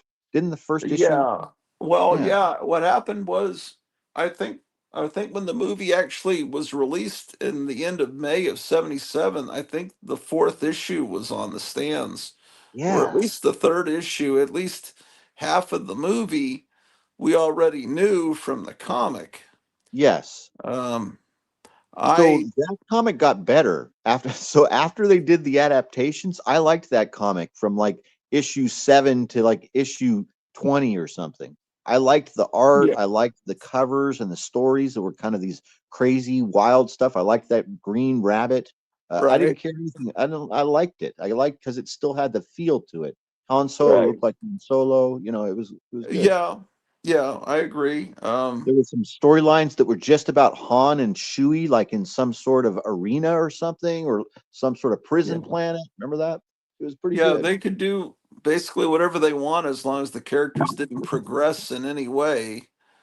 They couldn't change in any way. They had to keep wearing the same thing they were wearing in the first movie. But That's right. but what we didn't know is we were hoping that there were some hints as to what was going to happen in the next movie Right. from You the were hoping some comics, of this was going to happen, right? The good and then stuff. they put out a book, Splinter of the Mind's Eye, and we thought, Yeah. well, maybe that's what's going to happen in Empire Strikes Back, and Everybody thought yeah, it was. Everybody you thought just that. didn't really know what it was. All something new, and when I went to see Star Wars, I had read the first few issues of the comic book. I had the soundtrack album already. I bought that at Fantasia Records and Tapes. Loved the music. I had the impression that it was more of a mature movie than what it was. I thought it was like a Hammer movie. That it was Hammer, like almost like Hammer doing science fiction. That it was going to be more like I don't know. I guess because of the presence of Peter Cushing and the comic book, just it looked like it was bloodier and more violent than what it seemed like the tone of it, from what I'd read in the comic, was darker than what I saw Well, on the I screen. remember not liking it because it had Howard Chaykin art in it, didn't it? Didn't it have a Howard Yeah, Chaykin Howard Chaykin art art? is you got to get used to it. It's real scratchy and Ugh.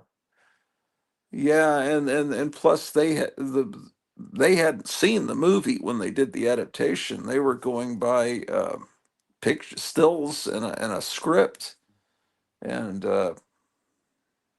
so it was yeah, it was strange. I don't know how maybe they let them see a little bit of footage. I don't really know, but I mean that's why Darth Vader's green on the cover of the first issue. They didn't have any clue, and they Remember didn't how think it would matter because they didn't think it his was going head to be was a big. asymmetrical? His helmet was asymmetrical. It bothered me like when I was 9 years old, however old we were, 12. I saw Yeah. that Darth Vader helmet looked horrible. It was like asymmetrical, right? Yeah, I heard recently that Jodie Foster was being considered to be Princess Leia before Carrie Fisher. That would have been terrible. Someone someone kind of did an AI thing or swapping out Jodie Foster's face for Princess Leia, and she would have been maybe a little younger than Carrie Fisher, but that could have worked because they're very. If you think about the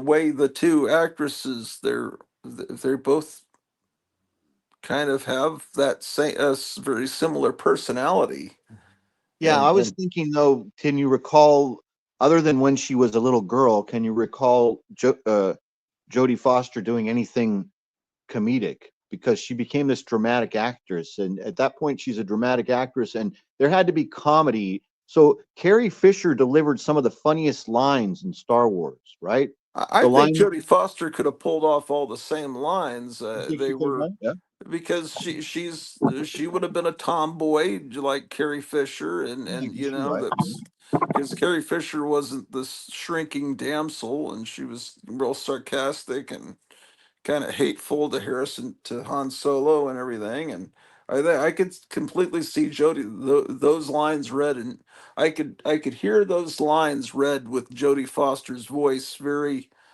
easily if You but know, I can't remember what she looked like at this time period, but do oh remember is that shit, she she was, would have been pretty young, because that would have been about the time of Bugsy Malone. I think she would have probably been 15, 16, yeah, she and was Carrie probably too young. Fisher was probably 18. um I think she's older than that. I don't know what Carrie Fisher's I exact age was, but I think that uh Mark Hamill was the youngest, and I think that Carrie was like in her what early really? or mid 20s, and then Han Solo's in his early 30s or mid 30s at this point, I guess. Harrison Ford. Yeah, I don't know if I could access Google. We could I find could out. find out, but Hey, you know what I was just thinking of though a few minutes ago is so much of what I enjoy about your show is that we have conversations like this, like we're able to, like we just had this little 10 seconds or 25 seconds about Howard Chaykin. Now, it takes a certain level of depth and understanding of these hobbies to be able to have like a relaxed, easy conversation where it's seamless. So we know what each other is talking about. We're close to the same age or the same age. We have the same memories. But keeping in mind that there's people that are our age that don't have any of these memories. And so that's what makes it kind of yeah, cool. And most of that's what them. makes it different. Because I mean, I've dated women that I'll make references to stuff that they should absolutely know. They're like our age. So sometimes I've dated women a couple years older than me, a couple years younger, and I'll say something about anything, man. I'll make a Charo reference, and she'll be Uh, like, "Charo, who is that? How could you have grown up in the '70s and not know who Charo is?" So there's normal people that don't know shit. A lot of them. As a matter of fact, I think it's the majority that yeah, don't pay attention, that weren't paying attention. Not everybody was paying attention. yeah. Well, Churro also didn't appear in kids shows, and you just have to have been, Yeah, but I now was it's given even free reign of worse television, because so I consumed much more than a normal kid. yeah, I think that it's strange in that well there were so few media outlets in the 70s and 60s that you only had three networks and PBS, and you would have to um, it'd be easy, but it doesn't mean necessarily mean that everybody watched Dukes of Hazzard. I mean, you might be aware of it, but you Right. never sat down and watched hours of it. Um,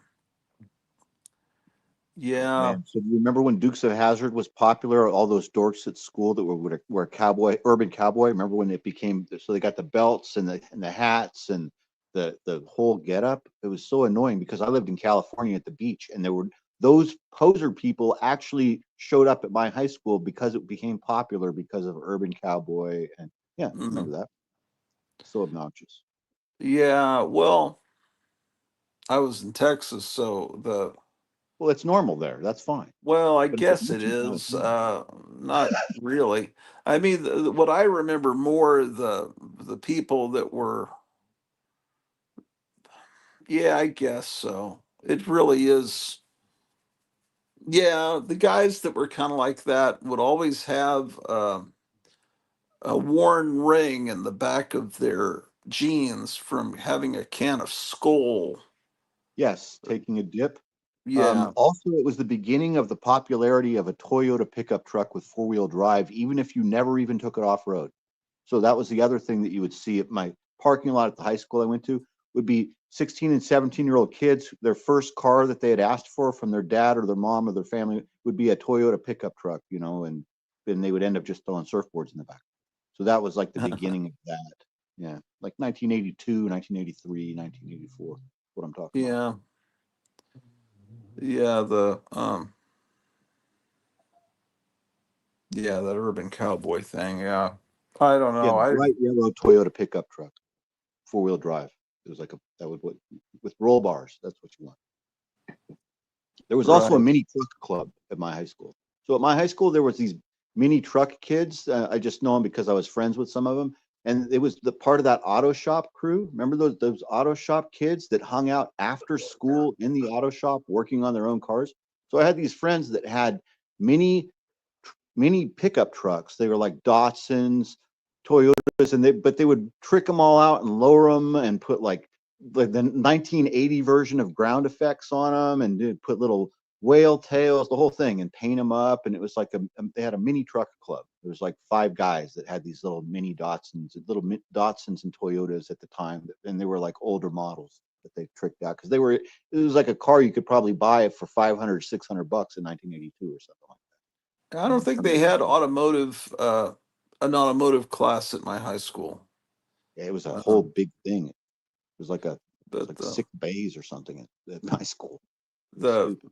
the cowboy types were in they all wore these blue jackets that said "Future Farmers of America." They were in the FFA, and that may Yeah, not have been in California, but yeah, that we had an FFA, but it wasn't there were like kids in there, but not the redneck types. They were like nice kids. Boy Scouts and band kids were in FFA. oh, okay. Let's see what's going on in Gotham City here. Let's give him some sound. I'm looking at the chat first time. Let's see if there's any. No, just Justin. Thanks again, Justin, for the comments more.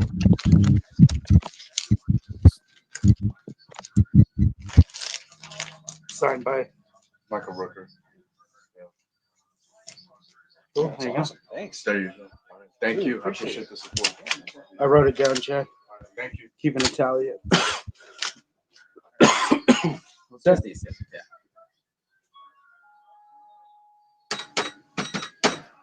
Yeah, it's just nonstop bringing up sales. Awesome. 10:55.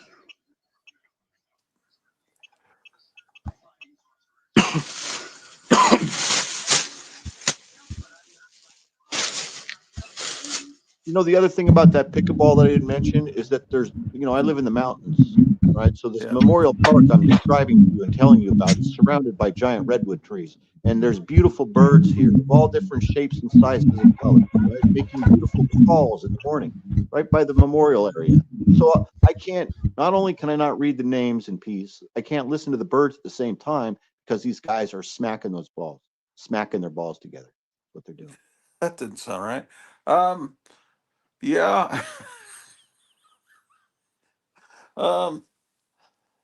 Yeah, man, I don't know. Yeah, it does sound obnoxious. Um,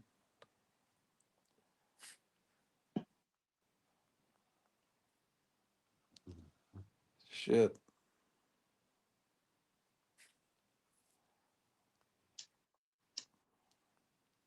Yeah, we watched this morning uh the second episode of Fallout on What'd you think? on something. I don't know what channel that's on. It's on Amazon. That's a weird show, man. What do you think about, so I've watched that show all the way through twice, right? Oh, have So you? Okay. yeah, so there's a lot of politics in there. Some of it's woke and some of it's not. But but there's a lot of good things in there, like the main character, that female with the giant eyes that looks like a Keen painting. She is great. I love her character. I love the actress. But most of all, what I like is the music and the cinematography and the set design is what I like. Yeah. I love the look of everything. I like the look of Fallout. Yeah. I mean, it's based on a video game. I was aware of the video game. I've never played it. I don't know how close it is to that. We're at the end of the second episode. It feels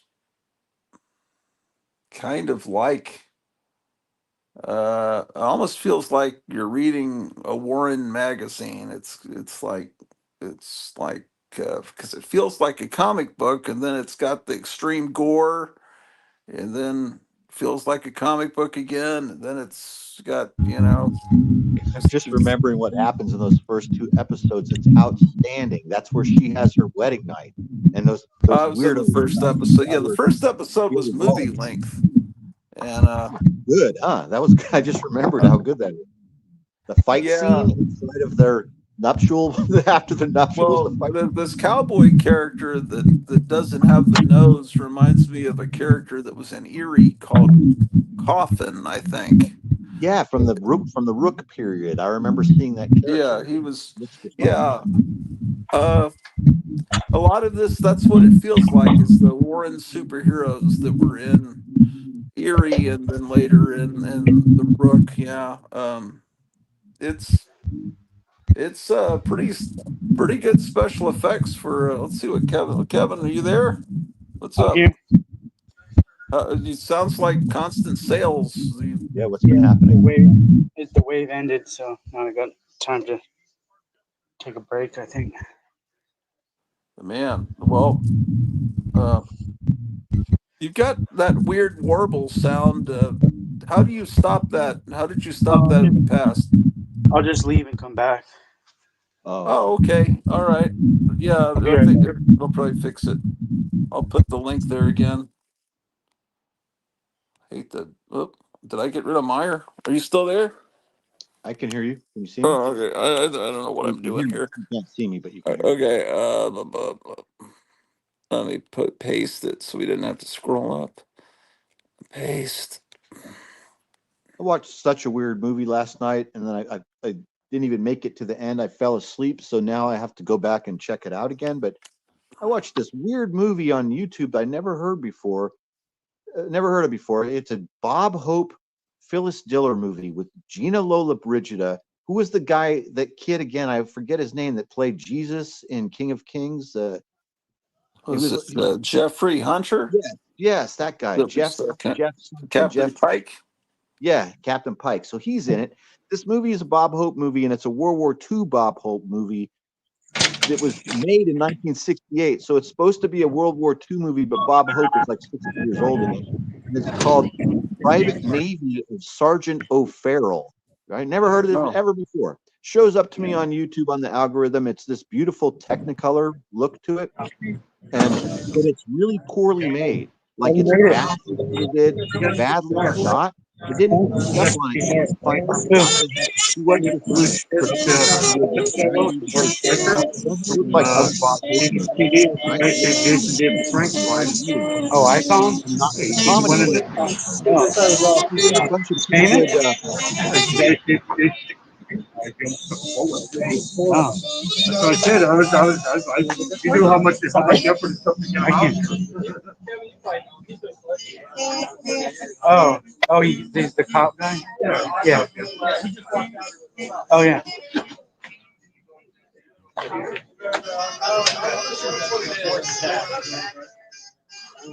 Hey, Kevin.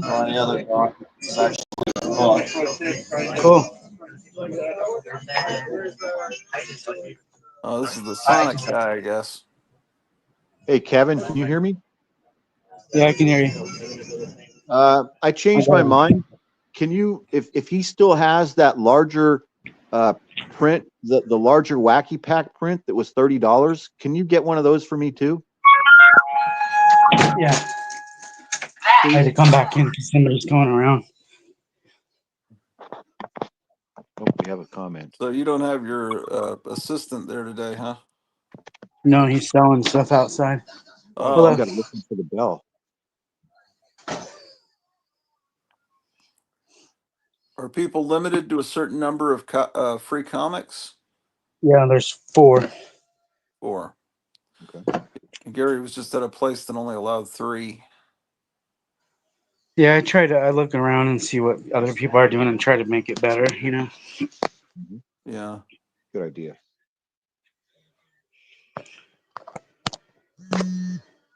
There's a lot of stores that charge for them. They're like, you have to spend money and then you get free comics. Or if you spend $50, then you get all of them. Oh, wow. Well, what pay for them? They're not free. Huh? They're not really certain free. Yeah. Are there certain ones that are more popular that are going quicker? Probably that Minecraft one, I'm guessing.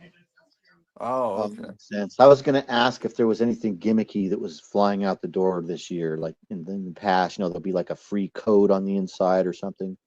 Well, when I ordered those Minecraft ones, that movie hadn't come out yet. That movie, it's a big hit, right? Yeah. If that movie would have came out before I ordered, I would have ordered a lot more of them.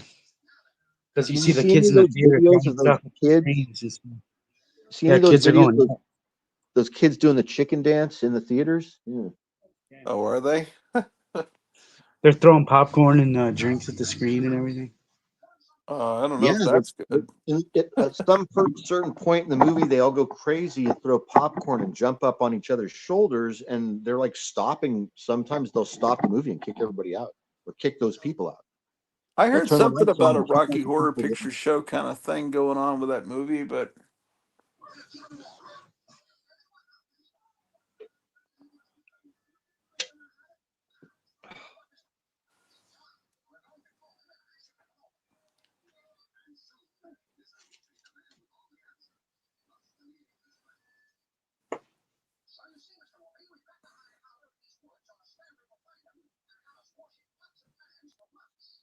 Finding all this crap that I can give away if we run out of stuff. I can give away all this X-Men crap. I think we got Gary. Is he? Oh, there you are. Gary's at another store. Yeah, I am. Store you got now? This one is called "I Want More Comics and Games." Oh, games is bad. That's bad. That doesn't sound good. Well, yeah, they have game days where they invite these little kids to come over and play role-playing games and shit like that. Yeah. They've got these interesting cars outside, though. They've got a customized Batmobile here. That is nice. Yeah. Is that a Nissan? If you guys want Funkos, I'm doing now. I'm not Buy sure. two, get one free today. Not Not either. sure what that is. Apollo would know. It's neat looking. What a cool looking body. Yeah. I'm gonna look at the back real quick. See what we can see at the back. Oh, check out the wheels. Those are kind of nice. And what makes it a Batmobile? Well, the big wording on the back it says Batmobile, I guess. Oh, I don't okay, know. there you go. The back That's symbol. hilarious. And it actually has a license plate that says Bat One. Look at that. Nice looking car. Maybe that's a Corvette. Is that a new Corvette? That's really nice. That's really nice. We're gonna go in the front of these other cars that are over here. Check them out. I like the. I like it. I like it. That's nice. We got Mask. I'm not sure. That's cool. I'm not sure about that. We've got something called the Harley Jeep. Oh, it's for Harley Quinn. Okay. Oh, there's a big hammer right there. She's got her big hammer right there. And license plate, Harley Quinn license plate. That's kind of cool. I'm not sure what this is. Big Hero 6. Oh, okay. The balloon guy is what I like to call him. The big balloon. Yeah. Themyscira. We got a Wonder Woman car, I guess. Wonder Woman gets a Mini Cooper. Yeah. I mean, they're just slightly tweaked like normal cars to me. Yeah. We got a If I saw that in the Ghostbuster. parking lot, I wouldn't even think anything. 542. Yeah, isn't that funny? We've got a Ghostbusters truck here. Check out the inside there.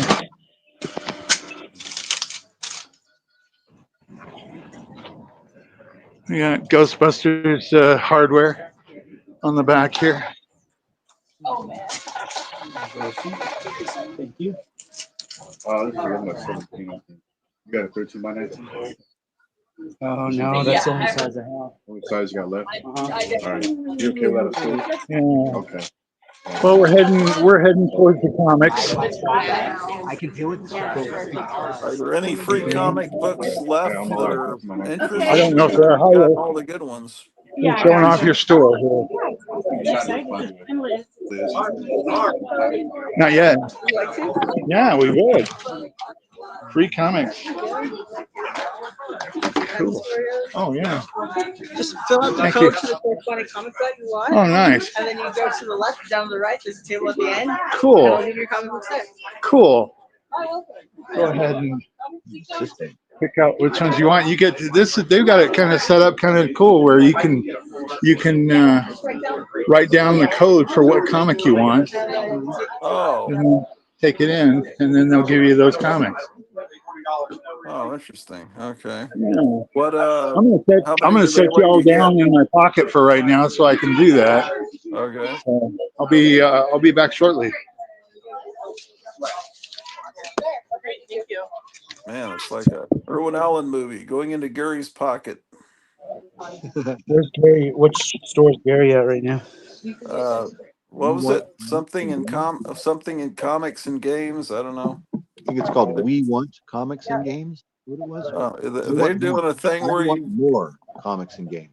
you have to take a ticket for the ones you want, and then they go get them for you. I guess that prevents people from grabbing 12 copies of each one. I've heard about people put just photocopies of the comics and you just tell them which one and they get it for you. That's basically what they're doing, yeah.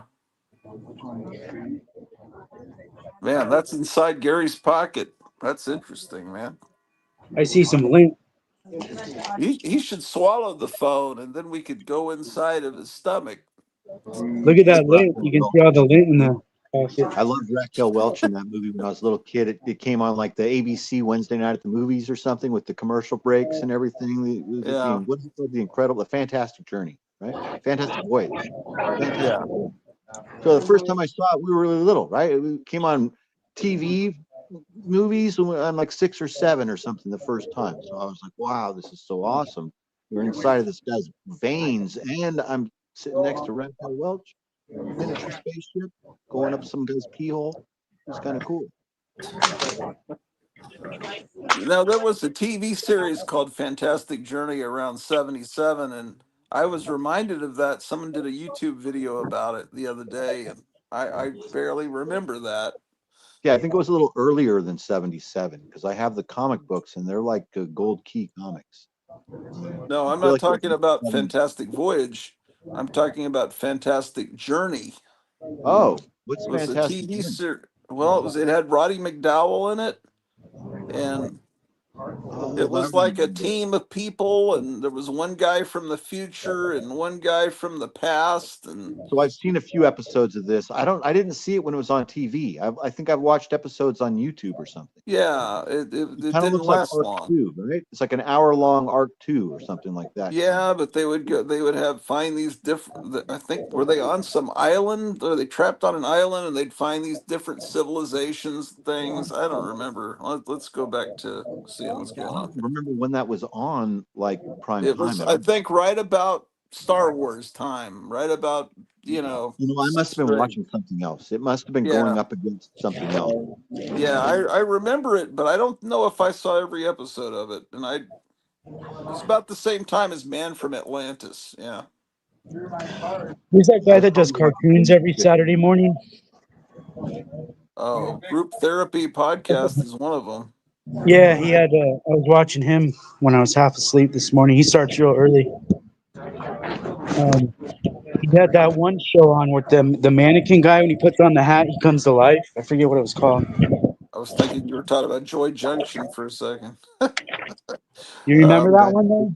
All right, Mike, guys. you remember that show? Hey, Gary, what you got?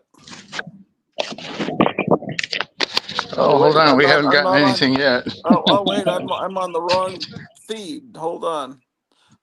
I thought Gary was. I was going to carry you. I put it on Gotham City. I thought that was you, but then I realized that's Gary's store.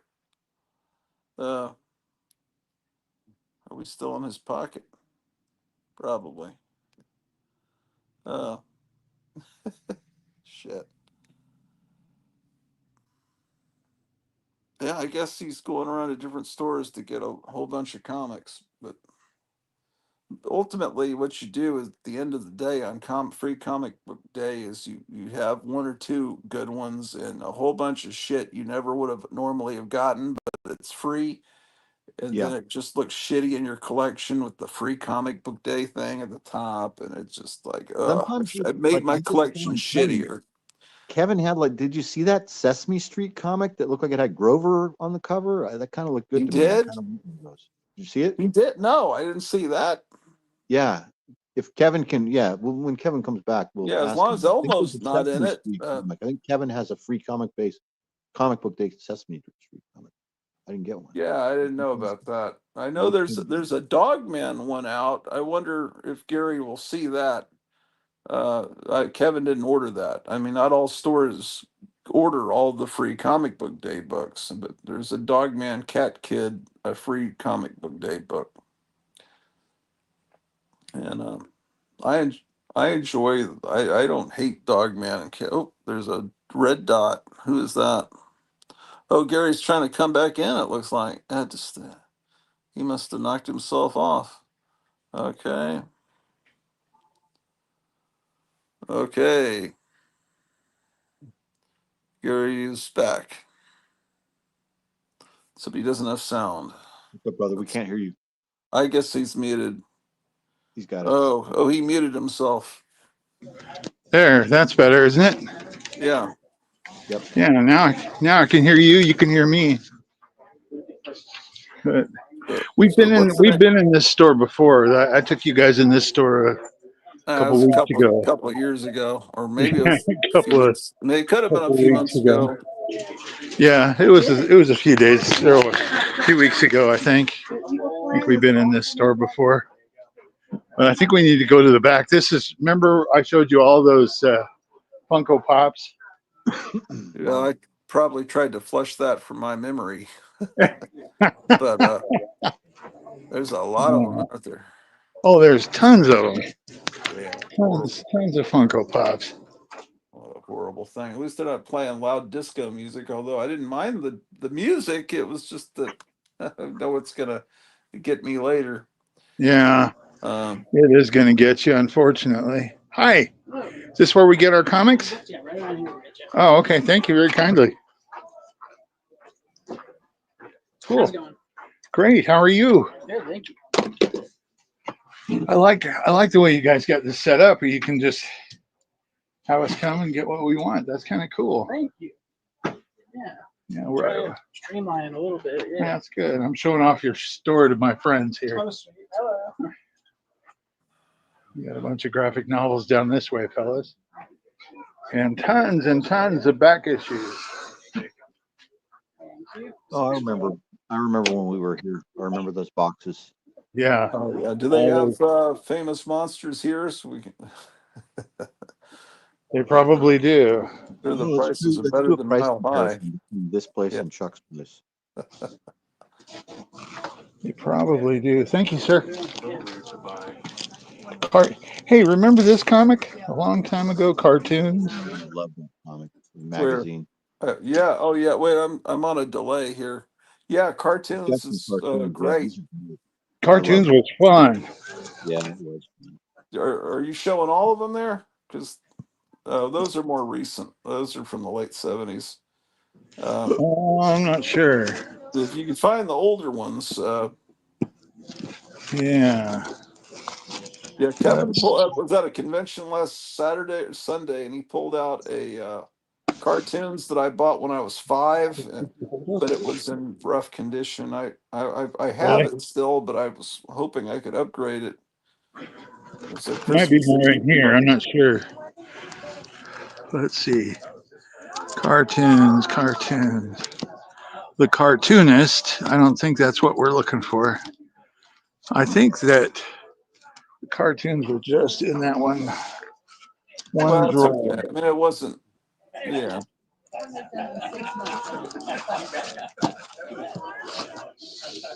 I don't know what they might have. They might have old issues of Sick from the 60s. Oh, they might. We could look for those. Those are kind of hard to find. Let me set you down here for just a second. I'm really thinking that I want to find some kind of headband thing that I want to put on my head and make it so that I can. Yeah, no, those issues of cartoons aren't really old enough to be interesting. No. What was the name of the Sick? Is that what you said? Yeah. Well, I have no idea what these people could have. The fact that they have issues of cartoons makes me think they might have obscure things. Yeah, they might. Let's Most look comic up. stores would never have that out on the floor. Yeah. Ooh, the demon. That's interesting. That's a good Jack Kirby comic right there. That's cool. $45 though. I have that issue, but I don't know. Maybe it's worth that. It could be. I have no Could be. clue. $10 for about 20 years ago. I'm gonna go look here again, see if we can find Sick. How much was it 20 years ago? Oh, I think it was 10, maybe 8 even. Oh yeah, yeah.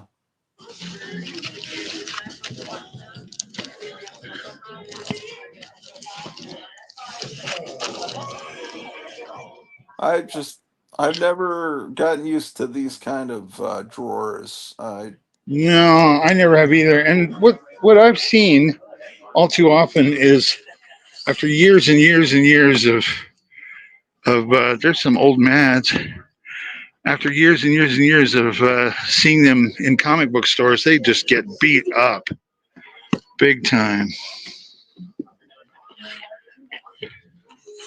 Well, there's some stores that have them in metal cabinets where they come out in drawers, and I don't like that either.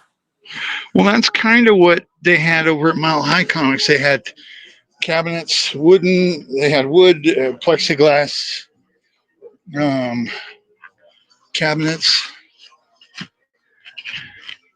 Yeah. Have things calmed down a little bit? Have things have kind of gotten a little bit tired now, or what? What do you mean? Well, I mean, are they? Before you were saying there was nothing going on. You guys weren't really doing anything, or things.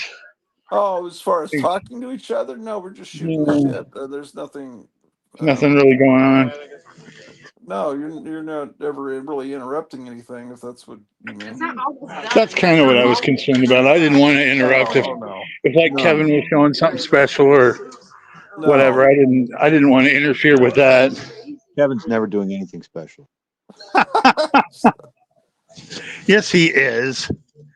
Let's see here.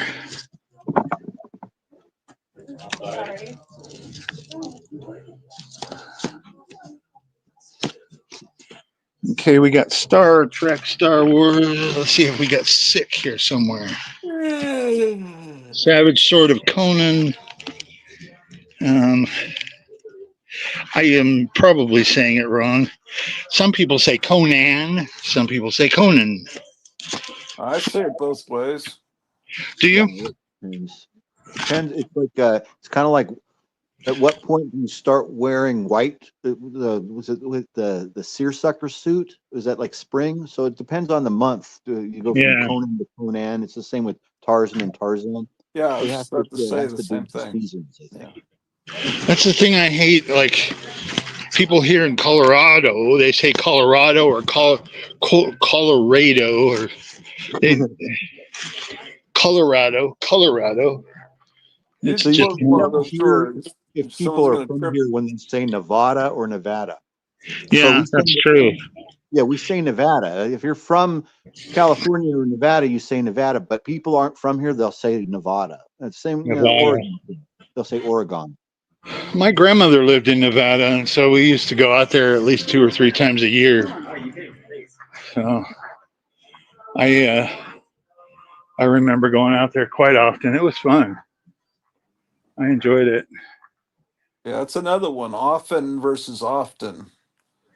Yes, that's true. Often, my son said either as opposed to either, You which can I say it thought, either way, you know. which I thought was kind of strange because I'd never heard a young man his age say either. You know, I don't like that either. Usually is what they say, but he said either, which just kind of surprised me. Yeah. There was a song about that. Either, either, neither, neither. Let's call the whole thing off. Yeah. Let's call the whole Tomato, thing tomato. on. That's true. Let's see what books they think are worthy of putting up on display. Well, That that'll was tell a Harry lot. Colonic Jr. I think that's who that was. What's that? Harry Colonic Jr. sang that song on that When Harry Met Sally movie. Yeah. Let's All see the a kids rhyme got or into swing reason. dancing. Remember that they were doing swing dancing lessons at the Y? Ugh, God. These are a little bit more recent, I believe. I don't think they're old. What's interesting is I've been really kind of curious about the original Teenage Mutant Ninja Turtle comics by Yeah. what's her name, Eastman and Laird. Yeah, me too. I'd never gotten into those, and I've heard that they're actually really good. So I had And only read the first issue, and when it first came out, but then I didn't read any of the others. I didn't read any of it when it first came out, but I read the first issue probably in the mid '90s. But that yeah, was it. But then recently, a couple of years ago, I bought like it might be Dark Horse or something. I bought like a compendium that it's like a omnibus type thing, and there's like the different volumes. I just have volume 1, so it's like the first 300 or 400 pages in yeah. order of the original black and white comics, and it's still in black and white. It looks really good, but I haven't read it yet. But it has a real Well, nice look to it. But my kid is really into it. He has all of them, and he's read them all. the original. Well, that was the thing. I kind of wasn't too interested in Teenage Mutant Ninja Turtles because it was kind of a little too. I felt like it was a little too juvenile when it was popular. When just I didn't looked buy into it, but then the Eastman and Liard ones seemed a little bit more grittier, a little more rough. Yeah, I think that at the beginning it was an homage to Frank Miller's Daredevil. Oh, it was. Okay. Okay. Well, I thought it was X-Men and Ronin mashed together. I think it's more Daredevil than those other things, but I could be wrong. It could be. It just, to me, that's the art in Ronin. But,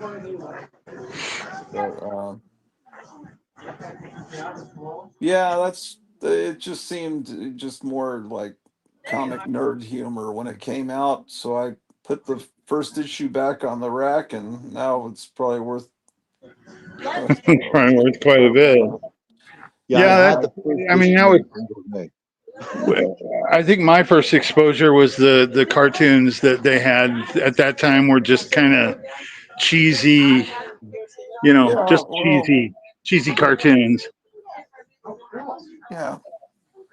So I didn't see any of it. I didn't see the comics or the cartoons until I had already seen the merchandising because I was overseas. So I was living in Korea at the time, and all the T-shirts and the toys and the kids' products started showing up. There on the markets. On the street. I lived like near the downtown Seoul, and so in this neighborhood where they sold all of this black market merchandise. It's not even the real stuff, right?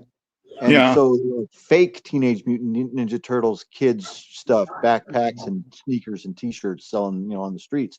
I didn't know what it was, and so it wasn't until I came back to the States that I kind of figured it out, and that I saw that it was a black and white comic, and I kind of heard about it.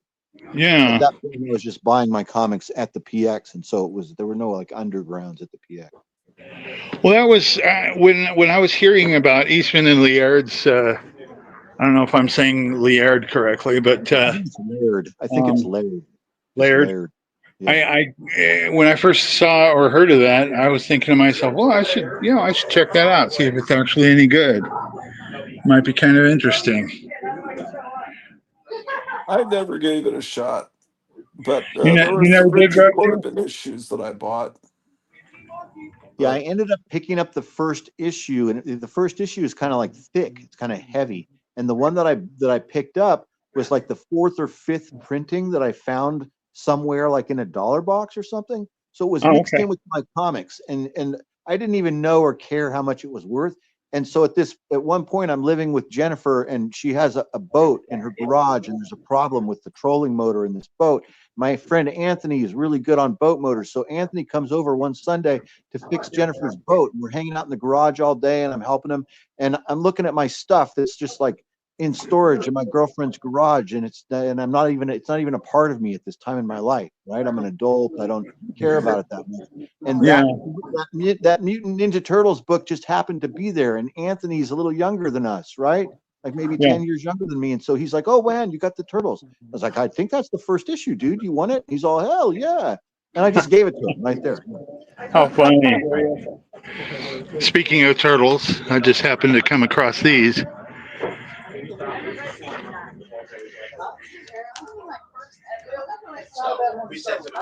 This looks like the Eastman and Liard stuff, sort of. A little bit more gritty, a little bit more hard. Yeah, well. So I kind of like. You'd say what? I'd save my money. Maybe go to the library. Go to the library and check out some graphic novels. You're getting too open to spending money on things. Spending money on things you definitely don't want. Werewolf by Night for appropriate audiences. Yeah, that's waste of your time. Is it? They put they paint some extra blood on some of the pages, then seal it up. It's just it's a ridiculous little ploy to get you to buy it. Yeah, it's like giving you a barf bag when you go into the movie. You know, it's a gimmick. It's a stupid gimmick. It's Barf bags of going to the movie. That's funny. yeah, they used to do that with something like Mark of the Devil and. Well, I remember, gosh, Nightmare on Elm Street. When Nightmare on Elm Street first came out, I remember that there was a lot of people that just thought that was over the top. Over the top. Gary, you just pan past something that you should be looking at. There's a facsimile of More Fun Comics up there, but go back to your right. That's what you ought to get. It's not Teenage Mutant Ninja Turtles. Look at that facsimile at the top. $50 or something too. That's nice. Yeah, that's what you should get, man. That's the new someone they've got a foil cover. That's funny. Yeah, speaking of which, I'm gonna go check the mail. I'll be right back. My Fun Comics might be in the mail right now. Hey, that's interesting. Yeah. This is I don't have it. It's the first Dr. Fate, I think, and the first some other here too. It says the smashing two-fisted exploits of Dr. Fate. Yeah, that's what you get. That story in there was reprinted in that Jules Pfeiffer, The Great Comic Book Heroes hardback. And so that was the first time I ever read all those characters, right? And so it's like the origin of Superman, Batman, Submariner, Human Torch. And anyway, the spirit is in that that book, and so I read that spirit story over and over again because it was almost like the best one. It's like a horror origin story. And when I was like 10, I read that over and over. Your friend, those Eastman and Laird books are not cheap, and they're usually pretty expensive. Yeah, I don't doubt it.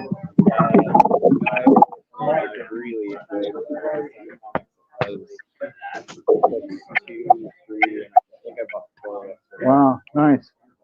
Yeah, I'll be checking it out. It's a good read. Yeah, that is like but can be kind of expensive. I mean, for those books, not really, but yeah. Well, thanks for the advice. Thank you. Sorry, fellas. You still there?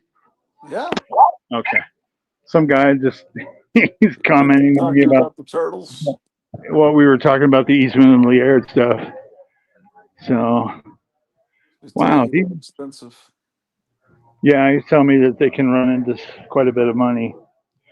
I was planning on just going to my local bookstore, and I've seen them there. Yeah. Over my local Barnes and Noble, and I've seen the Laird, Eastman and Laird things there. Oh, check it out, Count Chocula. Count Chocula, Tony the Tiger. That's funny. Well, we're in Funko Pop land. Yeah.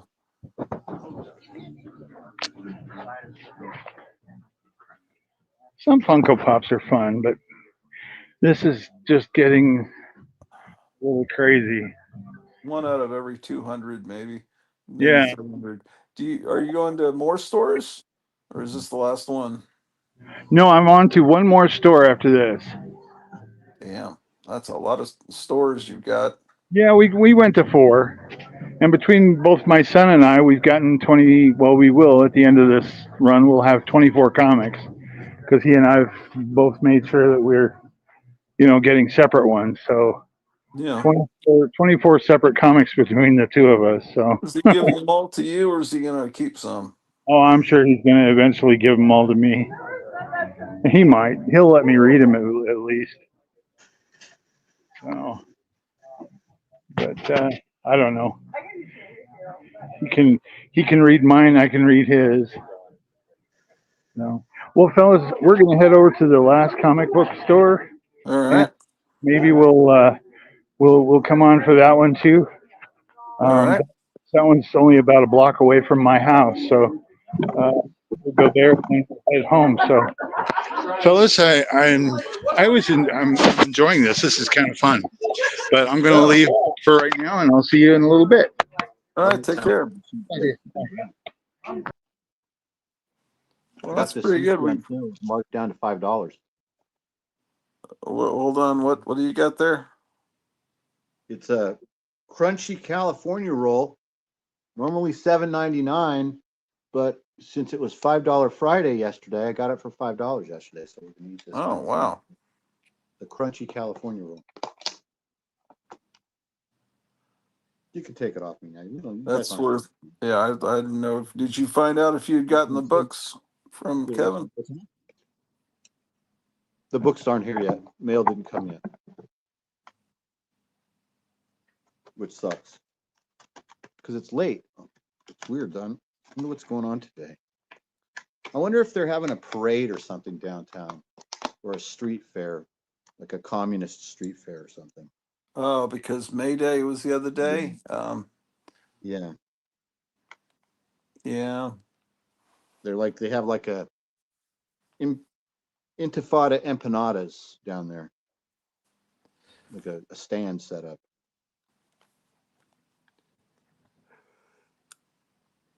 A pole potluck. You can bring anything. Yeah. There's a bread line for everyone.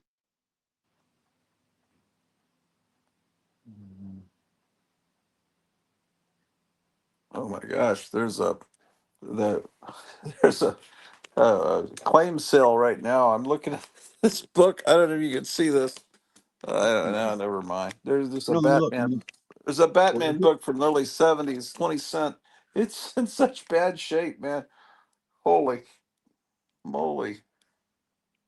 what is it, like a $2 claim or $1 claim? Oh, the cover's almost completely detached. Bottom staple's barely holding on the front, and the back staple's barely holding on. It's $3 claim sale. I would say this is a 50-cent comic. Although it's I don't even think I've ever seen that one. Batman's holding a newspaper saying Bruce Wayne was murdered. It's at 20 cents. Sometimes when comics are beat up like that, for $3 or $2 or $1, it's kind of a good deal if you have a artistic intent. Like somebody like John Gores can take a beat up, tore up comic and cut that up into different pieces and collage it and use it on individual pieces of art or postcards or all kinds of things he could do with something like that. I don't think that one's in bad enough shape to do that with it, but it's below my standards. There's a gold key Woody Woodpecker. This claim sale's been going on for a long time. Let's see how long.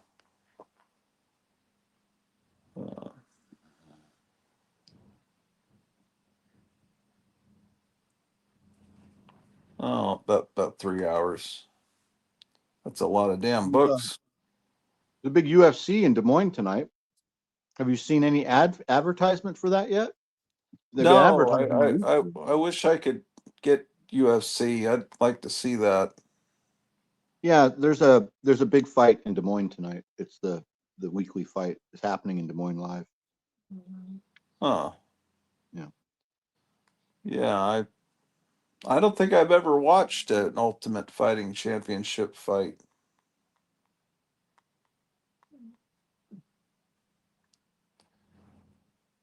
Yeah, I mean, there's so much I hate about what's in comic book stores that Gary's a lot more open to things than I am. It's like, what? you but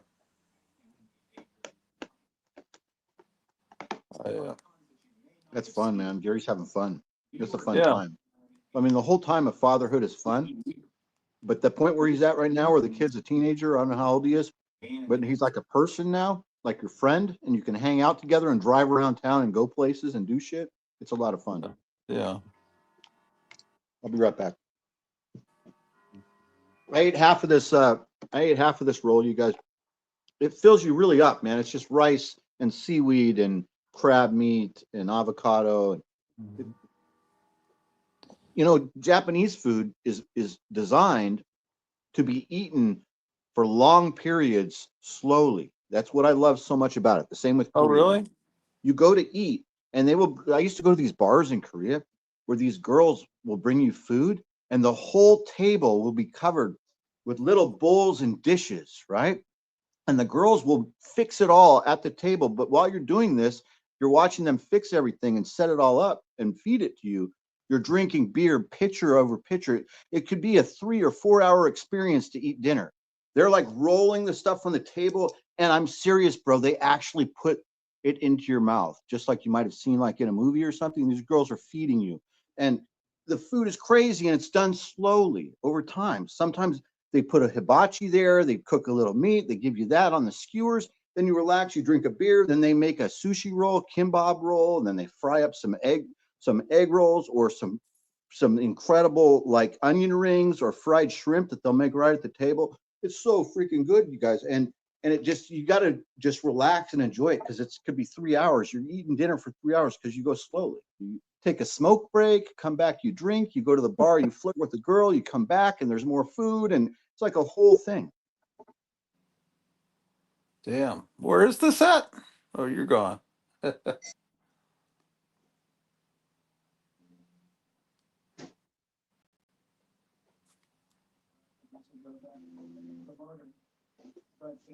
we're going to find out whether or not somebody's allowed to do that. I think it's This a Trump thing is not live.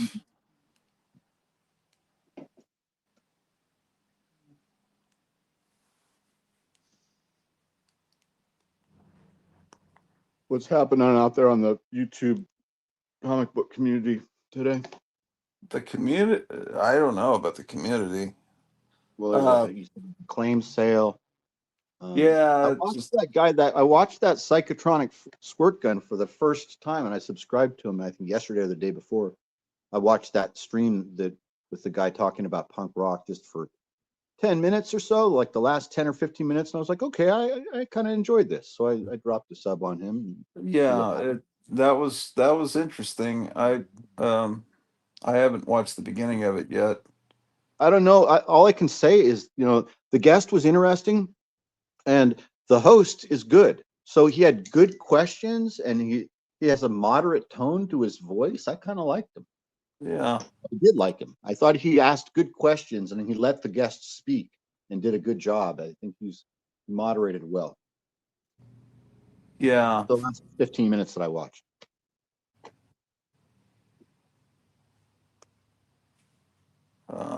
But that's that Sticky Goose. I've watched, so I don't usually last more than 5 or 10 minutes with his video. But Right. recently I watched one almost the entire video where he did a list of the 5 types of comic book collectors or something like that. Yeah, I saw that. Well, he's really, so it's not enjoyable. He's not a charismatic gentleman. I mean, I'm not that I'm charismatic or anything. I'm just saying that he's not likable to me.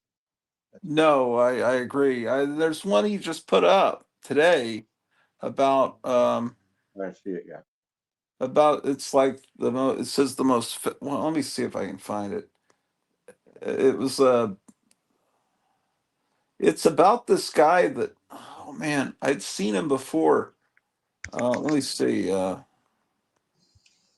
Remember what's that guy? What is his name? I like Pops or something. What's the I can't. He doesn't The pop guy up in on my. Manhattan, the little guy in Manhattan Yeah, with the little beard. I love Pops or something. I like it.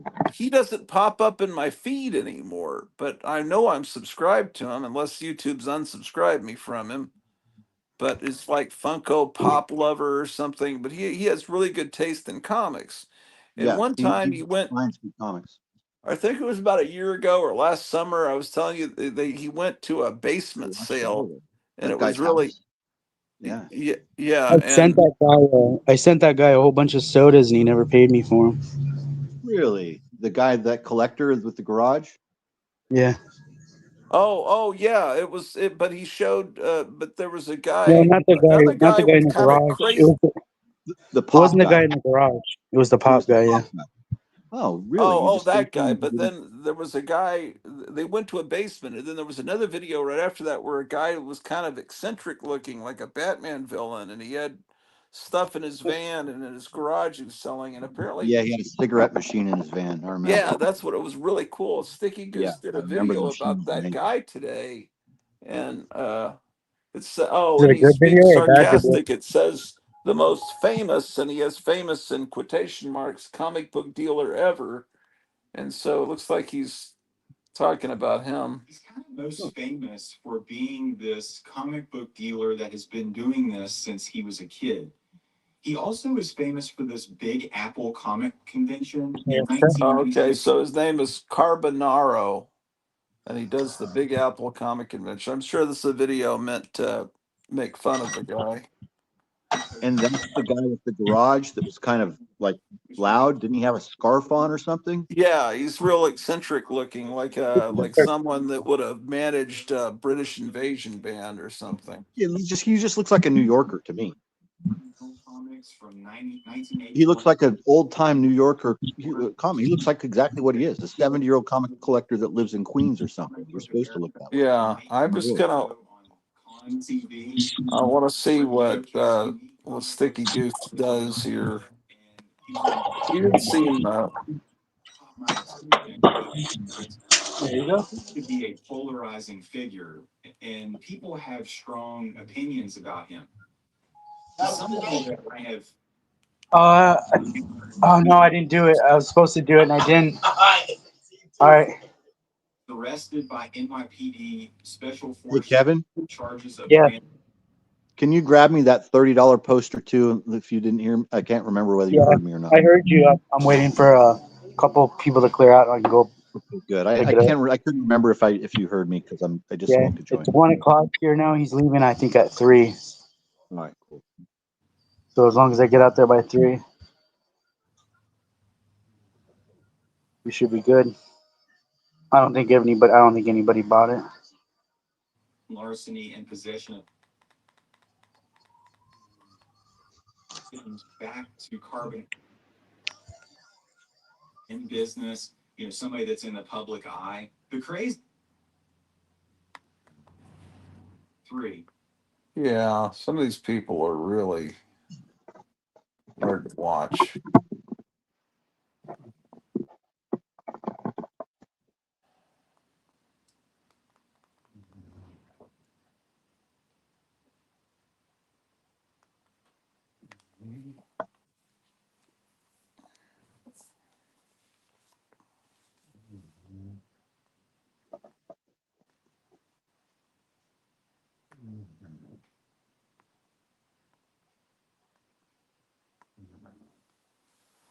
See what time it is here.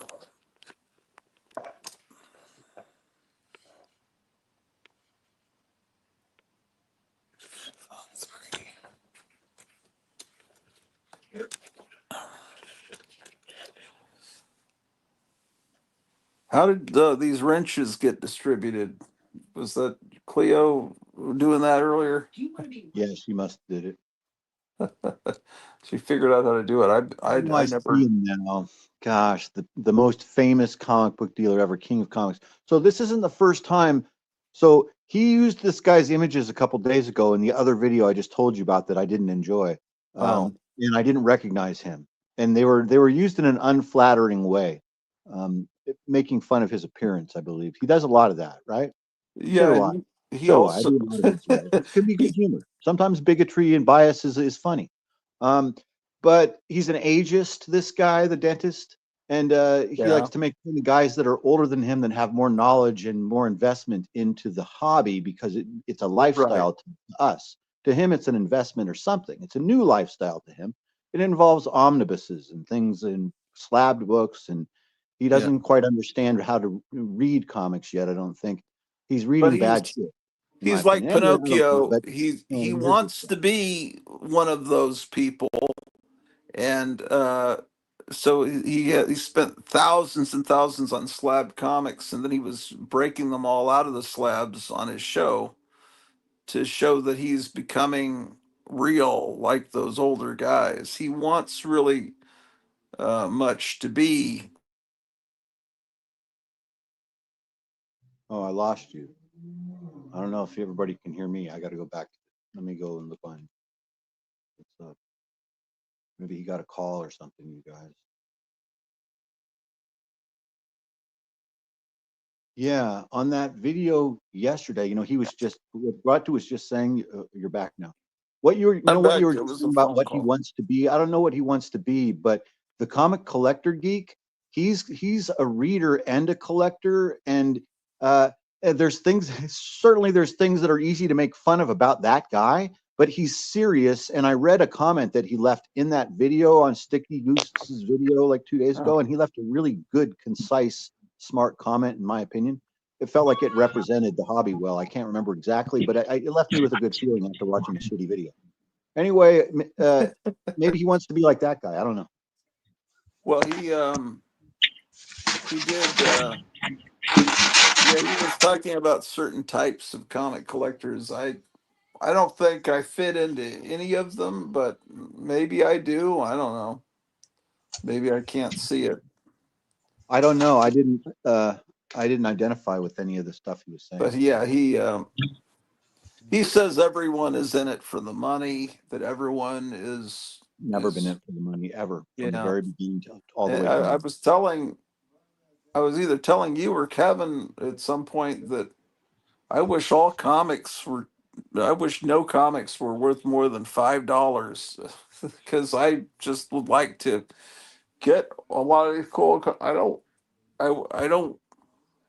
don't care, man. I just. How does it make you feel? So you've posted a couple recent pictures on Instagram that are from the 1950s, and it's these young men, like adolescents or teenagers, that have stacks and stacks of unbagged golden age comic books, whole collections that you can tell are their reading material. So isn't that how does that make you feel when you see those pictures that you posted? That makes me feel great seeing the way that's the way I remember being that before comics and bags were something I was aware of. Yeah, you put your comics in the closet in stacks, and then you would start putting them upright on a shelf. My comic collection used to fit in this secretary back here that I've had since.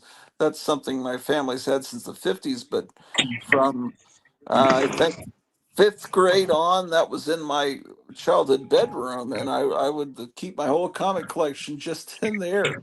And it would have been equivalent of maybe about 4 short boxes worth of comics on the shelves there. And let's go back to this. Meyer, you want the $30 one? Yes, please. I do want that. Yeah, you want to see adult wacky?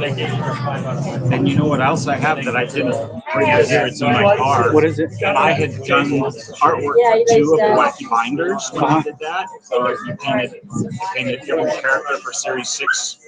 Series 6 binder and Series 10. So I've got like posters of that. Little, like 11 by 17 versions of each of those. That's cool. Binder art, so I can bring That those sounds out. good. Oh,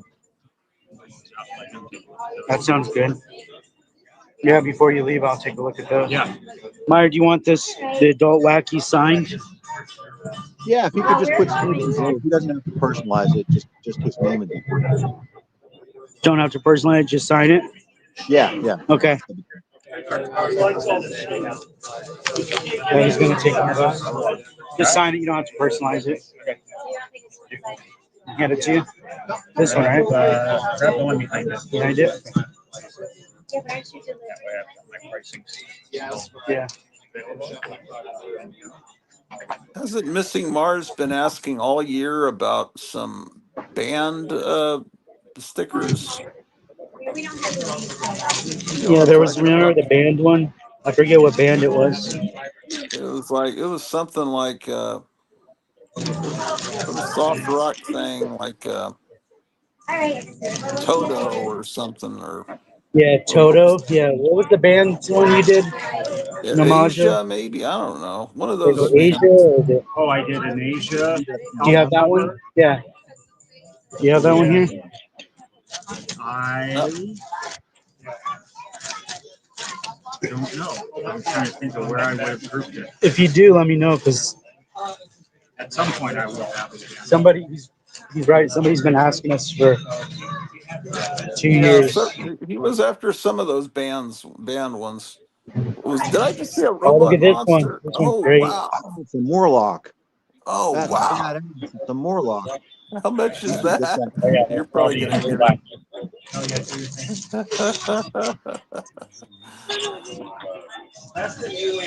There's a robot monster there, that yellow one, is there? Yeah. Cool, Yeah, thank you. I'll come back. Don't leave without me talking to you before you leave. Is your shift till 3? Okay.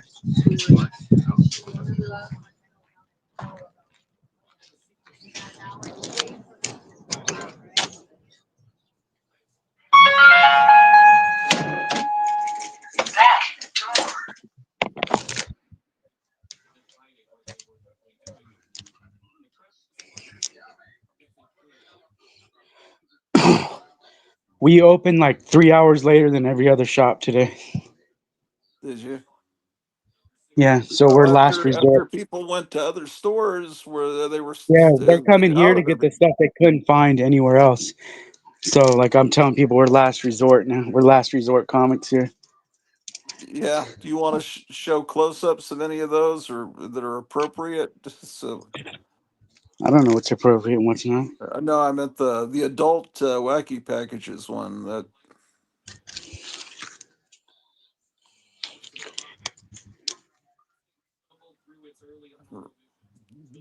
Oh, I saw something that's not appropriate.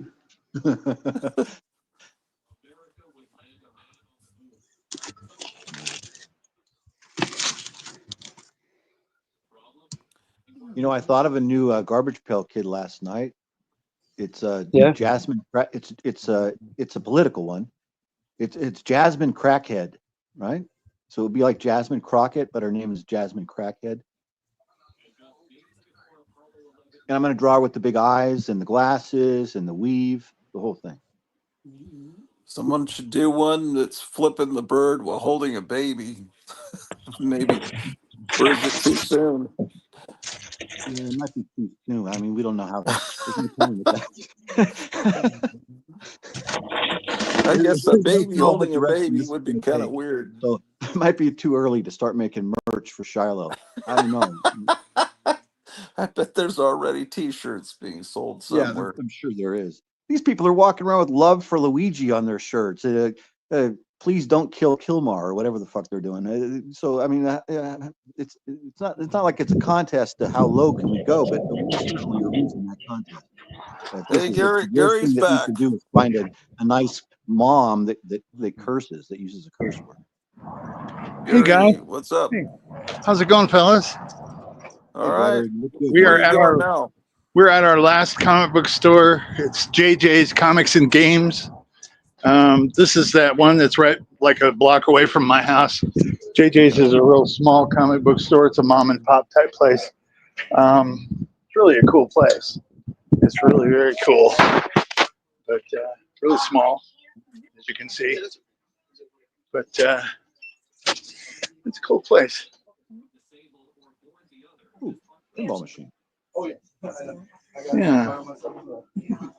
Dungeons and Dragons. I know, Dungeons and Dragons pinball. Ooh, and I can play for free if I want.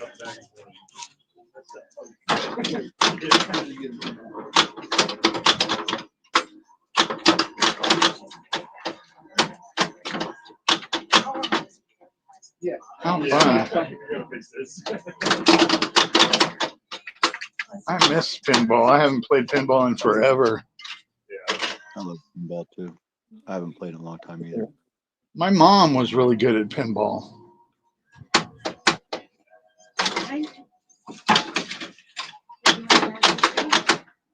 Aw, that one I had a sucked. buddy who was really good, who had a full size machine in his bedroom when I was in high Yeah. school.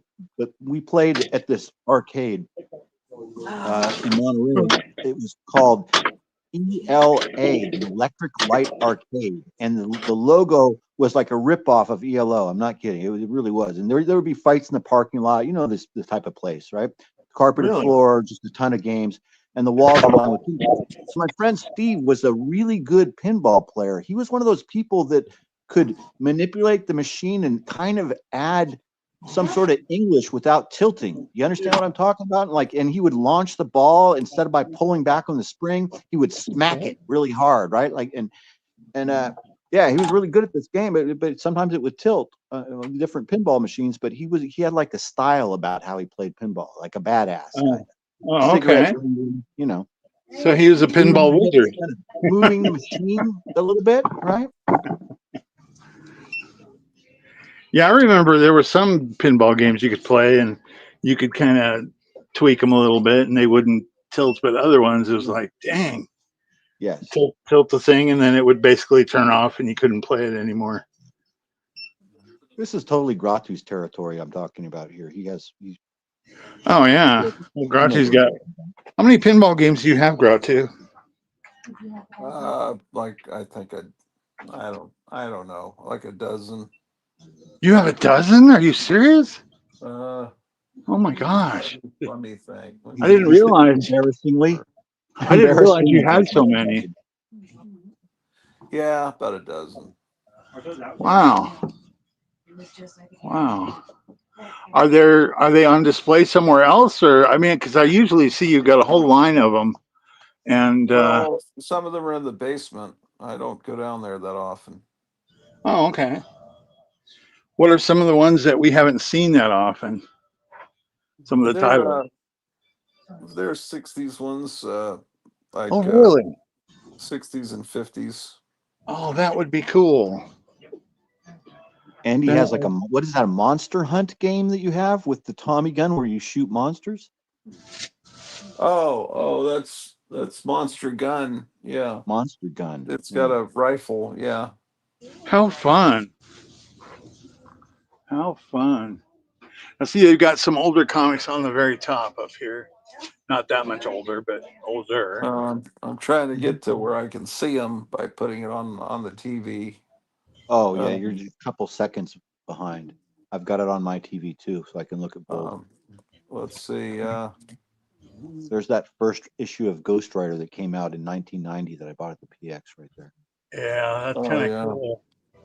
Yeah, I don't know if I ever bought that. It didn't look right to me because I was used to the 70s one.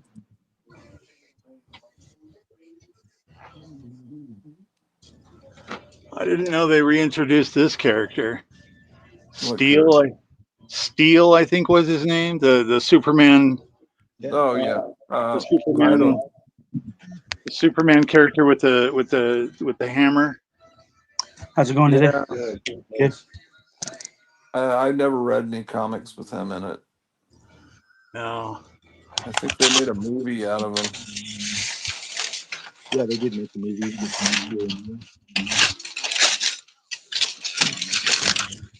Yeah,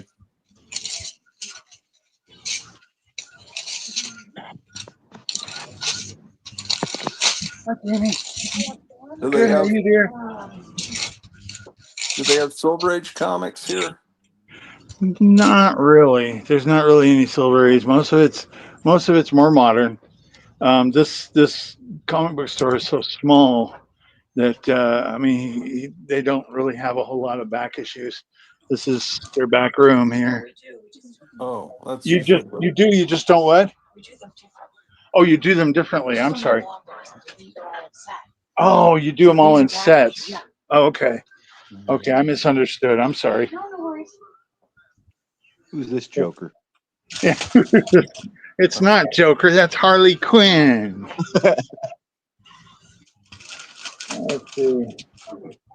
Here we go. Free comic book day stuff. What was she saying was in sets? She was saying that the back issues that they have are in sets like this. Like, I mean, you want Aquaman, Green Arrow, complete set. You know, she's got them in complete sets, which is actually kind of cool. A little pricey. I mean, this Batman one is $608 to $625, and $134. I mean, that's just some different ones. But they're that's how they do their back issues. They don't do necessarily. There's not boxes and. No, they don't have boxes of the comics. People were walking past. I just ordered this new. I just remembered right now. I just ordered this new big coffee table book by Johnny Ryan. It's called Barely Human. It's big. It's like one of those $50 books, and it looks amazing. It's just so we'll be able to look at that hopefully soon. Maybe I'll make a video Oh, about it. that'd be cool. I'd like to see that. Yeah, the guy's really talented. It's funny stuff. A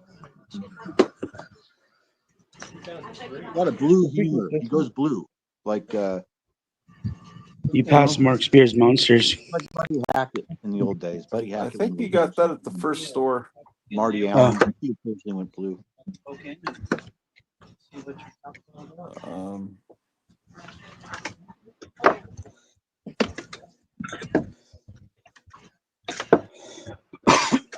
There's a free comic book day, Conan. Yeah. That's one of the ones Kevin pulled for me. Is it? Yeah. I had Superman, Conan, Archie, and the Monsters book pulled. Oh yeah, And this the Will Eisner. monster. There's a Will Eisner. There's a old Dell comic to your right. They do have some older comics. Well, they do have some. They do have some in this box here. They do have some. Oh, nice. Well, okay. Yeah, this is where the good stuff is, then. Yeah. Oh, okay. Those are kind of common. Yeah, the good stuff's where, you said? On the wall. On the walls, yeah. Yeah, the good stuff's on the walls is what she said. On the, but You do get gold and what? You get gold and silver, they just don't last. Oh, she said they do get gold and silver, they just don't last very long. Okay. That one's kind of a cool one. What do you think of that one? Which Mickey one? Mouse and the Black Sorry, Sorcerer. I'm on a delay. Yeah, that's neat. That's cool. I haven't seen that before. That's kind of cool. That's a Dell. Yeah, that is really nice. What is it priced at? They have that price at $29.99. Okay. Basically free. This one looks interesting. Tom Corbett's Space Cadet. Oh yeah. $14.99. That's a really cool cover. It's like you're looking in through the porthole of the spaceship. Yeah, that's cool. And I think I bought that like 10 years ago for like $2 on my comic shop. Really? Yeah, like 5 or 10 years ago, people cared about Dell even less than they do now for some reason, and it was really inexpensive. Huh. Lost in Space, Space Family Robinson for $6.99. That's not bad. Well, these are fun. Authentic. I like all this stuff. This is Authentic police cases. oh, nice. And then, for me, when it comes to buying stuff like this, like affordable golden age or affordable bronze or even silver sometimes, but silver's not as affordable as certain brands of gold. But when I make price comparisons between the cost of a regular monthly comic, which might be $3.99, $4.99, $5.99, even sometimes $6.99 for an annual or something like a magazine. But when I can make a price comparison where I can, for the same price, if I look at the rack and there's really nothing I'm interested in, and then I can think, well, gee, I could buy one of these old Dells or something, or this old Charlton for the same price as a new comic, I'm all over that. And that's the attraction. That was the initial attraction for me to buying inexpensive golden age stuff. Sure. Because I couldn't find anything new that I wanted to buy. And then when I discovered on my comic shop that I could find golden age Dell comics for the same price as a new comic per comic or less, I was like, that's how I started buying 4-color and started my 4-color collection. That's a smart way to do it. The smart way. You guys seen this one before? The Texan? No, I've never seen that. But no. That's a nice looking horse. Apple. That's kind of wild. That's kind of cool. Paint. I imagine it's based on some TV show or something. Buckskin. Probably a TV show. Who was it? Who was it that collected all those Western comics? Who was it in our little group that did that? There's a lot of the guys that collect them. Check this Tarzan out. That's really cool. Yeah. Oh, that's a great How you doing? cover. Isn't that an awesome cover? I used to have that cover hanging up in my kitchen. And every time I would do the dishes, I would look at that cover, and it puts you in a good mood because Tarzan's hanging with the monkeys, and they're doling out bananas. Look at how happy they are. Everybody Yeah, else is everyone's so happy. It's really a cool cover. beautiful paint. Yeah. You know if you have any questions. There's a nice one. I think that's Johnny Weissmuller on the cover there. That's Lex Barker. Oh, it is? Okay, never mind. John Weissmuller. That's kind of cool. Where he's in the dinosaur age. What's the price? The price on that is $34.99. That's an early issue. Like that might be a 4-color issue. It's not even Tarzan yet. At that point, it's still 4-color. That's cool. That's really cool. Depending on the condition, I've never seen that book in person before like that. That's a really cool book. $35 for it.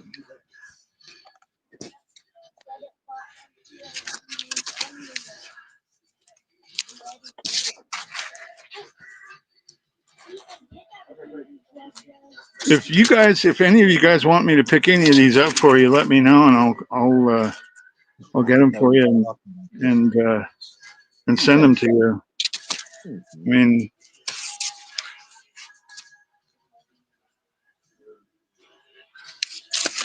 I'm just saying, if you guys see something going, hey, I want that.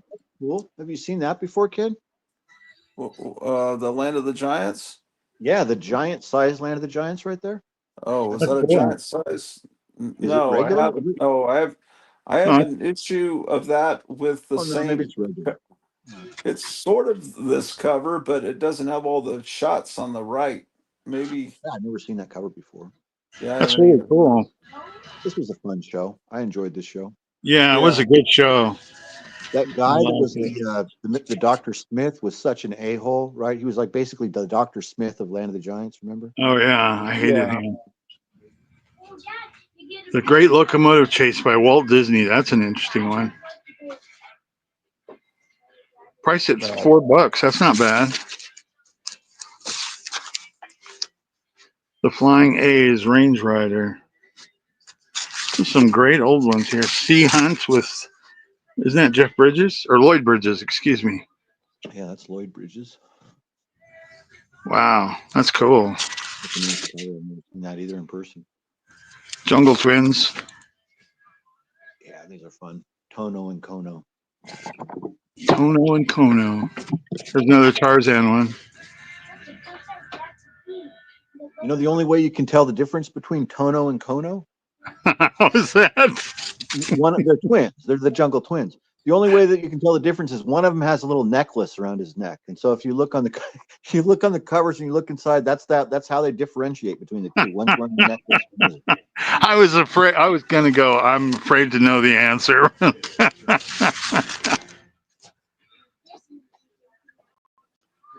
That's kind of cool. Ben Casey. I remember that show. Life with Archie.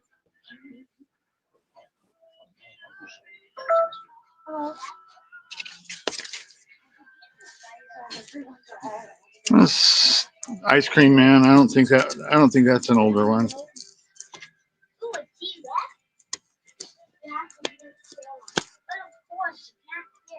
Philadelphia. I don't think I've heard of that one. A movie with Tom Hanks? Not Philadelphia, Philadelphia. It looks like a vampire story.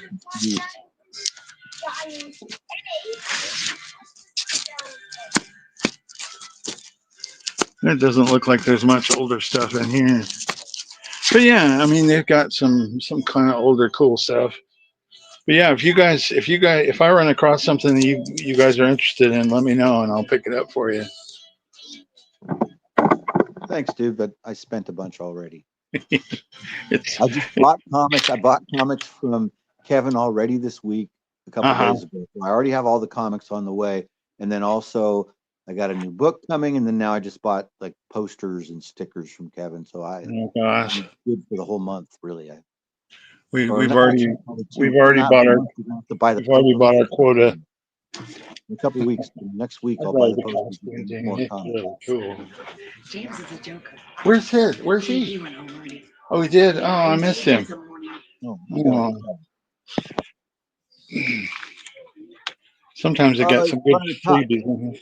Friar Tuck just got back from my local. You should come on, Tuck, and tell us what it was like and show what you got. Yeah, I'm on I a didn't blog see every the once in a while with message. What comic did he collectors. just comment? So I've been showing them all the different comic book stores nearby, and we've been doing the free comic book day thing. So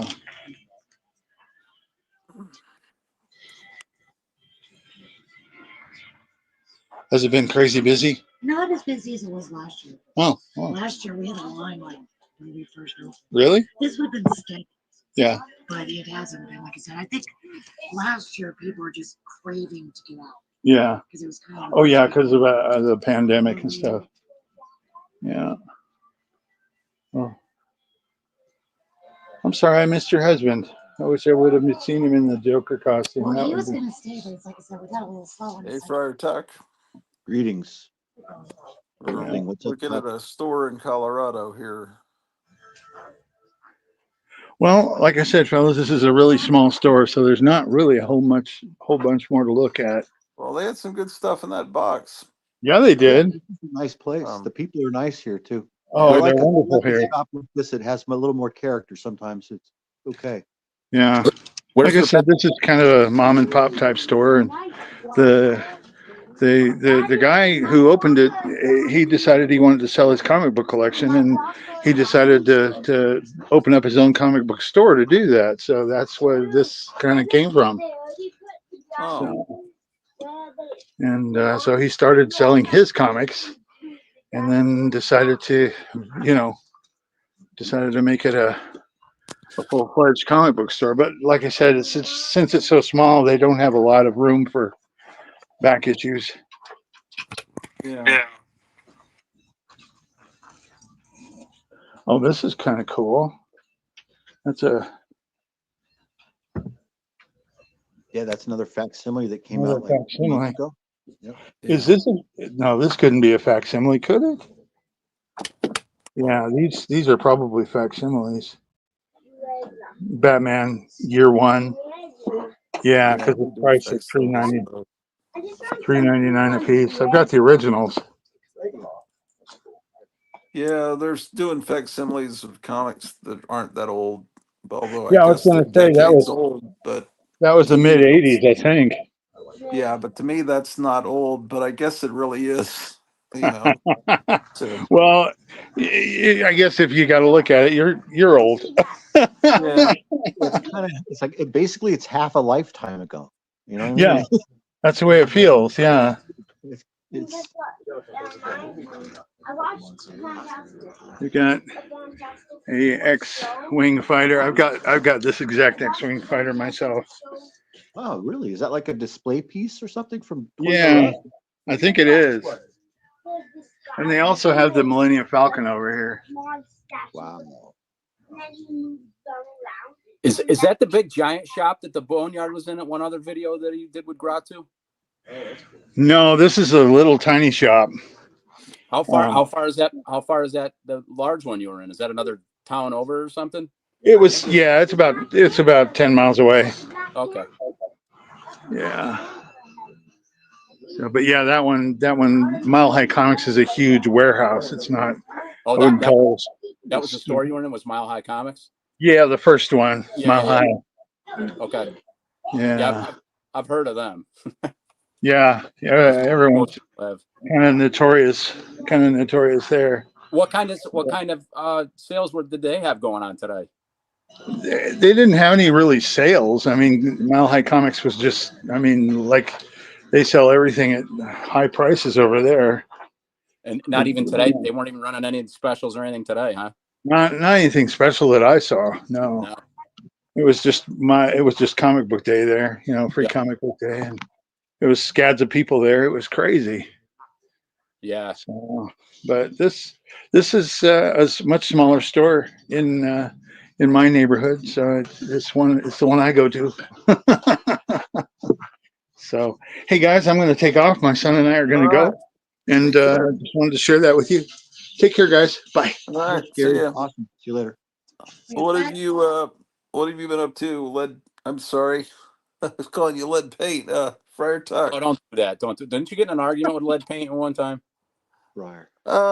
Well, he not really. He just No. insulted people. He Oh, made fun of Gary and Oh yeah. That Dr. was him. Five, some Yeah, that was people. him. It's all right. just You know. minor feuding, maybe not even feuding. It's not All right, really an argument. disagreement. Not really. A Yeah, I disagreement. mean, I always he sent me free stuff. He was always a nice guy to me, but he started insulting people on the show. So I don't know.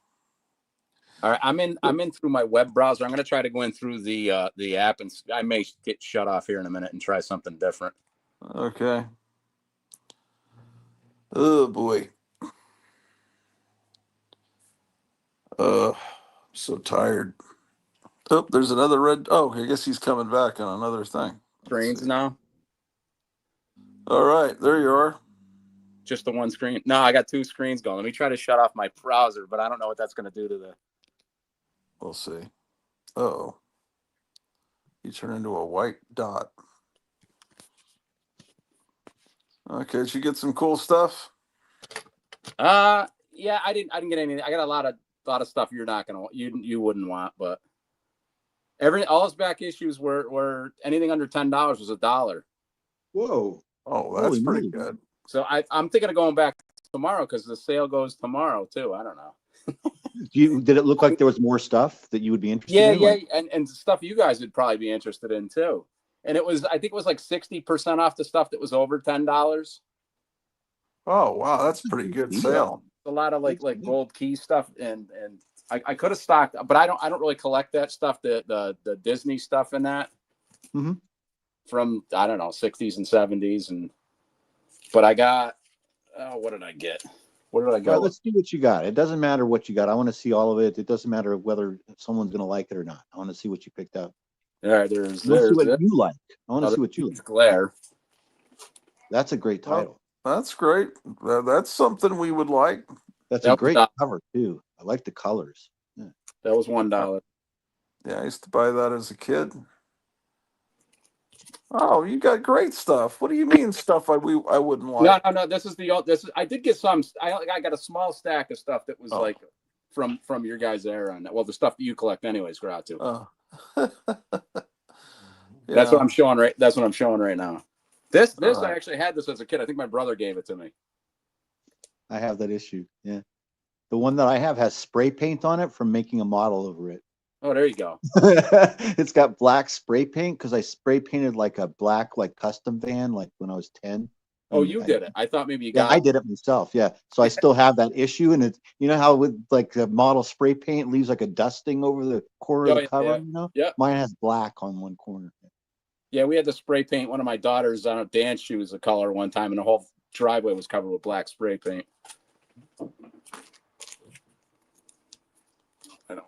There's a huge glare with this light. Yeah, that's nice. I can see it. Yeah, that's good. Like I said, everything else is, well, this is 35 cents. Oh, I have that issue. I remember buying it. I liked that time period when Mike Grell was doing that, right? Yeah. What was the one here? Oh, I had to pay like $6 for this, but I don't know why. I couldn't tell you. I don't know if it's a controversial issue or first appearance or something. I have no idea. I didn't have it, so that's the only thing I paid up for. Everything else was under $1 or less.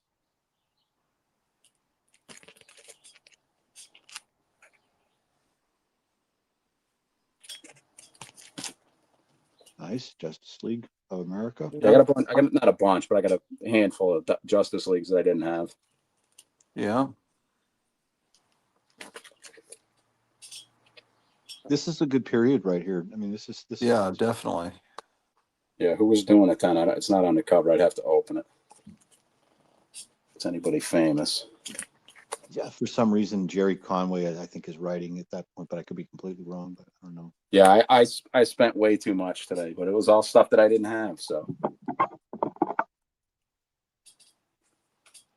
Well, the free comic book day did what it's supposed to do. Got Yeah, you and in this to is all spend money. reading. These are all reading comics. I mean, this is all stuff that that you bought to read. It's really fun for a cheap price. I don't know what's going on the bottom there. It's a big guy with a giant brain. So, like you just said, Gratu. So the shop that Tuck went to, their sales technique clearly worked. He's got a stack full of comics and stuff. But if you went to Mile High Comics today, you might not leave with anything except for 3 free comic books because everything was overpriced. Yeah, free. I can't remember the other. Like I said, 60% off. There was a percentage off, like supplies, bags, and boards and stuff, and boxes. But they did it up. People are gonna clean out what he had. I waited to go up. He opened 10 o'clock this morning, and I was hearing horror stories of lines around the block to get into the place, and that not for this year, but last year. So I waited to go. Like around 1 o'clock or so.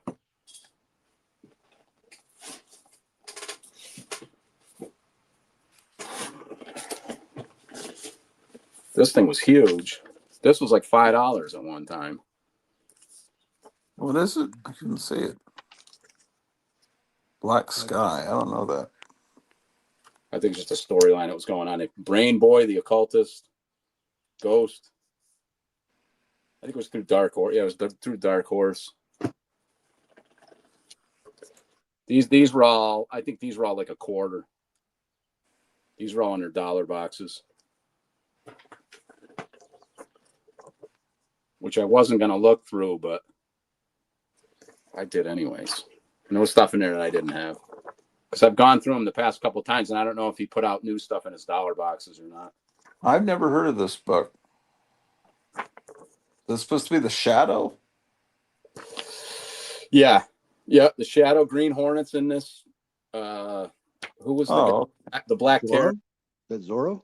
It looked like Zorro. Oh, I see that. Who's this other guy? I don't know who this other guy is.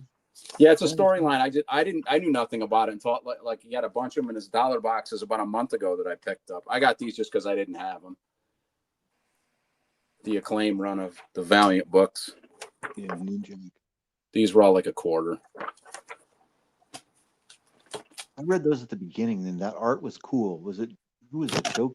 Who did that art? I want to say Joe Quesada was involved at that, or with Ninja. The first couple issues of Ninja. Kurt Busiek. It was good, man. I liked it. The art was cool looking at the time. Neil Vokes. This is the only thing I didn't like. I think it's bashed really bad when Acclaim bought him out or whatever. But that was the only thing. I didn't care for that. I didn't care for what was the other title? Trinity Angels was another one, and then there was something else. I can't remember that I didn't care for, and Ninjak I didn't care for. But I liked what they did with Magnus and the Time Walkers. They kind of combined the like Ivar and Geomancer and who's the guy with that armor with the Exo Manowar. Yeah, Exo Manowar. Yeah, he was that was okay too. That was okay what they did, what Acclaim did, what I thought anyways. But these are Green Lanterns that I needed for volume 2. Like I said, these were all $1. It's got like $5 cover prices on these. I almost bought some of these a month ago because I didn't know about what kind of sales they did up there on Free Comic Book Day, and I waited.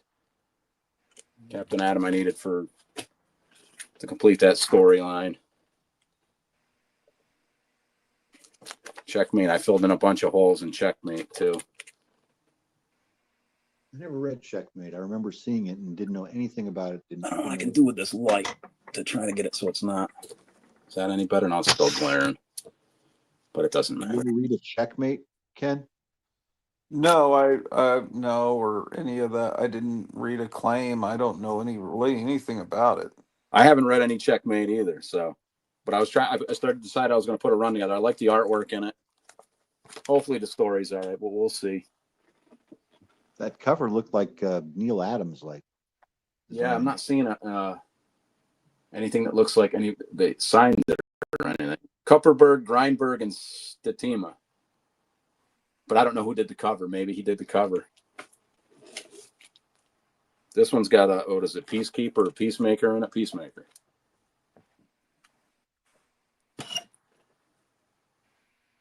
Peacemaker's in there. I didn't even know Checkmate was like in the DC superhero universe. Yeah, he crossed over with I think Suicide Squad and a couple different storylines too, and Teen Titans, something like that. I got these Chronoses. I really liked these when these came out. It's like a time traveler in the DC universe. He was a bad guy, I think, in Superman, one of the Supermans or something.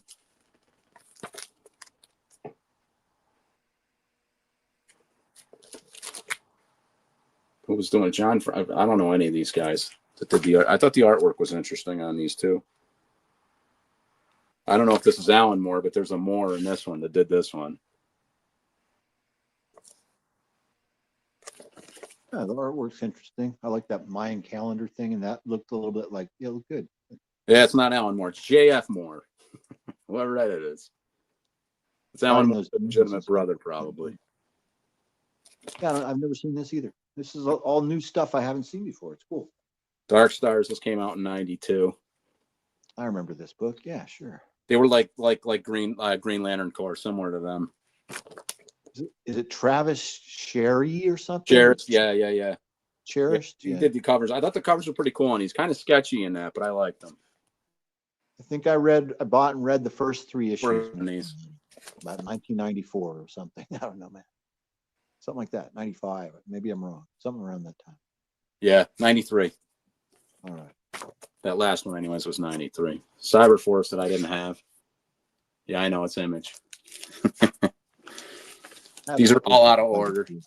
But I like that guy's art too. Cyberforce too. I found this interesting too. I had these at one time and I sold them. I had like the first 10 issues. I sold them or traded them. Got these when these originally came out, to 99. Mark Silvestri. That's who did Cyberforce, I think. Okay. Yeah. Yeah, I actually found years ago in another comic book store near me, I found an autographed copy that was in their dollar boxes. Cyberforce. He had autographed it, and there's a little card in the back of it and everything. Oh, that's great fun. I said they probably didn't even know what they had or didn't care. This guy's pretty cool. He dies and he comes back with like superpowers. I can't remember the complete story. Superpower, like he could have Superman's like heat vision or whatever type thing at one time. He could have Flash's speed in another issue. Every time he dies, he comes back. And the guy, Geis, originally came up. He developed this guy. The guy that just died. Yeah, Butch Geis. Yeah, he's the one that came up with the idea for a Resurrection Man. And he's done. I think he did the artwork and everything in it. Or what is he? He's an artist, right? He's not a writer. Yeah, penciler. These, I got quite a few of these. Yeah, I didn't even look through like their Batmans and that.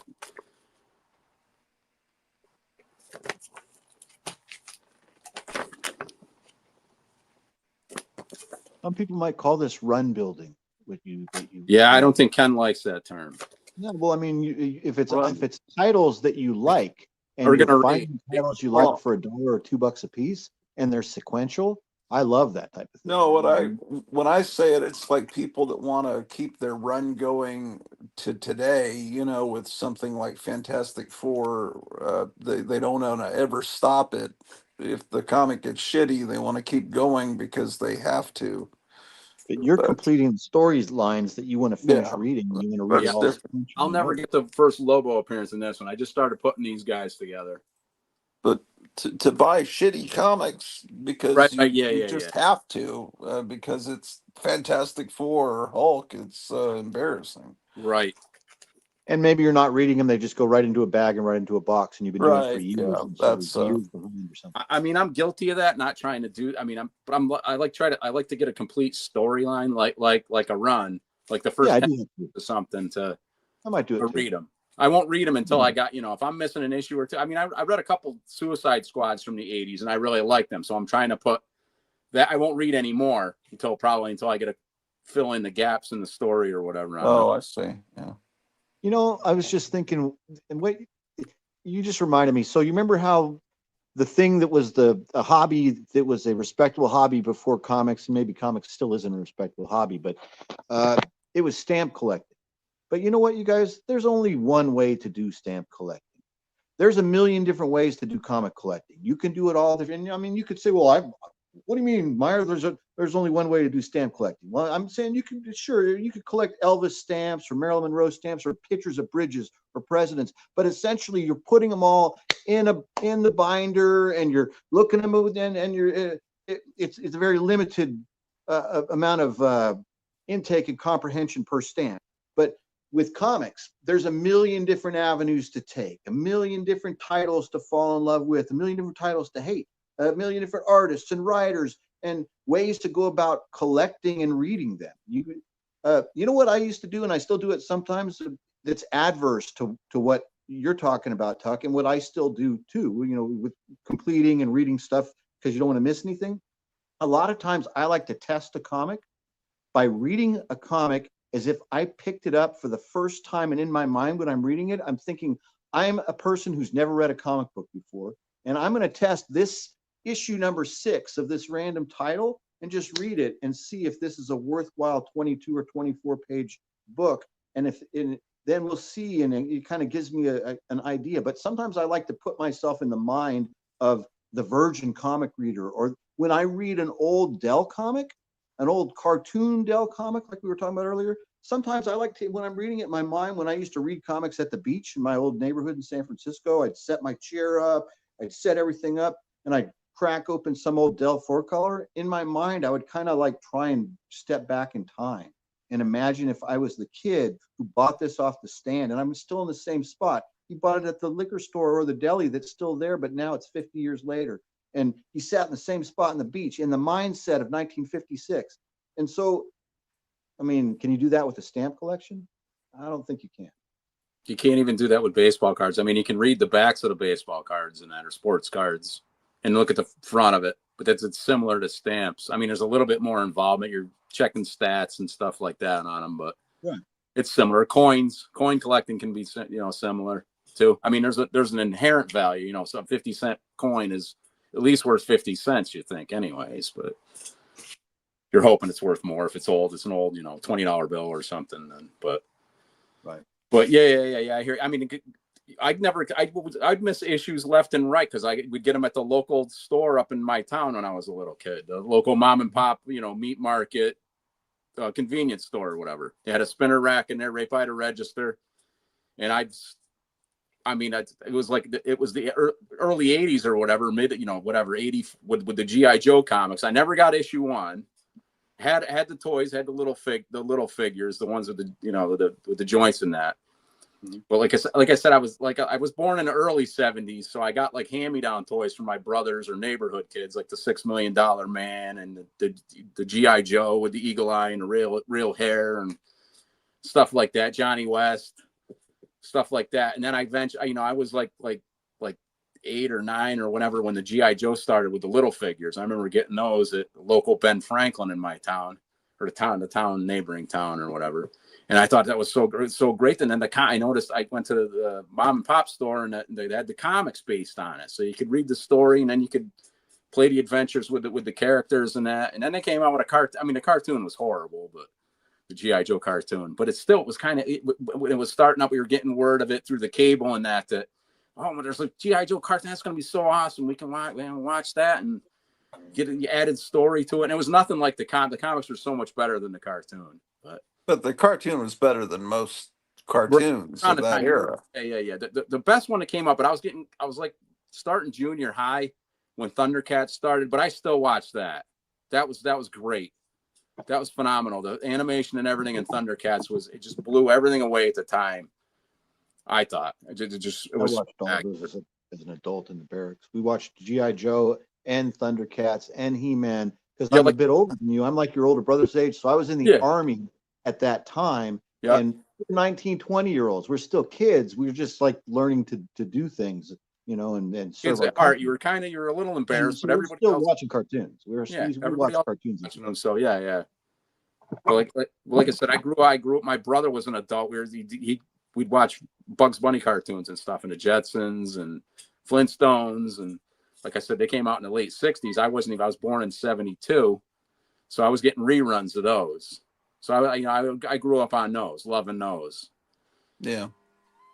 But then, like I said, in the early 80s, mid 80s, with the GI Joe and that. And there's another older one I got today for $1. Let's see. Back, Ooh, I hit the wrong button. Oh, I removed him from the stage. I am so sorry. Right back, I can't see. Come back, please. You know what? The same time that you click, I clicked my camera off because I have to go to the kitchen real quick, but I'll be right back. I meant to make him bigger, and I removed him from the stage. Shit. Oh, maybe I can still get. Oh, he's still back there. Okay, add to stage. Okay, I'm so sorry. Damn it. Okay, let me do it right this time. Solo layout. I'm mad. I'm getting off. No, I'm kidding. Okay. Oh yeah, man. I never had that one. I don't know if I've got this one. I don't even know if I got a list of these. I'm assuming I didn't have it. It may be a double. You're gonna have to send me your address. I'll send you the double if it's a double. Because I got a bunch. I've never seen that cover. I got it in New York Comic-Con years ago. My oldest brother was still alive. I got a bunch of these in like their dollar bins or whatever down there. So I may have these, but I don't think I do. So I grabbed those. I saw those, had to grab them for $1.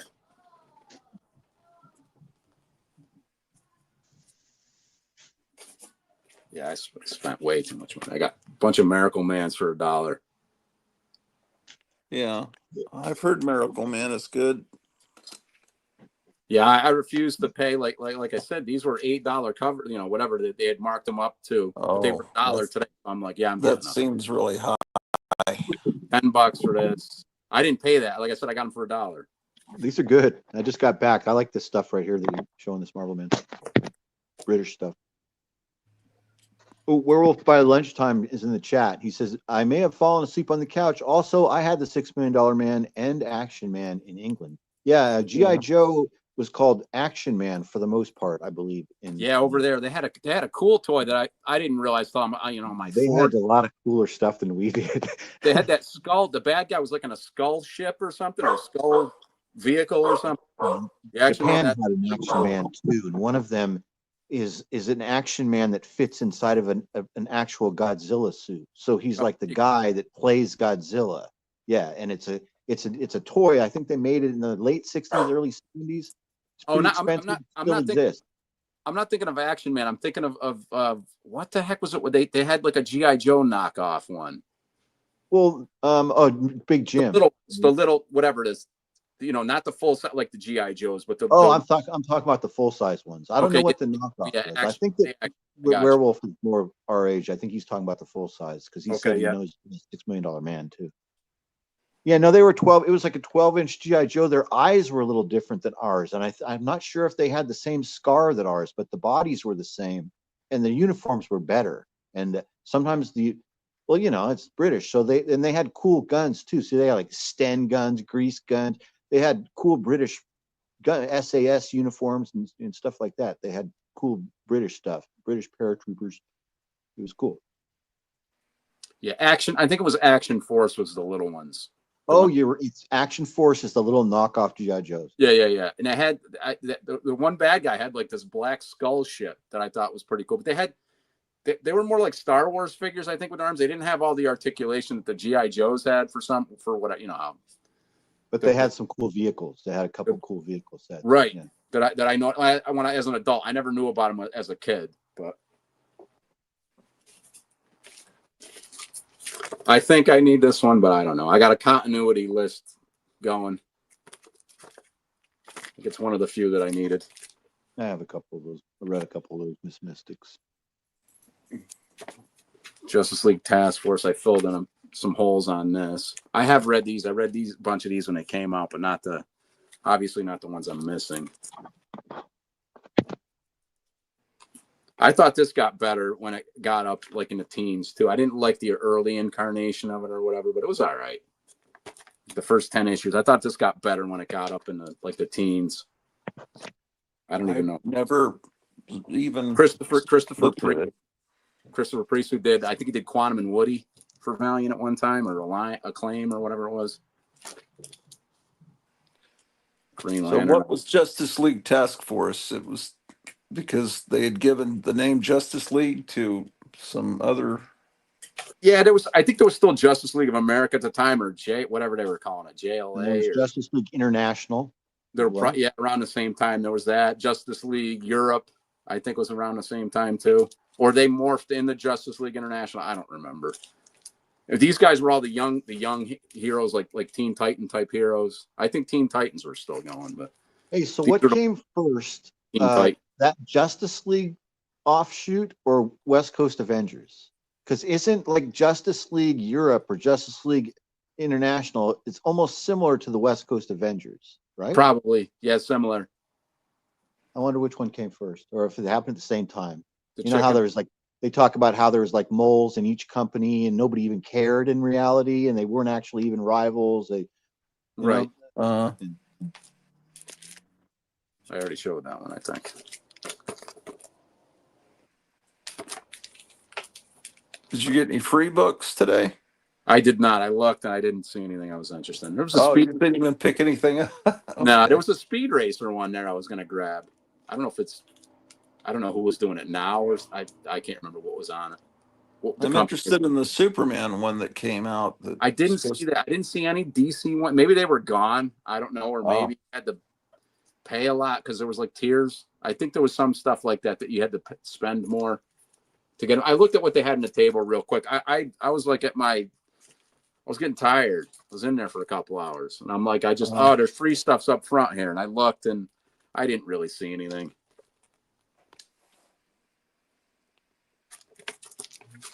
I never read these back in the day either, but I'm putting a bunch of these together to read too. John Ostrander, he did good on Suicide Squad. I read a little bit of this. I always like that character design. I like that Firestorm costume and the flaming head. Yeah, for some reason, that book, as well as this other book called, I think, The Blue Devil, was that it? And then there was another one called Amethyst. So these were books that during a period at the PX, that I talk about a lot, maybe too much. There's certain books nobody wanted, low tier books. Those three titles, you could always find them. So if all the Spider-Man were gone, all the Hulk were gone, I would have to read Firestorm or Amethyst or Blue Devil. And so that's why I don't know what they did to him in the early 90s, but he looks completely different here. Oh my gosh, he looks terrible. That was silly. What does he look like? I don't know. He's got like Bette Midler from that Witches movie. What was it called? That Witches movie that all those girls like that I dated? They always loved that witch movie. But those three witches.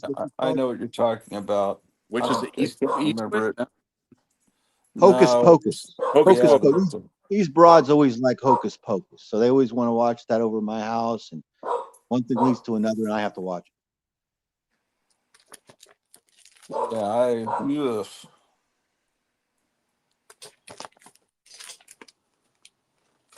And they changed the name on this one too. It ended up being, that's what it ended up being, I think, is Firestorm the Nuclear Man, and it was the Fury of Firestorm or something before that. Yeah, it was the Fury. But they just continued. They just continued the numbering, changed the title, but continued the numbering. It reeked of they were desperate to sell the book, and they didn't want to cancel it, but they kept trying to restart change the title, and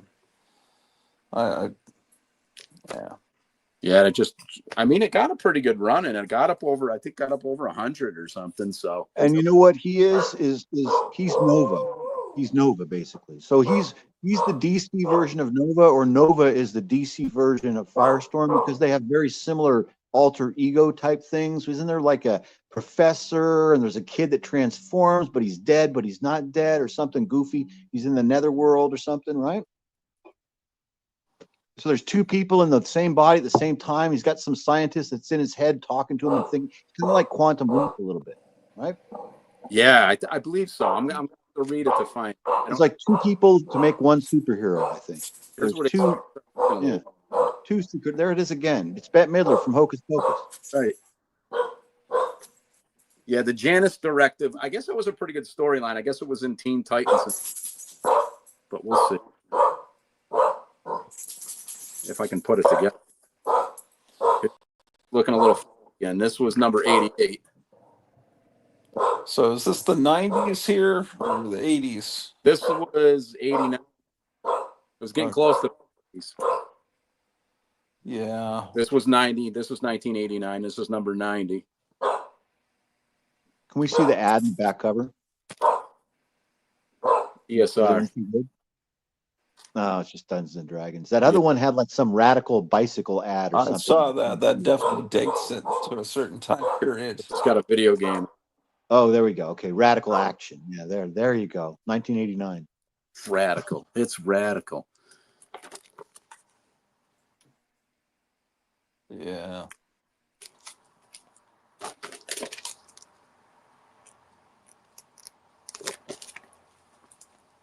Yeah, the rest of these is going to be like 80s and 90s stuff.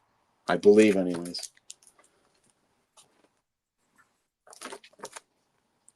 All this cover art looks solid. I've never read any of this stuff, but the cover art on everything you've been showing looks solid. You picked good covers. It's good.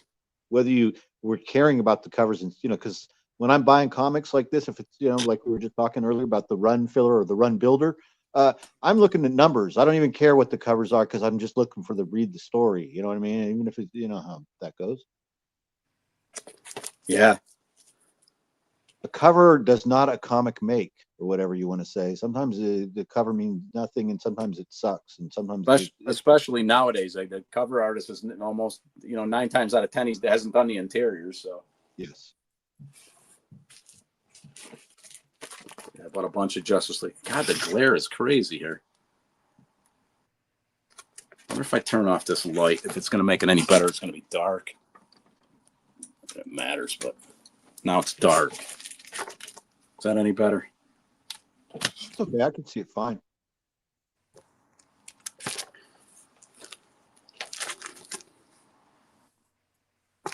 Yeah, these are all Justice League Internationals. They had Justice League Europe's there too that I didn't have, that I was tempted, but I'm thinking they spun off into Justice League International. They just changed the title.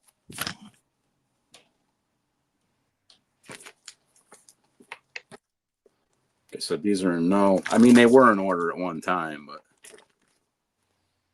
Justice League is right up there with Law and Order as far as all these different titles. Like how Law and Order, there's Law and Order Special Victims Unit, Law and Order Sexual Assault, Law and Order did it twice and didn't even get punished. Law and Order, they let me off. Like it was Law and Order Kansas City, Law and Order New Orleans. It's like, so it's kind of like what's happening with Justice League. Yeah, trust me, it's in a comic store trying to file these in order. It's I didn't even think about that, dude. You used to have to do that, right? Yeah, it's horrible. It just made me hate all of this. Why couldn't it just stay Justice League of America? And now with all these comics that restart their numbering every several months, it's just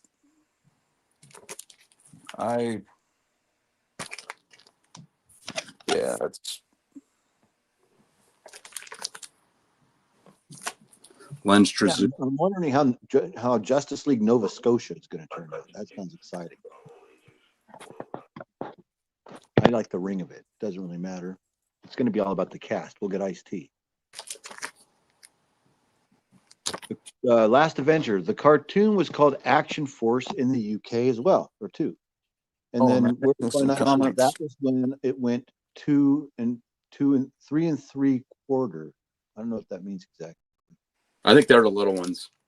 Oh, okay. Yes. Okay. I'm an action figure collector. I didn't even understand what he said. What's on the cover of Superman 422?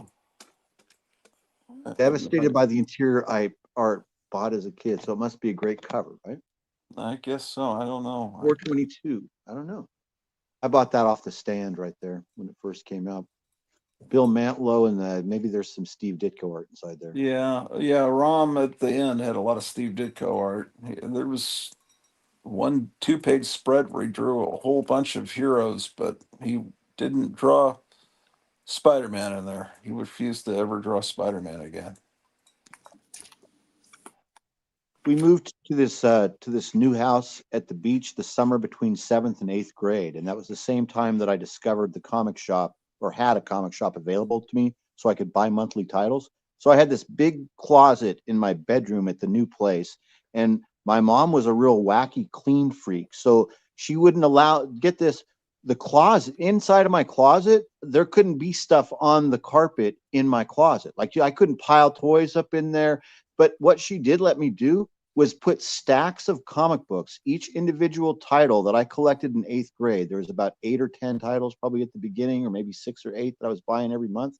And there were stacks of those titles on the floor, spread out in my closet on the floor. And that's how I slowly built up those stacks of like the Hulk and the Avengers and Peter Parker's, whatever I was reading and buying every month. But so, and that was before bags and boards. I wasn't bagging and boarding anything. I was just stacking them in my closet on the floor, on the carpet. Yeah. And she was allowing me to do it. Maybe she made me stack them up and move them out of there when she vacuumed every 3 days. I don't know. So she would vacuum the floor of an empty closet. So were you guys bagging boarding comics in the early 80s or no? Say it again. What? Were you bagging and boarding comics in the early 80s? No, I wasn't. I wasn't bagging and boarding at that point. So I didn't start bagging and boarding until like senior year of high school when I was working at a comic shop. It was a normal thing at that point. So about 82 or 83 is when I started bagging and boarding. In the early 80s, I think I was bagging, but boarding. Yeah, I wasn't boarding either. You're right. So boarding didn't come until the 90s. Yeah, I didn't. 80s, didn't even know anything about bags and boards or even comic book stores and that. I didn't. Like I said, I dropped out. I stopped collecting when I got up into high school. So yeah, it was like 86, I think, mid 80s. So that's I stopped and I started doing it like in my early 20s. I started collecting again. Well, see, that would have been a good time to just stop collecting and just remain stopped. And don't go back to it. It's the 90s, the late 80s. Just go back to collecting stuff from before the mid 80s. That's kind of how I am. Baseball cards. Yeah, I got it. That's what I did too when I got it up in high school. Something that you don't have to get emotionally involved in. Started collecting sports cards when I got up to that age. I did it. I have I've got a medium to small size sports card collection still. I don't buy them anymore, but I have a lot. You know what I never got into? You remember, speaking of, no one was speaking of it, but McFarlane, when we first learned about McFarlane toys, do you remember how big those sports statues were, Tuck, at the card shops? Remember how like the wall would be covered with those little action figures that didn't move of people hitting baseballs and throwing footballs? Remember that? What were they called? Superstars? McFarlane. Frank and Ellie, they want to come hang out, so they're cooking burgers on the grill. Farm remembers. Go there. I said I just got home. So they're gonna stop over later just to talk. Okay. Yeah, our grill I couldn't even do that. Because our grill, I think it needs all new. I said for Father's Day. Our grill is fairly new. No, it needs all new guts. Everything's rusted out. You think so? Yeah. It was not supposed to be the kind that rusted out. Oh, it did. I mean, you can look at it. Now with scissors. I'll take a look at it. Yeah. I mean, it wasn't that expensive. But... Well, it just needs new guts, which you can get at replacement stuff at. Yeah, but you have to be able to hook it up, right? Well, it's just like the heat shield and the grates, stuff like that.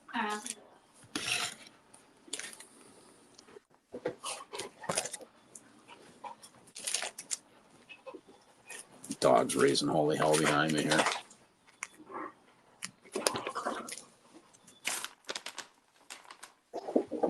I remember liking this Hour Man run.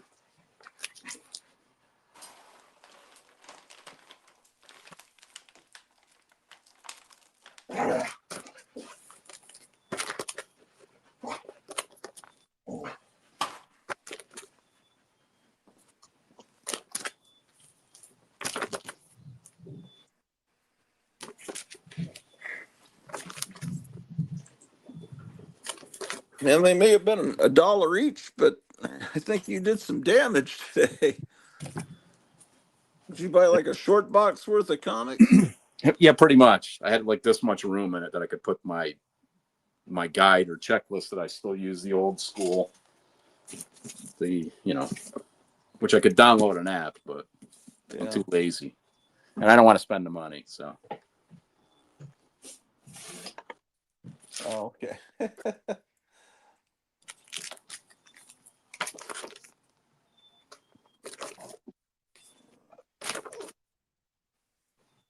you where you put all your comics? Or are they all kept in this area?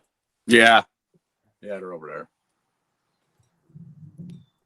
There's the computer.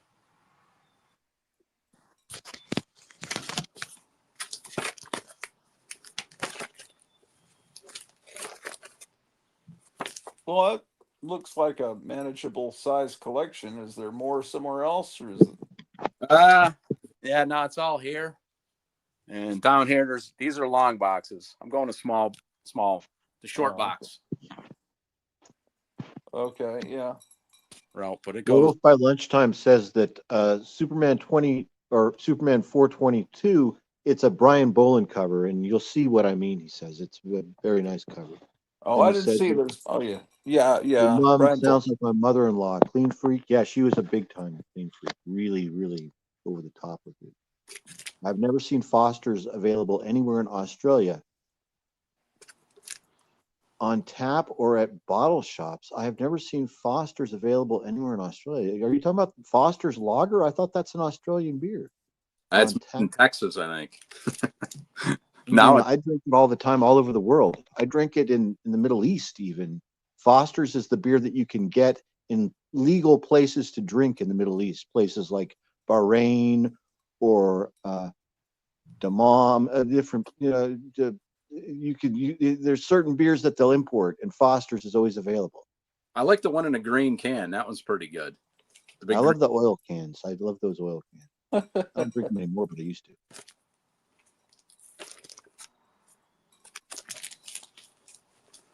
Yeah, I'm drinking a Molson Canadian right now. Well, that's a really good beer, man. I used to like Molson Golden. Yeah, they had those too, but I hadn't had a Canadian in a while, so I grabbed one. I don't think I've ever had one of those. We don't have those in California. We don't have I didn't. They disappeared from my area for a while there, like 5 years ago or whatever. I hadn't seen them in a while. Did you ever have a beer? You ever hear of a beer called Henry Weinhard's Private Reserve? Yeah, they out of Oregon or something, I think. Yeah, I think it was Oregon. This was like a popular. It's like kind of the beginning of like hipster beer, kind of at the or whatever you want to call it, like a fake small brewery, right? It's kind of what it was. Yeah, I think so. It was actually owned by Budweiser or something, but they made it seem like it was like Orville Redenbacher, sort of. Yeah, it was delicious. We drank the hell out of it in high school. We drank. Really, that's what we drank in high school. Used to be able to get mixed 12 packs in Connecticut here, but like I said, maybe they're gone out of business, probably like all the other ones. I've never seen it in years. I haven't seen it in years. I guess they discontinued making Ballantine too. Used to be able to find that. Werewolf by Lunchtime says it was bought by an American company. He's talking about Foster's. I've never seen any over here in 20 years that he's lived here. Wow, so that's interesting. So maybe it's now just all export, but so you can buy Foster's Lager basically at every single liquor store in the entire state of California. I don't know about anywhere else, but in California and Nevada, Foster's is everywhere, still to this day, and it's been popular since the 80s. All right. It used to be Australian, and now people in Australia don't even know it's around anymore.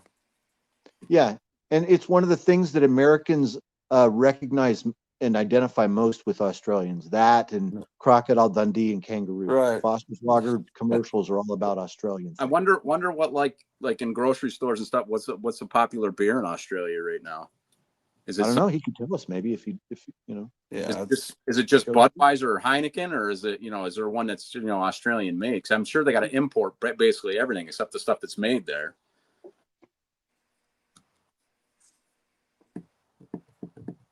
So who knows? That's all I got.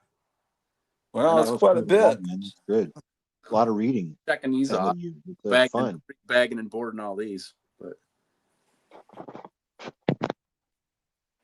Werewolf says, I've only seen 4X a few times. I've never heard of 4X. What is that, Foster's or? Is that a type of Foster's, 4X? Yeah. My go-to beer is San Miguel. Okay, so we have San Miguel here. That's a beer from the Philippines, I think, right? Yeah, that's close. That's close by to Australia, so I can see why they would have it there. Yeah, but yeah, so you can buy San Miguel everywhere in California as well. Popular. Big Asian population from there, so. Yeah, there's a huge Filipino population in the Bay Area of California. Imagine. Yeah, I don't know. So I wonder if Kevin's still there. I looked at it, I felt like it was so much later, our time, and I looked at it's 2 o'clock, and he could be he might be really busy. Yeah, Since he yeah. probably is. I'm trying. Well, I'm trying to wait till another 45 minutes to go get dinner. He's still on. Mic off. Kevin. He's Yeah, what? his mic is off and his camera It is must off. be. Yeah.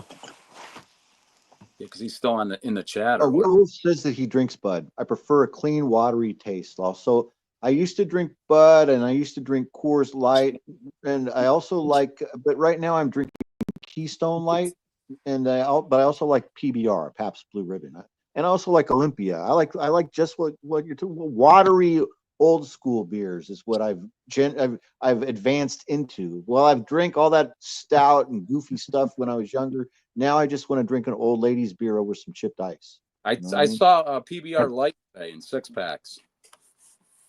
What did they say that again? PBR Lights. I actually saw PBR Light 16-ounce cans at the beverage place I went to today. Oh, that's cool. I don't know that I've ever had I've never had PBR Light. And they had a PBR Extra too, which is like a 6% in a black can. I've never seen that. And they had regular PBRs right next to them too. Yeah, I've never seen PBR. That's the first time I've seen PBR Light. I'm sure that's probably. I haven't seen it. So Pabst Blue Ribbon was just a regular, working Joe beer for decades and decades. But about 15 years ago in San Francisco, it became the hipster beer to get at a hipster bar or club in the city of San Francisco. And then it kind of spread across the country. And now if you're unironically wearing horn-rimmed glasses with a bad haircut and a bow tie and you're drinking Pabst Blue Ribbon, it kind of made no sense at the beginning. But then Pabst Blue Ribbon, it goes down so easy and it's so inexpensive. It's the perfect beer for San Francisco because you can drink it all day and, in between shots of Fernet or something like that. And it's PBR is it's a manageable buzz, so it makes sense. Didn't it became a hipster thing. It was never hipster ever before. I figured it was hipster because of Blue Velvet and Frank Booth. Maybe I don't know when it started for sure. That's just when I noticed it. When I started seeing that the bars on Haight Street, the most popular beer there, I'm like, well, these bars on Haight Street and people are buying cans of PBR from the bar. Yeah. Okay.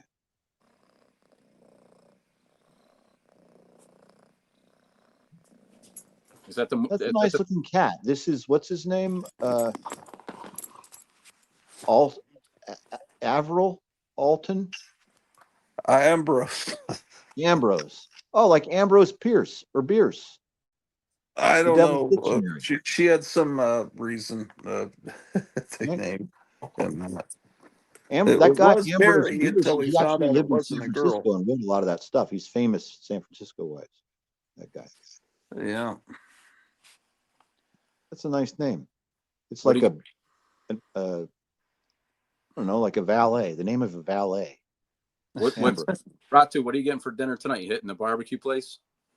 Yeah, but I got to see what she wants. I don't think they have any specials tonight.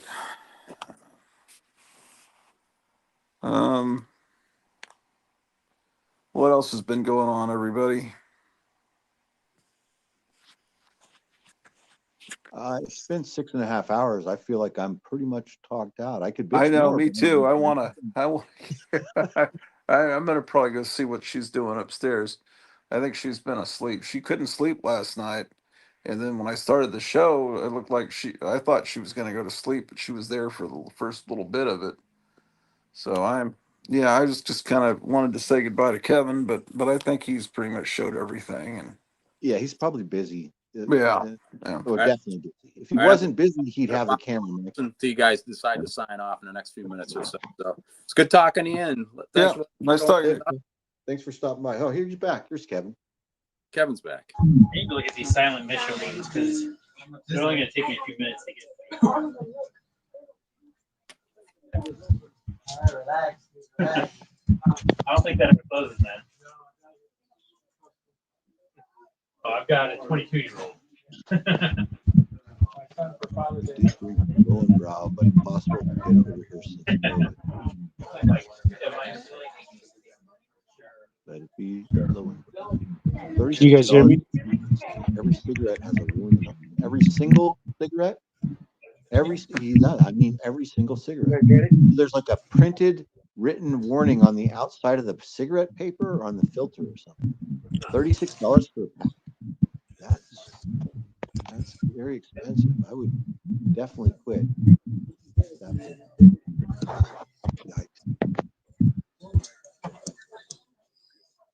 Here, a pack of 20 is $10, but in San Francisco, a pack of 20 was $14.50. Meyer, how much is a carton? Like $100? I don't smoke enough to buy it by carton, and I'm not committed enough to the disgusting habit itself, like over a long enough period of time. But I've never been a carton buyer. I've never been a person who buys a carton. I buy a pack a couple of times a week, sometimes once or twice a week. Not today. You can come back on Tuesday. Yes, Meyer, print on every cigarette. Yeah, nobody will be here to buy them until Tuesday. You got me to the wrong section of the 11. Oh, it's in the car? Okay, bye. Put the comic back. Let me go to the comic thing. I'm the only one on the screen. What's up, guys? He's in always, brother. Don't forget to give his brother his money, bro. Stayed up real late watching those. Whatever. I saw so many drunk women being arrested in Key West last night, just over and over and over. I saw so many stupid people like assaulting the law enforcement officer. from Las Vegas. Arrest you. A lot of that, and then just a lot of crazy drunk people, like privileged. So many videos that said things like privileged woman birthday ends in a ride to jail, things like that. That might be one that things like that, or let's say like a belligerent neighbor woman takes a ride to the loses temper and goes to jail, stuff like that. So, but I enjoy the whole body cam situation. I really like the flow of sometimes you get really good officers, and it's nice to see a good officer, a good team of officers work really well together. And then I like to see people get tased, and so you get a lot of tasings. It's terrible, I know, but this is how I take. I don't do it all the time, not every night. I have a friend of mine, one of my oldest friends, that one of the things that he told me that he used to do, like at the beginning when he after he got out, after he retired, is that he would watch tactical shooting videos like over and over, and really worried his wife. He told me she doesn't like it, and I was like, dude, I mean, he goes, I just like the rush again. He goes, so if at some point, if you ever had an active job or you enjoy excitement, sometimes it's fun to watch these videos because you kind of miss it, sometimes. And so yeah, he's thinking, I just watch assaults after assault. I watch guys clear buildings all night long. I'm watching shootings. I'm just all right, bro. Did you see the video where the policeman stops to help some guy that's rolled his vehicle, and the guy attacks him and starts punching him in the face, saying, I rebuke you in the name of Jesus. And then the guy beats up the cop, even though he kind of defends himself pretty well, gets in the police car and starts driving, saying, I rebuke you in the name of Jesus. I rebuke. And then talking about his life story. Have you to the police radio? And then he rolls the. You seen it? Yeah, I watched the whole thing. Yeah, I watched it so I watched this channel on YouTube that's called. The title of the channel is just Police Activity. YouTube dislikes this channel so much that when you manually type it in to the search, it doesn't autofill for you. Okay, so you have to type it in, but when you get to it, it has millions of views. This is like a national channel. Whoever aggregates and runs this channel is connected to police departments all over the country, and they release body cam footage of incidents as early as possible. And usually they will release things that become big stories before they become big stories, or as soon as it's found out it's going to become a story. Whoever runs the channel searches out the body cam footage and runs the entire complete thing. It's done super professional. The comments are, it's very above board. It's not like goofy or anything. Like there's no political agenda behind this. It's like pure documentation. Very straightforward. No stupid commentary, no music, no captions or anything that don't need to be there. But that channel is where I've seen so many things that happen before they turn into riots, before they turn into political issues. Police activity will put the video up in a way sometimes to diffuse the media's usage of the case. Do you understand what I'm saying? They'll be like, we want to clear everything up. And that's how that video of that cat the other day that assaulted that cop about 2 weeks ago and took his car, that cop had a sort of syndrome that exists nowadays that has a name, and it's named after this guy that couldn't breathe. And this syndrome, it affects police's effective nature at times. That cop should have neutralized that gentleman far before he stole his vehicle. The act of him stealing his vehicle could have resulted in the loss of life of many innocent civilians.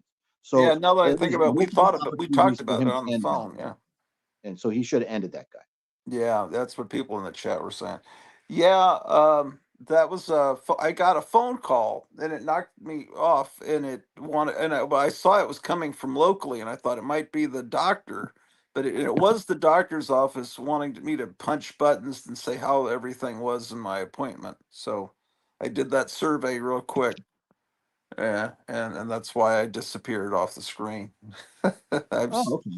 Yeah, but so I missed what Kevin said when he came back. What was he saying? Well, I can't remember. I don't think he said much. I can't remember. Yeah. Werewolf said the one I'm smoking at the moment says toxic addiction. So the cigarette you're smoking says toxic addiction. It's like the name of a punk band from 1979.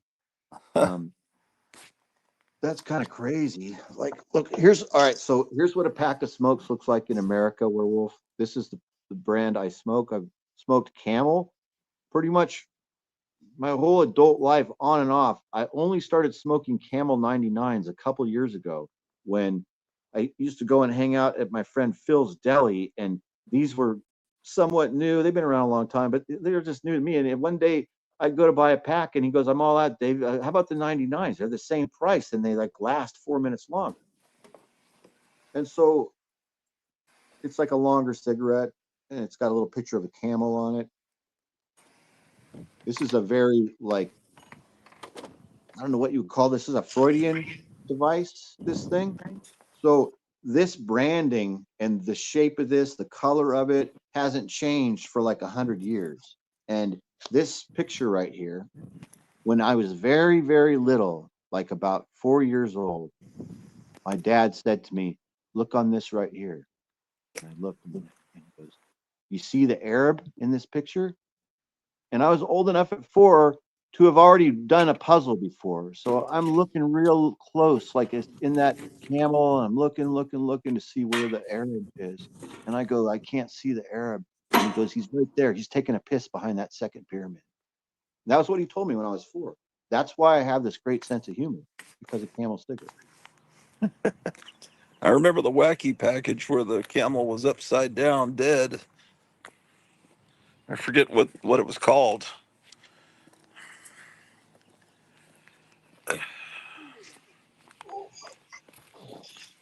Nothing but junk mail.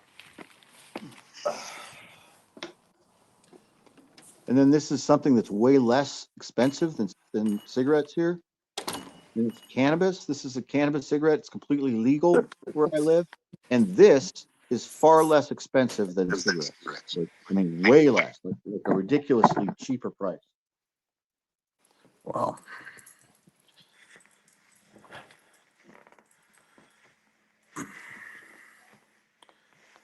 Well, so how many comic stores did we see inside today? I think 5. 5. Yeah.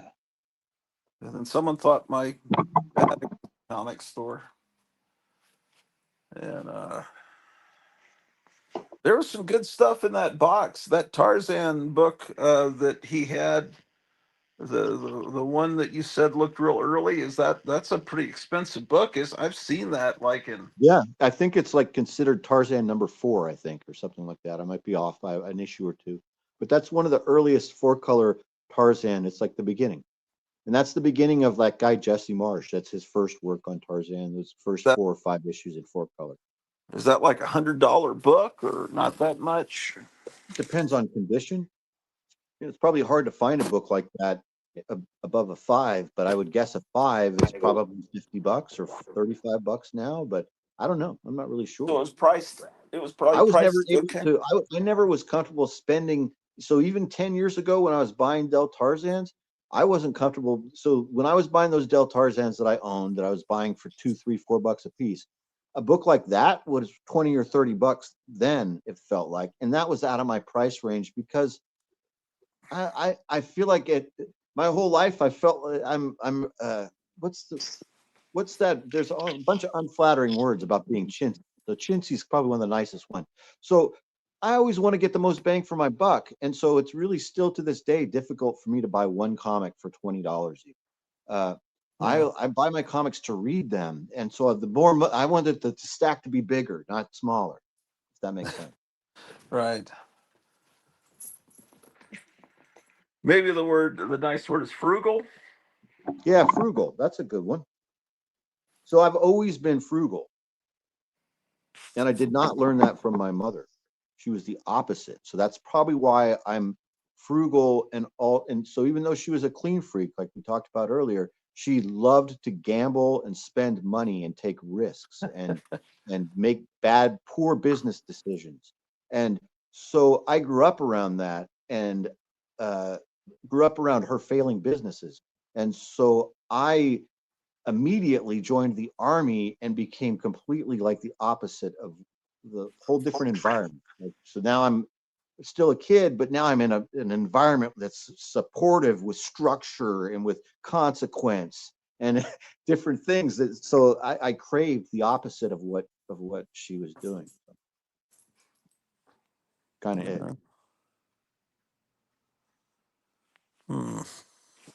Oh, something about Columbine. Yeah. Oh, we got into that. What's up, Drew? Drew must be hungry. Yeah, I think. Oh, well, we got Kevin back. What's going on here? Oh, shit, I hit the wrong button. I keep doing I don't that know to that much people. about those guys. Okay, hold on. Let me get him back. Okay, what do you got there? Hat? Yeah, one of my customers just brought me a gift. Look at this thing. Damn. Whoa. Glows in the dark. Shock monster. What? Underneath the bill, it's got a shock monster? Yeah. How's it fit? Does it feel good? You know how it matters if it feels good? To me, it does. It's really cool, huh? Yeah, the logo is amazing. It's got that raised lettering. Yeah, it's like almost looks like a patch on there. Yep. Is that the new company that bought the magazine making that? Probably. It has to be. It has to be the new company. It's a quality hat. It's nice. See what the tag says. What a nice gift. This is from somebody who knows you, right? That's for sure. Yeah. And just a free comic book day gift? Is that what that is? From a customer? Somebody else brought me lunch and I haven't eaten it yet. They brought you lunch? Yeah. Excellent. How have you been busy? What's been happening? I've been rambling and yambling. I was ready to stop like 45 minutes ago, and now I'm talking. Let's look out back real quick. See if it's still busy. Still a lot of people. Hell yeah. Is Smoking Joe still there? He better be. I told him not to leave. Yeah, he's there. Oh yeah, it's after 3 my time, but not your time. So since every shop opened early today, we're gonna be like the We're gonna be the last shop that everybody stops at. Yeah. Oof.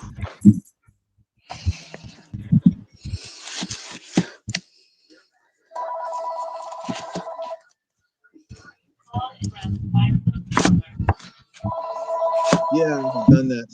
I've done that werewolf, but I've never been a huge fan. Even though I went through the period, it's at the end of it all. No, thank you ever again for that and the other stuff like that. No, thank you ever again.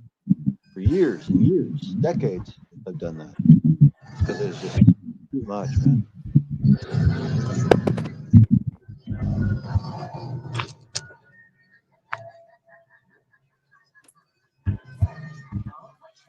Yeah, I don't do Pokemon though. No, not even the other one. That Today's Pokemon gonna be a tough one because it's free comic day, Naruto. so it might be hard to find a buyer. Maybe try Amazing Discoveries in Gilbert. They're more of a card shop. Maybe they can help you out. I fucking didn't realize he was talking on the phone. All right, thanks for calling.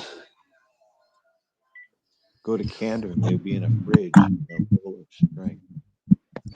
Sorry, Kevin, I didn't mean to talk over you on the phone. Hope that didn't interrupt your phone call. Oh no, you're good. It was a Pokemon question. Hey, was that the Clocky from Pee-wee's Playhouse? Yeah. Are you gonna take that home or put it up in the shop somewhere? No, I'm gonna leave it in the back room. I'm gonna hang it up on the wall.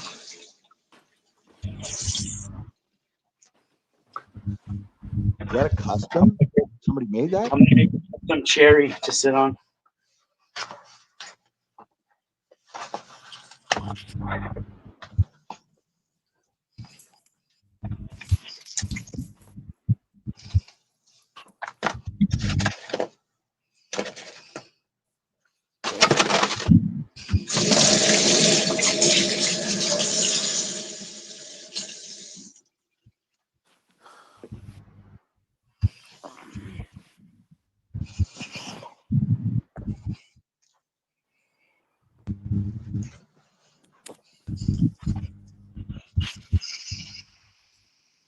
Is that a functional clock too?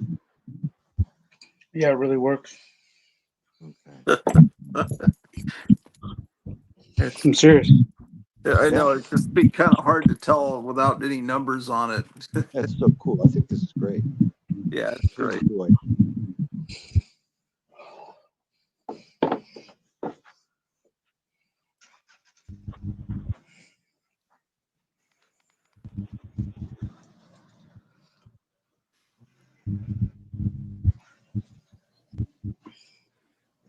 Yeah, I was thinking it might be difficult for you because there might not be printing available to you, Gratu, but I mentioned it earlier in the chat, like before I came on today. You guys were talking about the giraffe painting, the Addams Family giraffe painting. I think that's cool enough that you could, if you made 11 by 7, and then you were talking about how over the summer you want to do commissions. What if you figured out, and if it worked out, if it didn't, it didn't. But with the possibility, you could find out how much it would cost to make 8 or 10, whatever you think, or 6, 11 by 17 prints. And then you sign them and you number them or something and make it the first run. And then you figure out a price that makes it a profitable thing for you and a reasonable price. And then you make prints of your giraffe painting. Yeah, maybe that could maybe I would work. buy one. Kevin would buy one. Gary would buy one. A bunch of people might buy one. It's possible. Maybe a handful. Maybe 5. Then you wouldn't even have to do another painting. You could just. But see, this is too copy big the to painting you already take in did. and put on the glass and a Kinko's or something. I'd have to take a picture of it. Yeah, and then yeah, that would have to do it. Yeah, I never even signed this thing. I don't think I did. No, or did I? I can't tell. There's a lot of dust. I've got to dust this thing. What's his name? Cousin what? Do you remember his name? Well, she said in one episode, but I don't remember. So you could just, whoever gets this, you could just name it any cousin you want, and this could be your cousin now in your family at home. Yeah, right. When you buy the garage Orloff. Yep. Oh yeah. I liked her. That's a nice. Well, she was knocked down. I found her like at there's a place where you go to recycle boxes, and someone had thrown her there to be recycled, and I rescued her. Her name is Danica Patrick. She was hot. Somebody was going to throw away that Elvira. Danica. No, the one that's the 2012 Coors Light NASCAR lady. Looks like a weather lady. Yeah, I still need to find one of those Elviras. Yeah, well, I don't think they're hard to find. There's a billion of them out there. Yeah, but most of them got damaged, I think. Well, yeah, mine got damaged even. It's real easy for that to happen. I take care of things really well.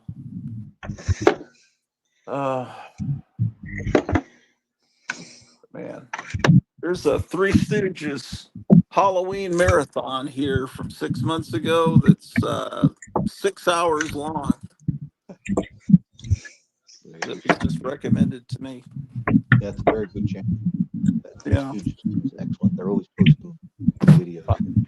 I saw that someone put up a movie El Santo versus El Cerebro del Mal last night. The Evil Brain. It's cool to see them in widescreen. These Mexican wrestling movies. Yeah, I'll have to check to see if that. Hey, do you have that Mexican wrestling magazine with Batman and Robin on the cover? Oh, I wish. Yeah, I don't even know if they were a Mexican. Were they Mexican? I thought they were American. Damn, this dog is. You don't have that magazine? No. Do you have a line on one? There is one, but it's on eBay for like $50, and it's a little bit worse shape than I would like it to be in. Yeah. For that much money. Did anybody come in costume today, Kevin? No, the guy that always dresses up. He's usually, last year he was the Riddler. All he had today was a Superman shirt on. Yeah, you had that guy that with the great laugh today, but I didn't hear him laughing. Ricky. Nothing was funny today. Laughing at her. No, the guy that's usually Riddler. I was surprised he wasn't dressed up. He messaged me and asked me if he thinks he should wear his bat suit today and how many people were going to be here today.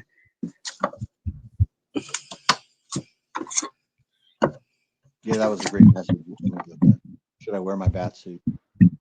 Mm-hmm. And the answer is always yes. The answer is always yes to that question. Yes, you said the answer is always yes to that question. Excellent.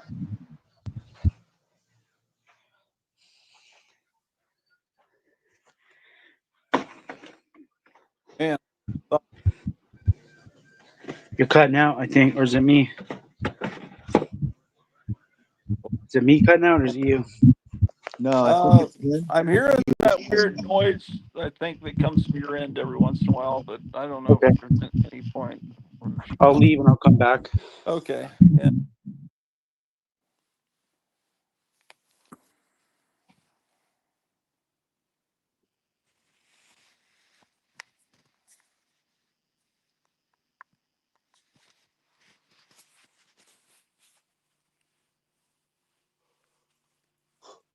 Oh, scheiße.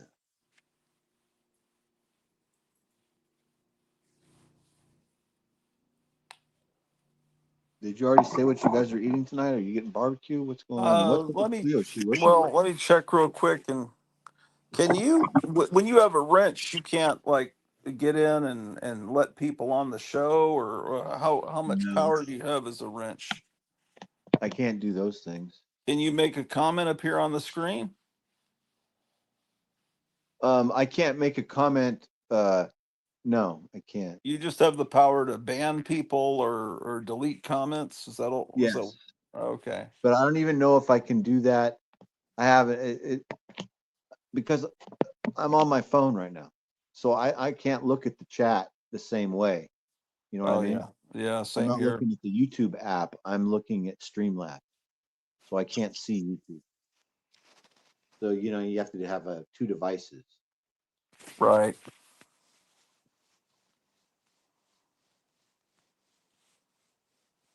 We're up at lunchtime. Says I used to live with friends above Pizza Hut back when it was good. My landlord was a drug dealer, bugger speed in the kitchen. Really slept. My gosh. So our chat has turned horribly criminal this evening. They have Pizza Hut in England and Australia. Really? I didn't know that.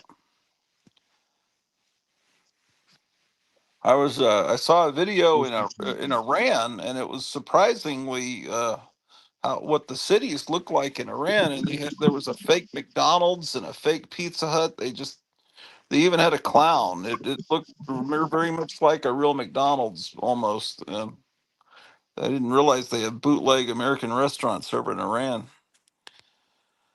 It's all kinds of weird stuff you can find on YouTube.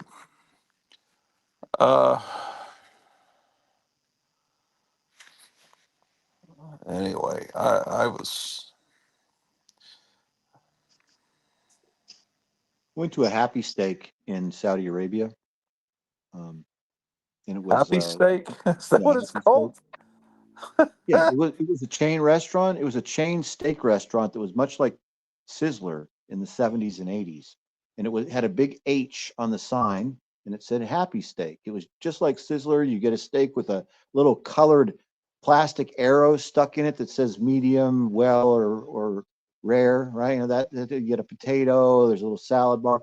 So one day we're driving, or not day, it was night, because it's Saudi Arabia and there's like almost no lights in certain parts of these cities and stuff. We're at this city called Al Khobar. We're driving on the freeway, and from a long ways away, I could see that H. I could see that, and I'm like, "What is that?" That's the letter H. You don't see a lot of English on the signs and stuff. And then when we get closer, I was like, "That's a Happy Steak." The smiley face on the big letter H. It's a Happy Steak. So we discovered this Happy Steak restaurant, and we ate there a couple times. I ate there, I think, 3 or 4 times in my lifetime, and it was pretty good. As far as the food's not bad in Saudi Arabia. It's so like what you see in those like that video you watched. There's a lot of meat on spits and these shawarma things, but they had good steaks. But they had it was the first segregated restaurant that I went into where it was not just the dining room is segregated by sex, but the entry and the ordering area. So when you order, you go up, it looks just like a Sizzler. You walk through the queue and everything, and you get up there and you get a little tray, just like Sizzler, except it's Saudi Arabia and it's Happy Steak. But you can look through and you can see on the other side the ladies in the burqas doing over on their side, and they've got a whole dining room over there with the kids and the ladies in burqas, and then we get to eat out here with the men, right? Well, but they didn't like us there. They weren't friendly to us. They didn't smile. Matter of fact, a lot of hairy eyeball. So you get a lot of hairy eyeball, especially if you don't roll your sleeves down in that country. They don't like to see your muscly tanned arms. They don't want to see tattoos. They don't want to see Americans. So I've never heard the expression hairy eyeball. Yeah, the hairy eyeball. They're not happy to do business with you. Yeah, just being just the name Happy Steak is weird. It's like it's called Happy Steak, and we're walking in with guns. Also, we have like rifles over our backs. So it's yeah, and so they're not necessarily happy to see us, even though we're kind of working for them. Well, we probably wouldn't like to see people from another country come in with rifles either into McDonald's or us. We were very nice though. We weren't loud or any obnoxious or anything. Yeah. My God. So.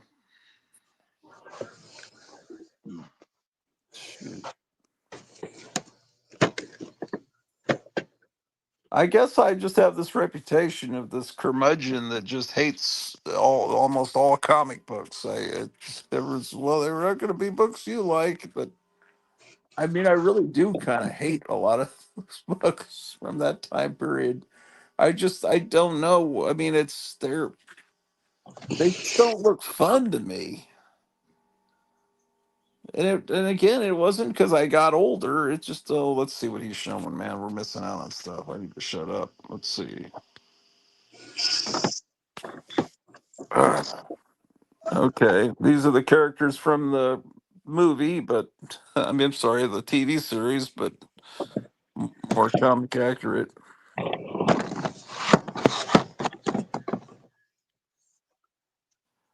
Yeah. Well, you got a few new masks. You want to show us the mummy you got, or the goon, or whatever? The goon I just sold, Oh, okay. Well, you can't show that. but it looked just like the goon. Okay, I know what he looks like. Kind of like Popeye. This Oh, is mummy. You This sold is the goon? creepy. Did you say Look at you this sold the creepy. goon? Look at this creepy mummy. Be careful, that TV screen will get me in trouble. It did before. I had to cut that part out when it was, I think, Huckleberry Hound or something appeared. Yeah, that's pretty good. That's pretty messed up. Yeah. He has a marble for an eye. Yeah. It is a marble.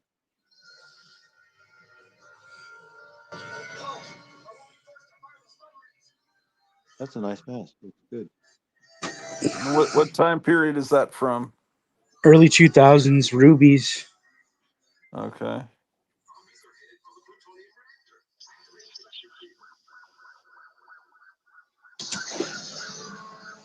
I Hey, did a search last night. one Rubies more. makes the kind of the best How's affordable it going? bat suit. When you search bat suit, like if you decide that you want to buy a bat suit and you search bat suit, Rubies How much am I costumes. ringing up? $5. Okay. You scoop by, you guys.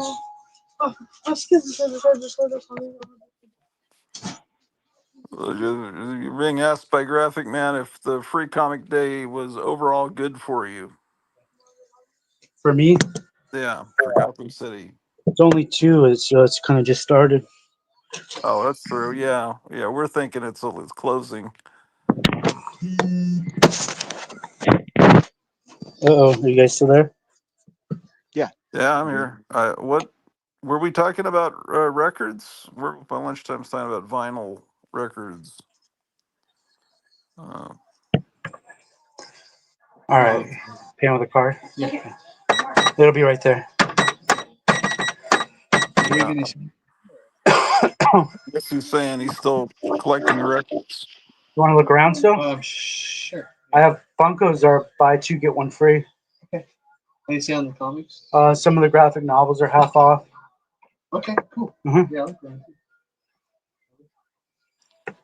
What graphic novels are half off? There's certain ones that have like white stickers on the back. Yeah. Do you have any Michael Jackson sales? What? Yeah. There's What a are joke. they? Yeah. Boys' pants are half off. Yes, that's it. Yes. Excellent, Kevin. God, the synchronicity is just off the charts. No, but Michael Jackson really he didn't do any of that. He's innocent. I mean, I don't know that he did either. He's innocent. They're funny jokes, but he's innocent. Just jokes. I mean, I don't know. He was maybe it's too soon. He, he was a seriously disturbed guy. I mean, his father didn't want his voice changing, so he, from what I understand, fed him birth control pills so his voice would stay high. That's pretty messed up.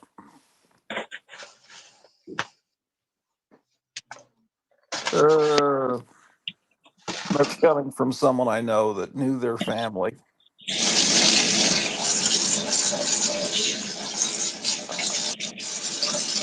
Grew up in the same neighborhood. Their fathers knew each other. You ever watch the Hodge twins? You know who they are?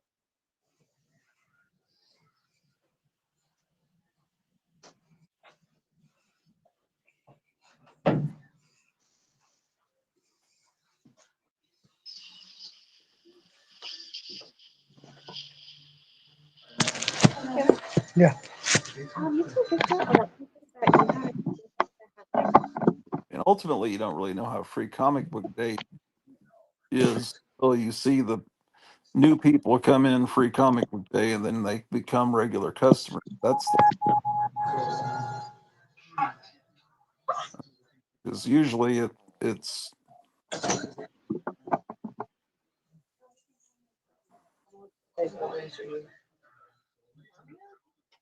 Vintage one, but the bad thing about the vintage one, the leather band that was on, it's about to break off.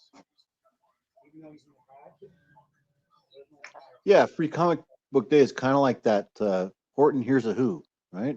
We are here, we are here, we are here. Right, one day a year. One day a year, everybody can hear yeah, the Who's. that's true. Yeah,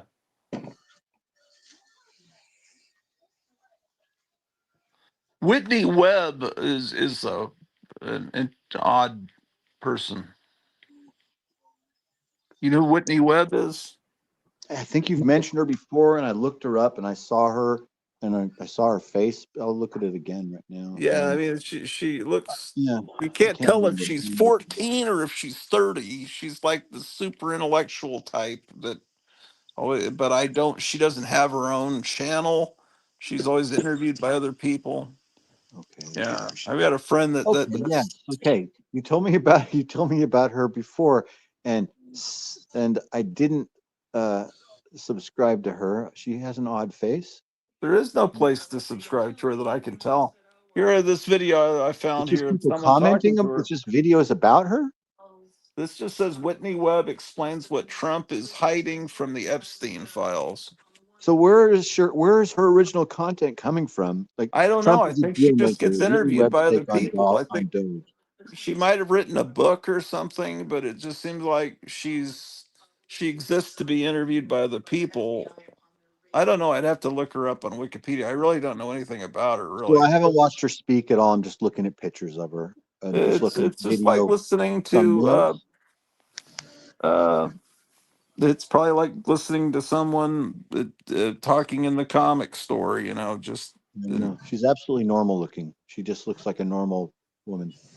I yeah, can't she's place just any stereotype or judgment on her. She just looks oh like no, normal. I'm not. It's just that I don't know really. I So guess yeah, she she's does just look young. Like maybe in some of these thumbnails she looks 20 or 22, but then you look at her in real life, I think she's 32. or older, yeah. Maybe older. Okay, so there's a Speed Racer YouTube channel that just plays Speed Racer like 24 hours a day, I guess. Yeah, the Shout Factory or something. The what? It's one of those Shout Factory channels where they Probably, yeah, Tokutsu, it is I Shout. think. Yeah. Yeah, I subscribe to him. Super Sentai, they got that on there a bunch. They have Yeah. they have the Japanese Speed Racer, so you got the subtitles, and it's almost better in a way. The Do you music's know? better. Yeah. Yeah. Oh, yeah. Do you know Reese Flex? Yes, I subscribe to her. Yeah, she's. I like her. Yeah, we've been watching her for years. Today is Friday, May 2nd, 2025. It's just, man, she used to back. I don't know, about 4 years ago. I mean, she had just become old enough to drink. She's a political commentator. That's really, for those of you that don't know, that's really smart. But she's really young, and it's a kind of odd to see someone that young that's so into it and knows so much. But she was go out and she'd be in a bar getting drunk on a live stream and telling what bar she's at and say, "Hey, come." It's like, come hang out with me. And it's like, no, man, you don't want to do this.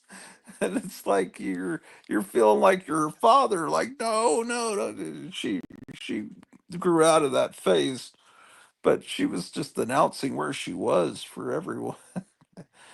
um, and Hey yeah. Ken, do you have any early issues of the Psychotronic? You know what? Earlier, if you this is a 7 hour stream, but earlier in this video, but maybe in the first hour, I go through my entire Psychotronic collection. I have like the first 20 something issues, but I'm missing a bunch in the last. I think it goes to issue 44. I'm missing a bunch late. Oh, I went to you and your no. There's nothing there. I'm missing a whole bunch later on. So I'd have to go back and I could send you the timestamp of when I go through them. I was kind of doing it for your benefit, but you're probably eating breakfast or something. It was when you were first waking up. I found the Psychotronic box and I knew we had just talked about them, so I started going through because I was curious. Yeah, I was. I mean, I was really into that. I bought it for a long time religiously, and then I think I lost track of it. Probably because of what's going on with life at the time. No. But why are you asking? Are you just curious? I just wanted to see if it is it consistent through the whole run or what It happened? is. It is consistent. Yeah, it's a consistently great magazine. Did you ever read that, Meyer? Psychotronic magazine. He's. I don't think he's there. He might have his microphone off. He's in the open zone. Um, yeah, it's consistently good. It is, Okay. and it's if for exploitation and horror movies, it's like somewhere between Castle of Frankenstein and the Comics Journal as far as the quality of writing for that.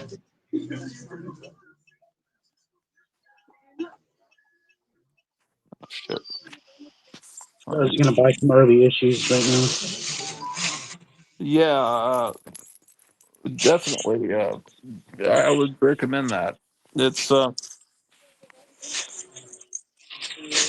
Traffic Man says, what's he saying? I would see Whitney Webb on the channel called Redacted. Oh, okay. He knows. So, does she have her own show on there? Redacted. Redacted is that a YouTube channel? I guess it must be. Um, I'm gonna check Facebook for something here. I'm gonna see if there's a special at this now. restaurant. Pens over there. Meyer, do you have a Facebook? You probably don't. No, I don't use Facebook. Yeah, there was a guy that lives in your town that's on There you go. Facebook that has amazing pictures he puts up. I was just thinking this might be a cool person. Might be what? Might be a really cool person to know. Oh no, I don't know. Yeah, But maybe I mean, I send don't it know. to you. Oh, he's on Facebook. I don't use Facebook. Yeah, I know. I don't know his name. I think. Let me see if I can find him here. It said. Hey, have you seen? Look at this right here. My son gave me this a while ago, and you guys talking about Psychotronic reminded me of this book my son gave me. It's called Research: Incredibly Strange Films. Yes. Oh, I need to. Okay, hold on. Let me figure out how to get back to. Okay. Yes, there's two. Yes, there's two. This is number 10. This is Research Okay. number 10. I should have mentioned that to you. That's just as good as the Psychotronic. Yeah. Kevin, you need to get this book. He bought this 100 book from Booktown from that friend of Kevin's, Anthony, here in Grass Valley. That's where Yeah, this came from. 100%. This whole series of research, they did some on music, on old records. I think it has the list in here of the different editions. Yeah, and they talked to people like um, Frank Henenlotter that made Basket Case, and he talks about his favorite films, and it's I think all through there they talk to different people, and they it's all That's a wonderful. Yeah, that's all of Yeah, these Herschel books Gordon came out. Lewis, There was Red a whole Hand, revolution West of Line. knowing There's a about great old quote on the back movies. of this book, and the quote Yeah, is, take your car. "Chief enemy of creativity is good taste." You guys. All right, you have a good And it's week. a You too. Pablo Thank Picasso you. quote. Pablo Picasso said the chief enemy of creativity is What's good the name of taste. that book? Well, hold on, let me make him bigger. It's called Research. It's like a magazine, but it's in a soft cover form. It's called Incredibly Strange Films, and this is a thick book about the type films that Psychotronic covers. See what was going on in the 80s with the VHS, all those video stores in every corner. A lot of old movies were being released on VHS that no one had ever seen, or they only played on TV at 3 in the morning, or they never weren't ever able to be shown on television because they were so seedy or dirty or violent. And so these books started coming out that kind of guided us through all these movies that were coming out in these stores. And that was really important. And so was the Psychotronic Encyclopedia of Film, and later his magazine that he started after. So yes, I highly recommend you get that book. And This is a great image. This image reminds me of that painting of those clowns with the Tommy gun that you have in your house. oh yeah, it might have been what he was looking at when he. Justin says, "Did you say that channel was Reese Flex?" No, it's not Reese like Reese's Pieces. It's Reese RISS Flex. Wrist flex. Yeah, Reese Flex. Wrist Flex. Yeah, I get. What was I? it Yeah, looks like wrist wrist flex. flex. I think I he was only pronounced it saying Reese. Reese. It's wrist flex. I always say wrist flex. I was only saying Reese just then because he wrote out Reese Flex, Yeah. and that made my mind say Reese. Yeah, I know it's wrist flex. Yeah. Um. No worries. Okay, there we go. Thanks.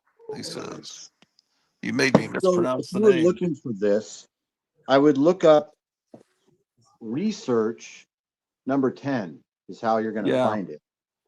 If you look in here, it shows these research projects.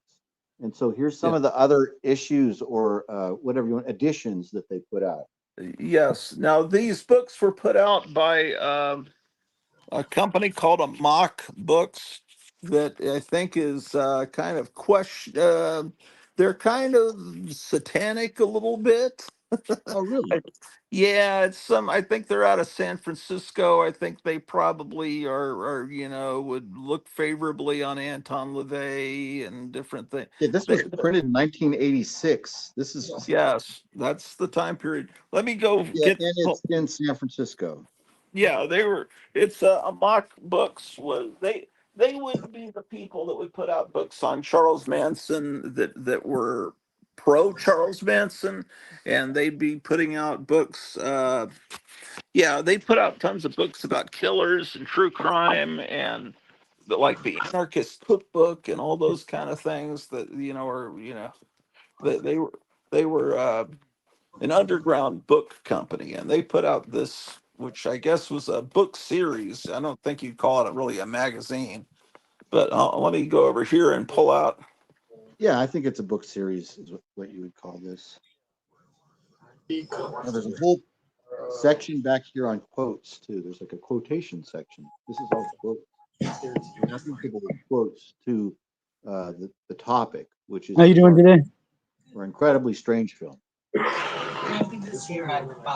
Oh yeah, just set it right there. Well, I got them here. What is this? Mud Honey or something? What is it? Russ Meyer? Is that what this is? Yeah, Russ Meyer had a movie called Mud Honey. The band took its name from the movie. Yeah, and I remember those Frank Kozik posters always looked so cool to me. Yeah. Those Mud Honey posters. Yeah. Okay. I don't have them all together, apparently. What is Tura Satana, right? Tura Satana, yeah, she was in Faster Pussycat Kill Kill, a Russ Meyer movie, and then later in the Astro Zombies, she was a Japanese American stripper. But Faster Pussycat Kill Kill is what really made her famous. Well, famous not then, but now. Mhm. Yeah, this was a lowbrow, bad taste type stuff that no one wanted to admit they watched or went and saw when it first came out. Okay, so let me show you here. Let me switch over to. I just want to show you for a little bit. I don't have it on the tripod anymore. I thought I was ending the show. I thought you'd never take me off the big screen. Okay, sorry. This is I'm joking. This is called Pandemonium, and it's Freaks, Magicians, and Movie Stars issue. It's a book, but they call it an issue. So this is I think the same people, but has about John Waters and different filmmakers. Okay. Let's see if I've got these in the right order. Okay, this is another one called Freaks, We Who Are Not As Others by Daniel Pink. This is a reprint of a famous book about freaks. How you doing? They reprinted that. Okay. Yeah, it's confusing because there's another thing called V-Search. It's not research, but it's the same thing. This one's volume 1 about zines, about the fanzine movement. And it has interviews with people that make fanzines, and this is great. Good. I've never seen that. Yeah, this one you'd need to look for V-Search. Okay. This one's called zines, and that's thank you. This is a girl that made this fanzine called Mystery Date that was really good. This is how people that were weird communicated before the internet existed. And this is volume 2 of zines.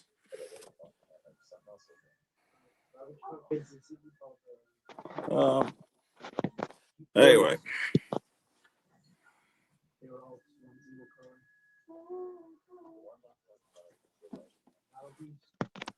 Okay, this is V-Search also, number 3, and it's about the swing music that was coming, and the swing dancing that was coming back in style, and it has all about modern and associated to research in any way. Is it the same? Yeah, it's the same. It's like a splinter of the same people, and a lot of this was, I think, people that were into that. I guess they were hipsters, but satanic hipsters. I don't know. They were also into that industrial music back then. That was like the sounds of machine factories and stuff. I don't know. Do you guys have any questions? Yes. Do you have Squirtle's Grayskull? I sold out every issue, yeah. The only thing I have is the action figures for it. Yeah. This is research number 14. This is a really good one. It's Incredibly Strange Music. Yeah. They came up with the incredibly strange term, and then there was a British TV series called Incredibly Strange Films that was kind of based on these books. But this one gets into all of the great music that I listen to. And looks good. I want to get that right there. I need to. There's a great interview in here with they interview Miriam Lena and from Norton Records and Billy Miller, and they interview the Cramps and just all these people that collect old records, and they talk about the best. And this was what you would use as your Bible to go into the thrift stores and Salvation Armies to look for great records and great covers and great music like Esquivel and Juan Esquivel and Perez Prado and all that type music I like to put on my Instagram posts. This is Research Pranks, like $20 a piece. number 11.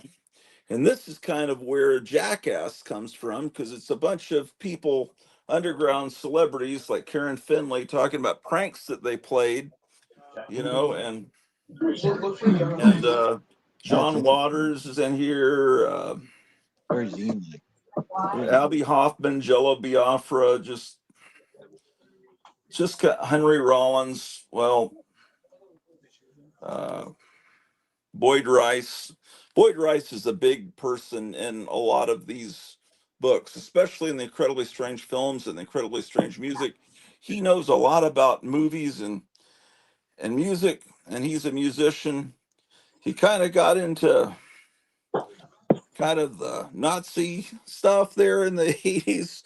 So, but he looks like Kyle MacLachlan. He used to look real wholesome like Kyle MacLachlan in Blue Velvet, but he had this dark side where he'd go down the street, basically an SS outfit.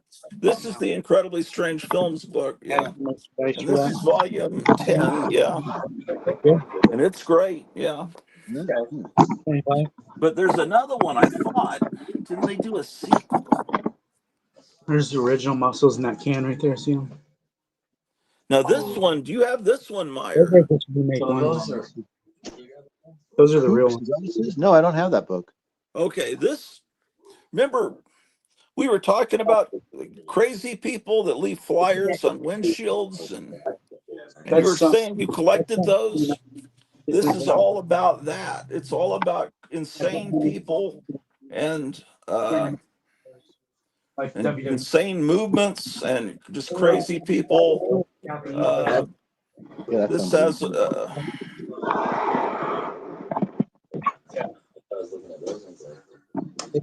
yeah, it's this.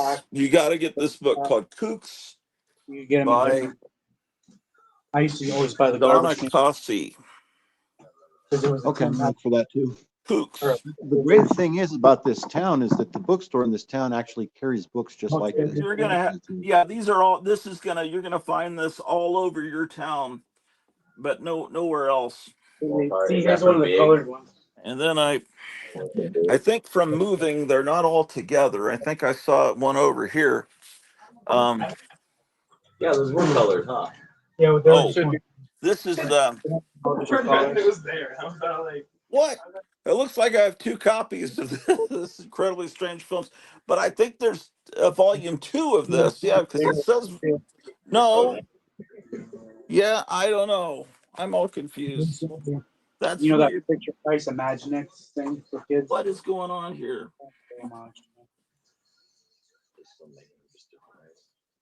I can't figure this out. Anyway, I'd have to look at the whole series. There were a few volumes of research that I didn't bother to get because they were about industrial music and I didn't care about that. And I still don't. But yeah, the research series, the Incredibly Strange Films and the Incredibly Strange Music one are John B. and the one called Kooks. I mean, they're all great. And the one called Pranks is fun to read too. Yeah, they're all. It's down there. That's where I was in the 80s. I'll take that up. See, I think that's what distracted me from the really terrible comics coming out in the 80s is moving into that, interesting stuff, collecting records and posters and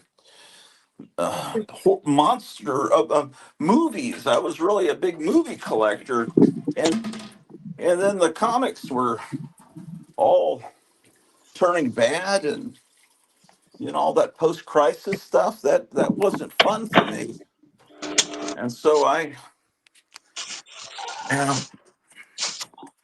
Seats in the back, please. Thank you very much. Thanks for coming in. Of course, Kevin hasn't been able to hear a word.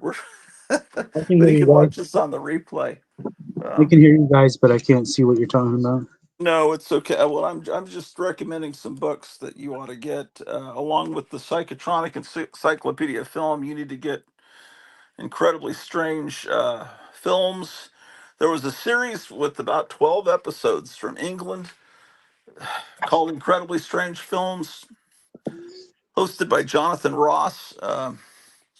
I don't know. That might just be on YouTube. I'd have to look. I remember recording it on VHS. Although there was one episode I don't think they ever played on American television. It might have been the Russ Meyer one because of the nudity. They weren't there when he got signed. And And that was back before they did. they do it. But I got that bit before they did the. maybe some of them are over here. This bookshelf. You guys have any questions? Yeah, where's the Young Avengers stuff? I doubt I have any. It would have been at the. Actually, no, I would have moved it over to Avengers. Just go to the end of Avengers, since it's Y. It's all the way at the end. Yeah. So after West Coast Avengers. Okay.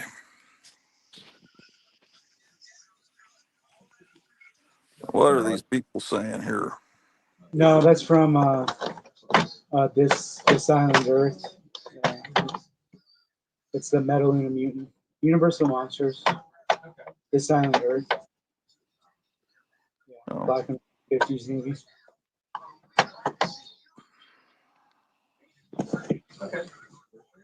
Yeah, that company. Did you get that Freddy thing out there? What Freddy thing? There's that girl has a Freddy thing she made. I didn't see that. She made like a Freddy bag or something. Like There were books about H.H. Holmes. That was the kind of stuff that this company called a mock. I have a mock catalog upstairs from back then. Oh. Pulled these down. These were on the same shelf. These were also gifts from my son. These are the large I was editions just of looking at Found. that same book over here. Found. Number one. Yeah, you sold it. Yeah, Found number two. So if you don't know what this is a really along the same lines of everything that this conversation has been about. This is kind of like an expounded zine that's turned into like a book. It's large. And inside here, the artist that came up with this idea eventually, it became a magazine with a staff. But at the beginning, his idea was, I'm just going to collect everything I find on the street throughout my life, everywhere I go. And then I'm going to compile it. And so then a bunch of other people become involved. And now at the time of the creation of this, people were mailing in things that they would find on the street or at work or on a train or on the bus. And it's scribblings. Sometimes it's shopping lists. Sometimes it's love letters. Sometimes it's breakup letters. Sometimes it's IOUs. Sometimes it's photographs. It's all kinds of stuff. It's great. So look for this. If you're like-minded to Gratu and I, and you like the conversation we're having, Found is Freddy's on fire. Everything Freddy's selling. Yeah. The guy's name is Davey Rothbard. Yeah, see, I just clicked the guy who came up with it. Under down. That's cool. Those. Okay. And you used to be able to buy these at hippie bookstores, record stores, and then it became even you could get it at Barnes and Noble. Well, Jonathan Ross was kind of like I think this hip late night guy in England, maybe that I guess might have been equivalent to David Letterman, although Maybe much cooler than 125. that. And he hosted some series about cool things. And he hosted. He was the narrator of that In Search of Steve Ditko documentary. So he's very much into the stuff we're into. Let me look real quick. Well, hold on. Kevin, you ready to go? Yeah, like next week. Over there. He gets up to it. I said like next week.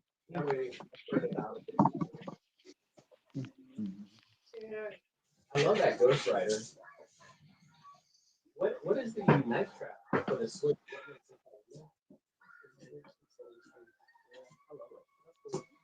Yeah, the Incredibly Strange Film Show is on YouTube. There's a George Romero episode. There's a episode about Jackie Chan, about Mexican wrestling. Yeah. How great is it? Yeah, I thought it would be. 700. I have a 9.6 of it too. 9.8. I don't do graded games, but it looks pretty neat. Yeah. Are you gonna get it? Yeah. Kevin, you there? I'm here. I can hear you. Did you buy that that Morlock for yourself? I'm going to when I go back out there. Oh, okay. I was gonna see if there's another one, but It might be. I'll ask him. Yeah, that was pretty cool. That and the He can always make more too. oh yeah, the Morlock and the there was another one that was cool. I think maybe the robot monster one. Yeah, the Morlock is definitely cool. If you happen to come Just across print another those one at of his those that house. makes more, I would take one. Yeah, I like yeah. it immediately. Don't see He another prints those Morlock. from home, so I can get those anytime. I still haven't been to his house though. He keeps inviting me, over, and I've never been. Well, that's crazy. He's in the same town as you. So you ought to do that. Yeah, man, that would be great. Is it okay if I take a picture? I was gonna show my wife. Go for it. What are you doing with the Pokemon card? Oh, he gave it. No.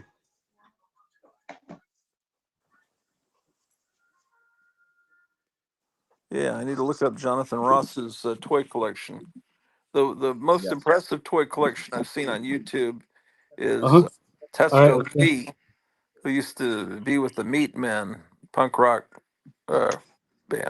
He has I've never Question. seen anything like this monster toy collection and space toy collection.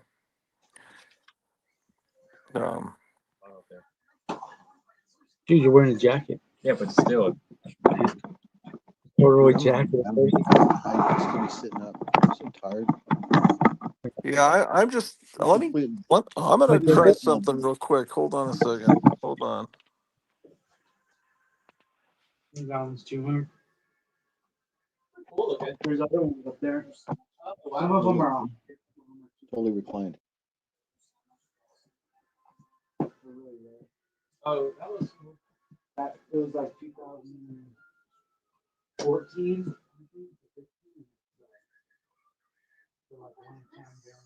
What's the detective? What number?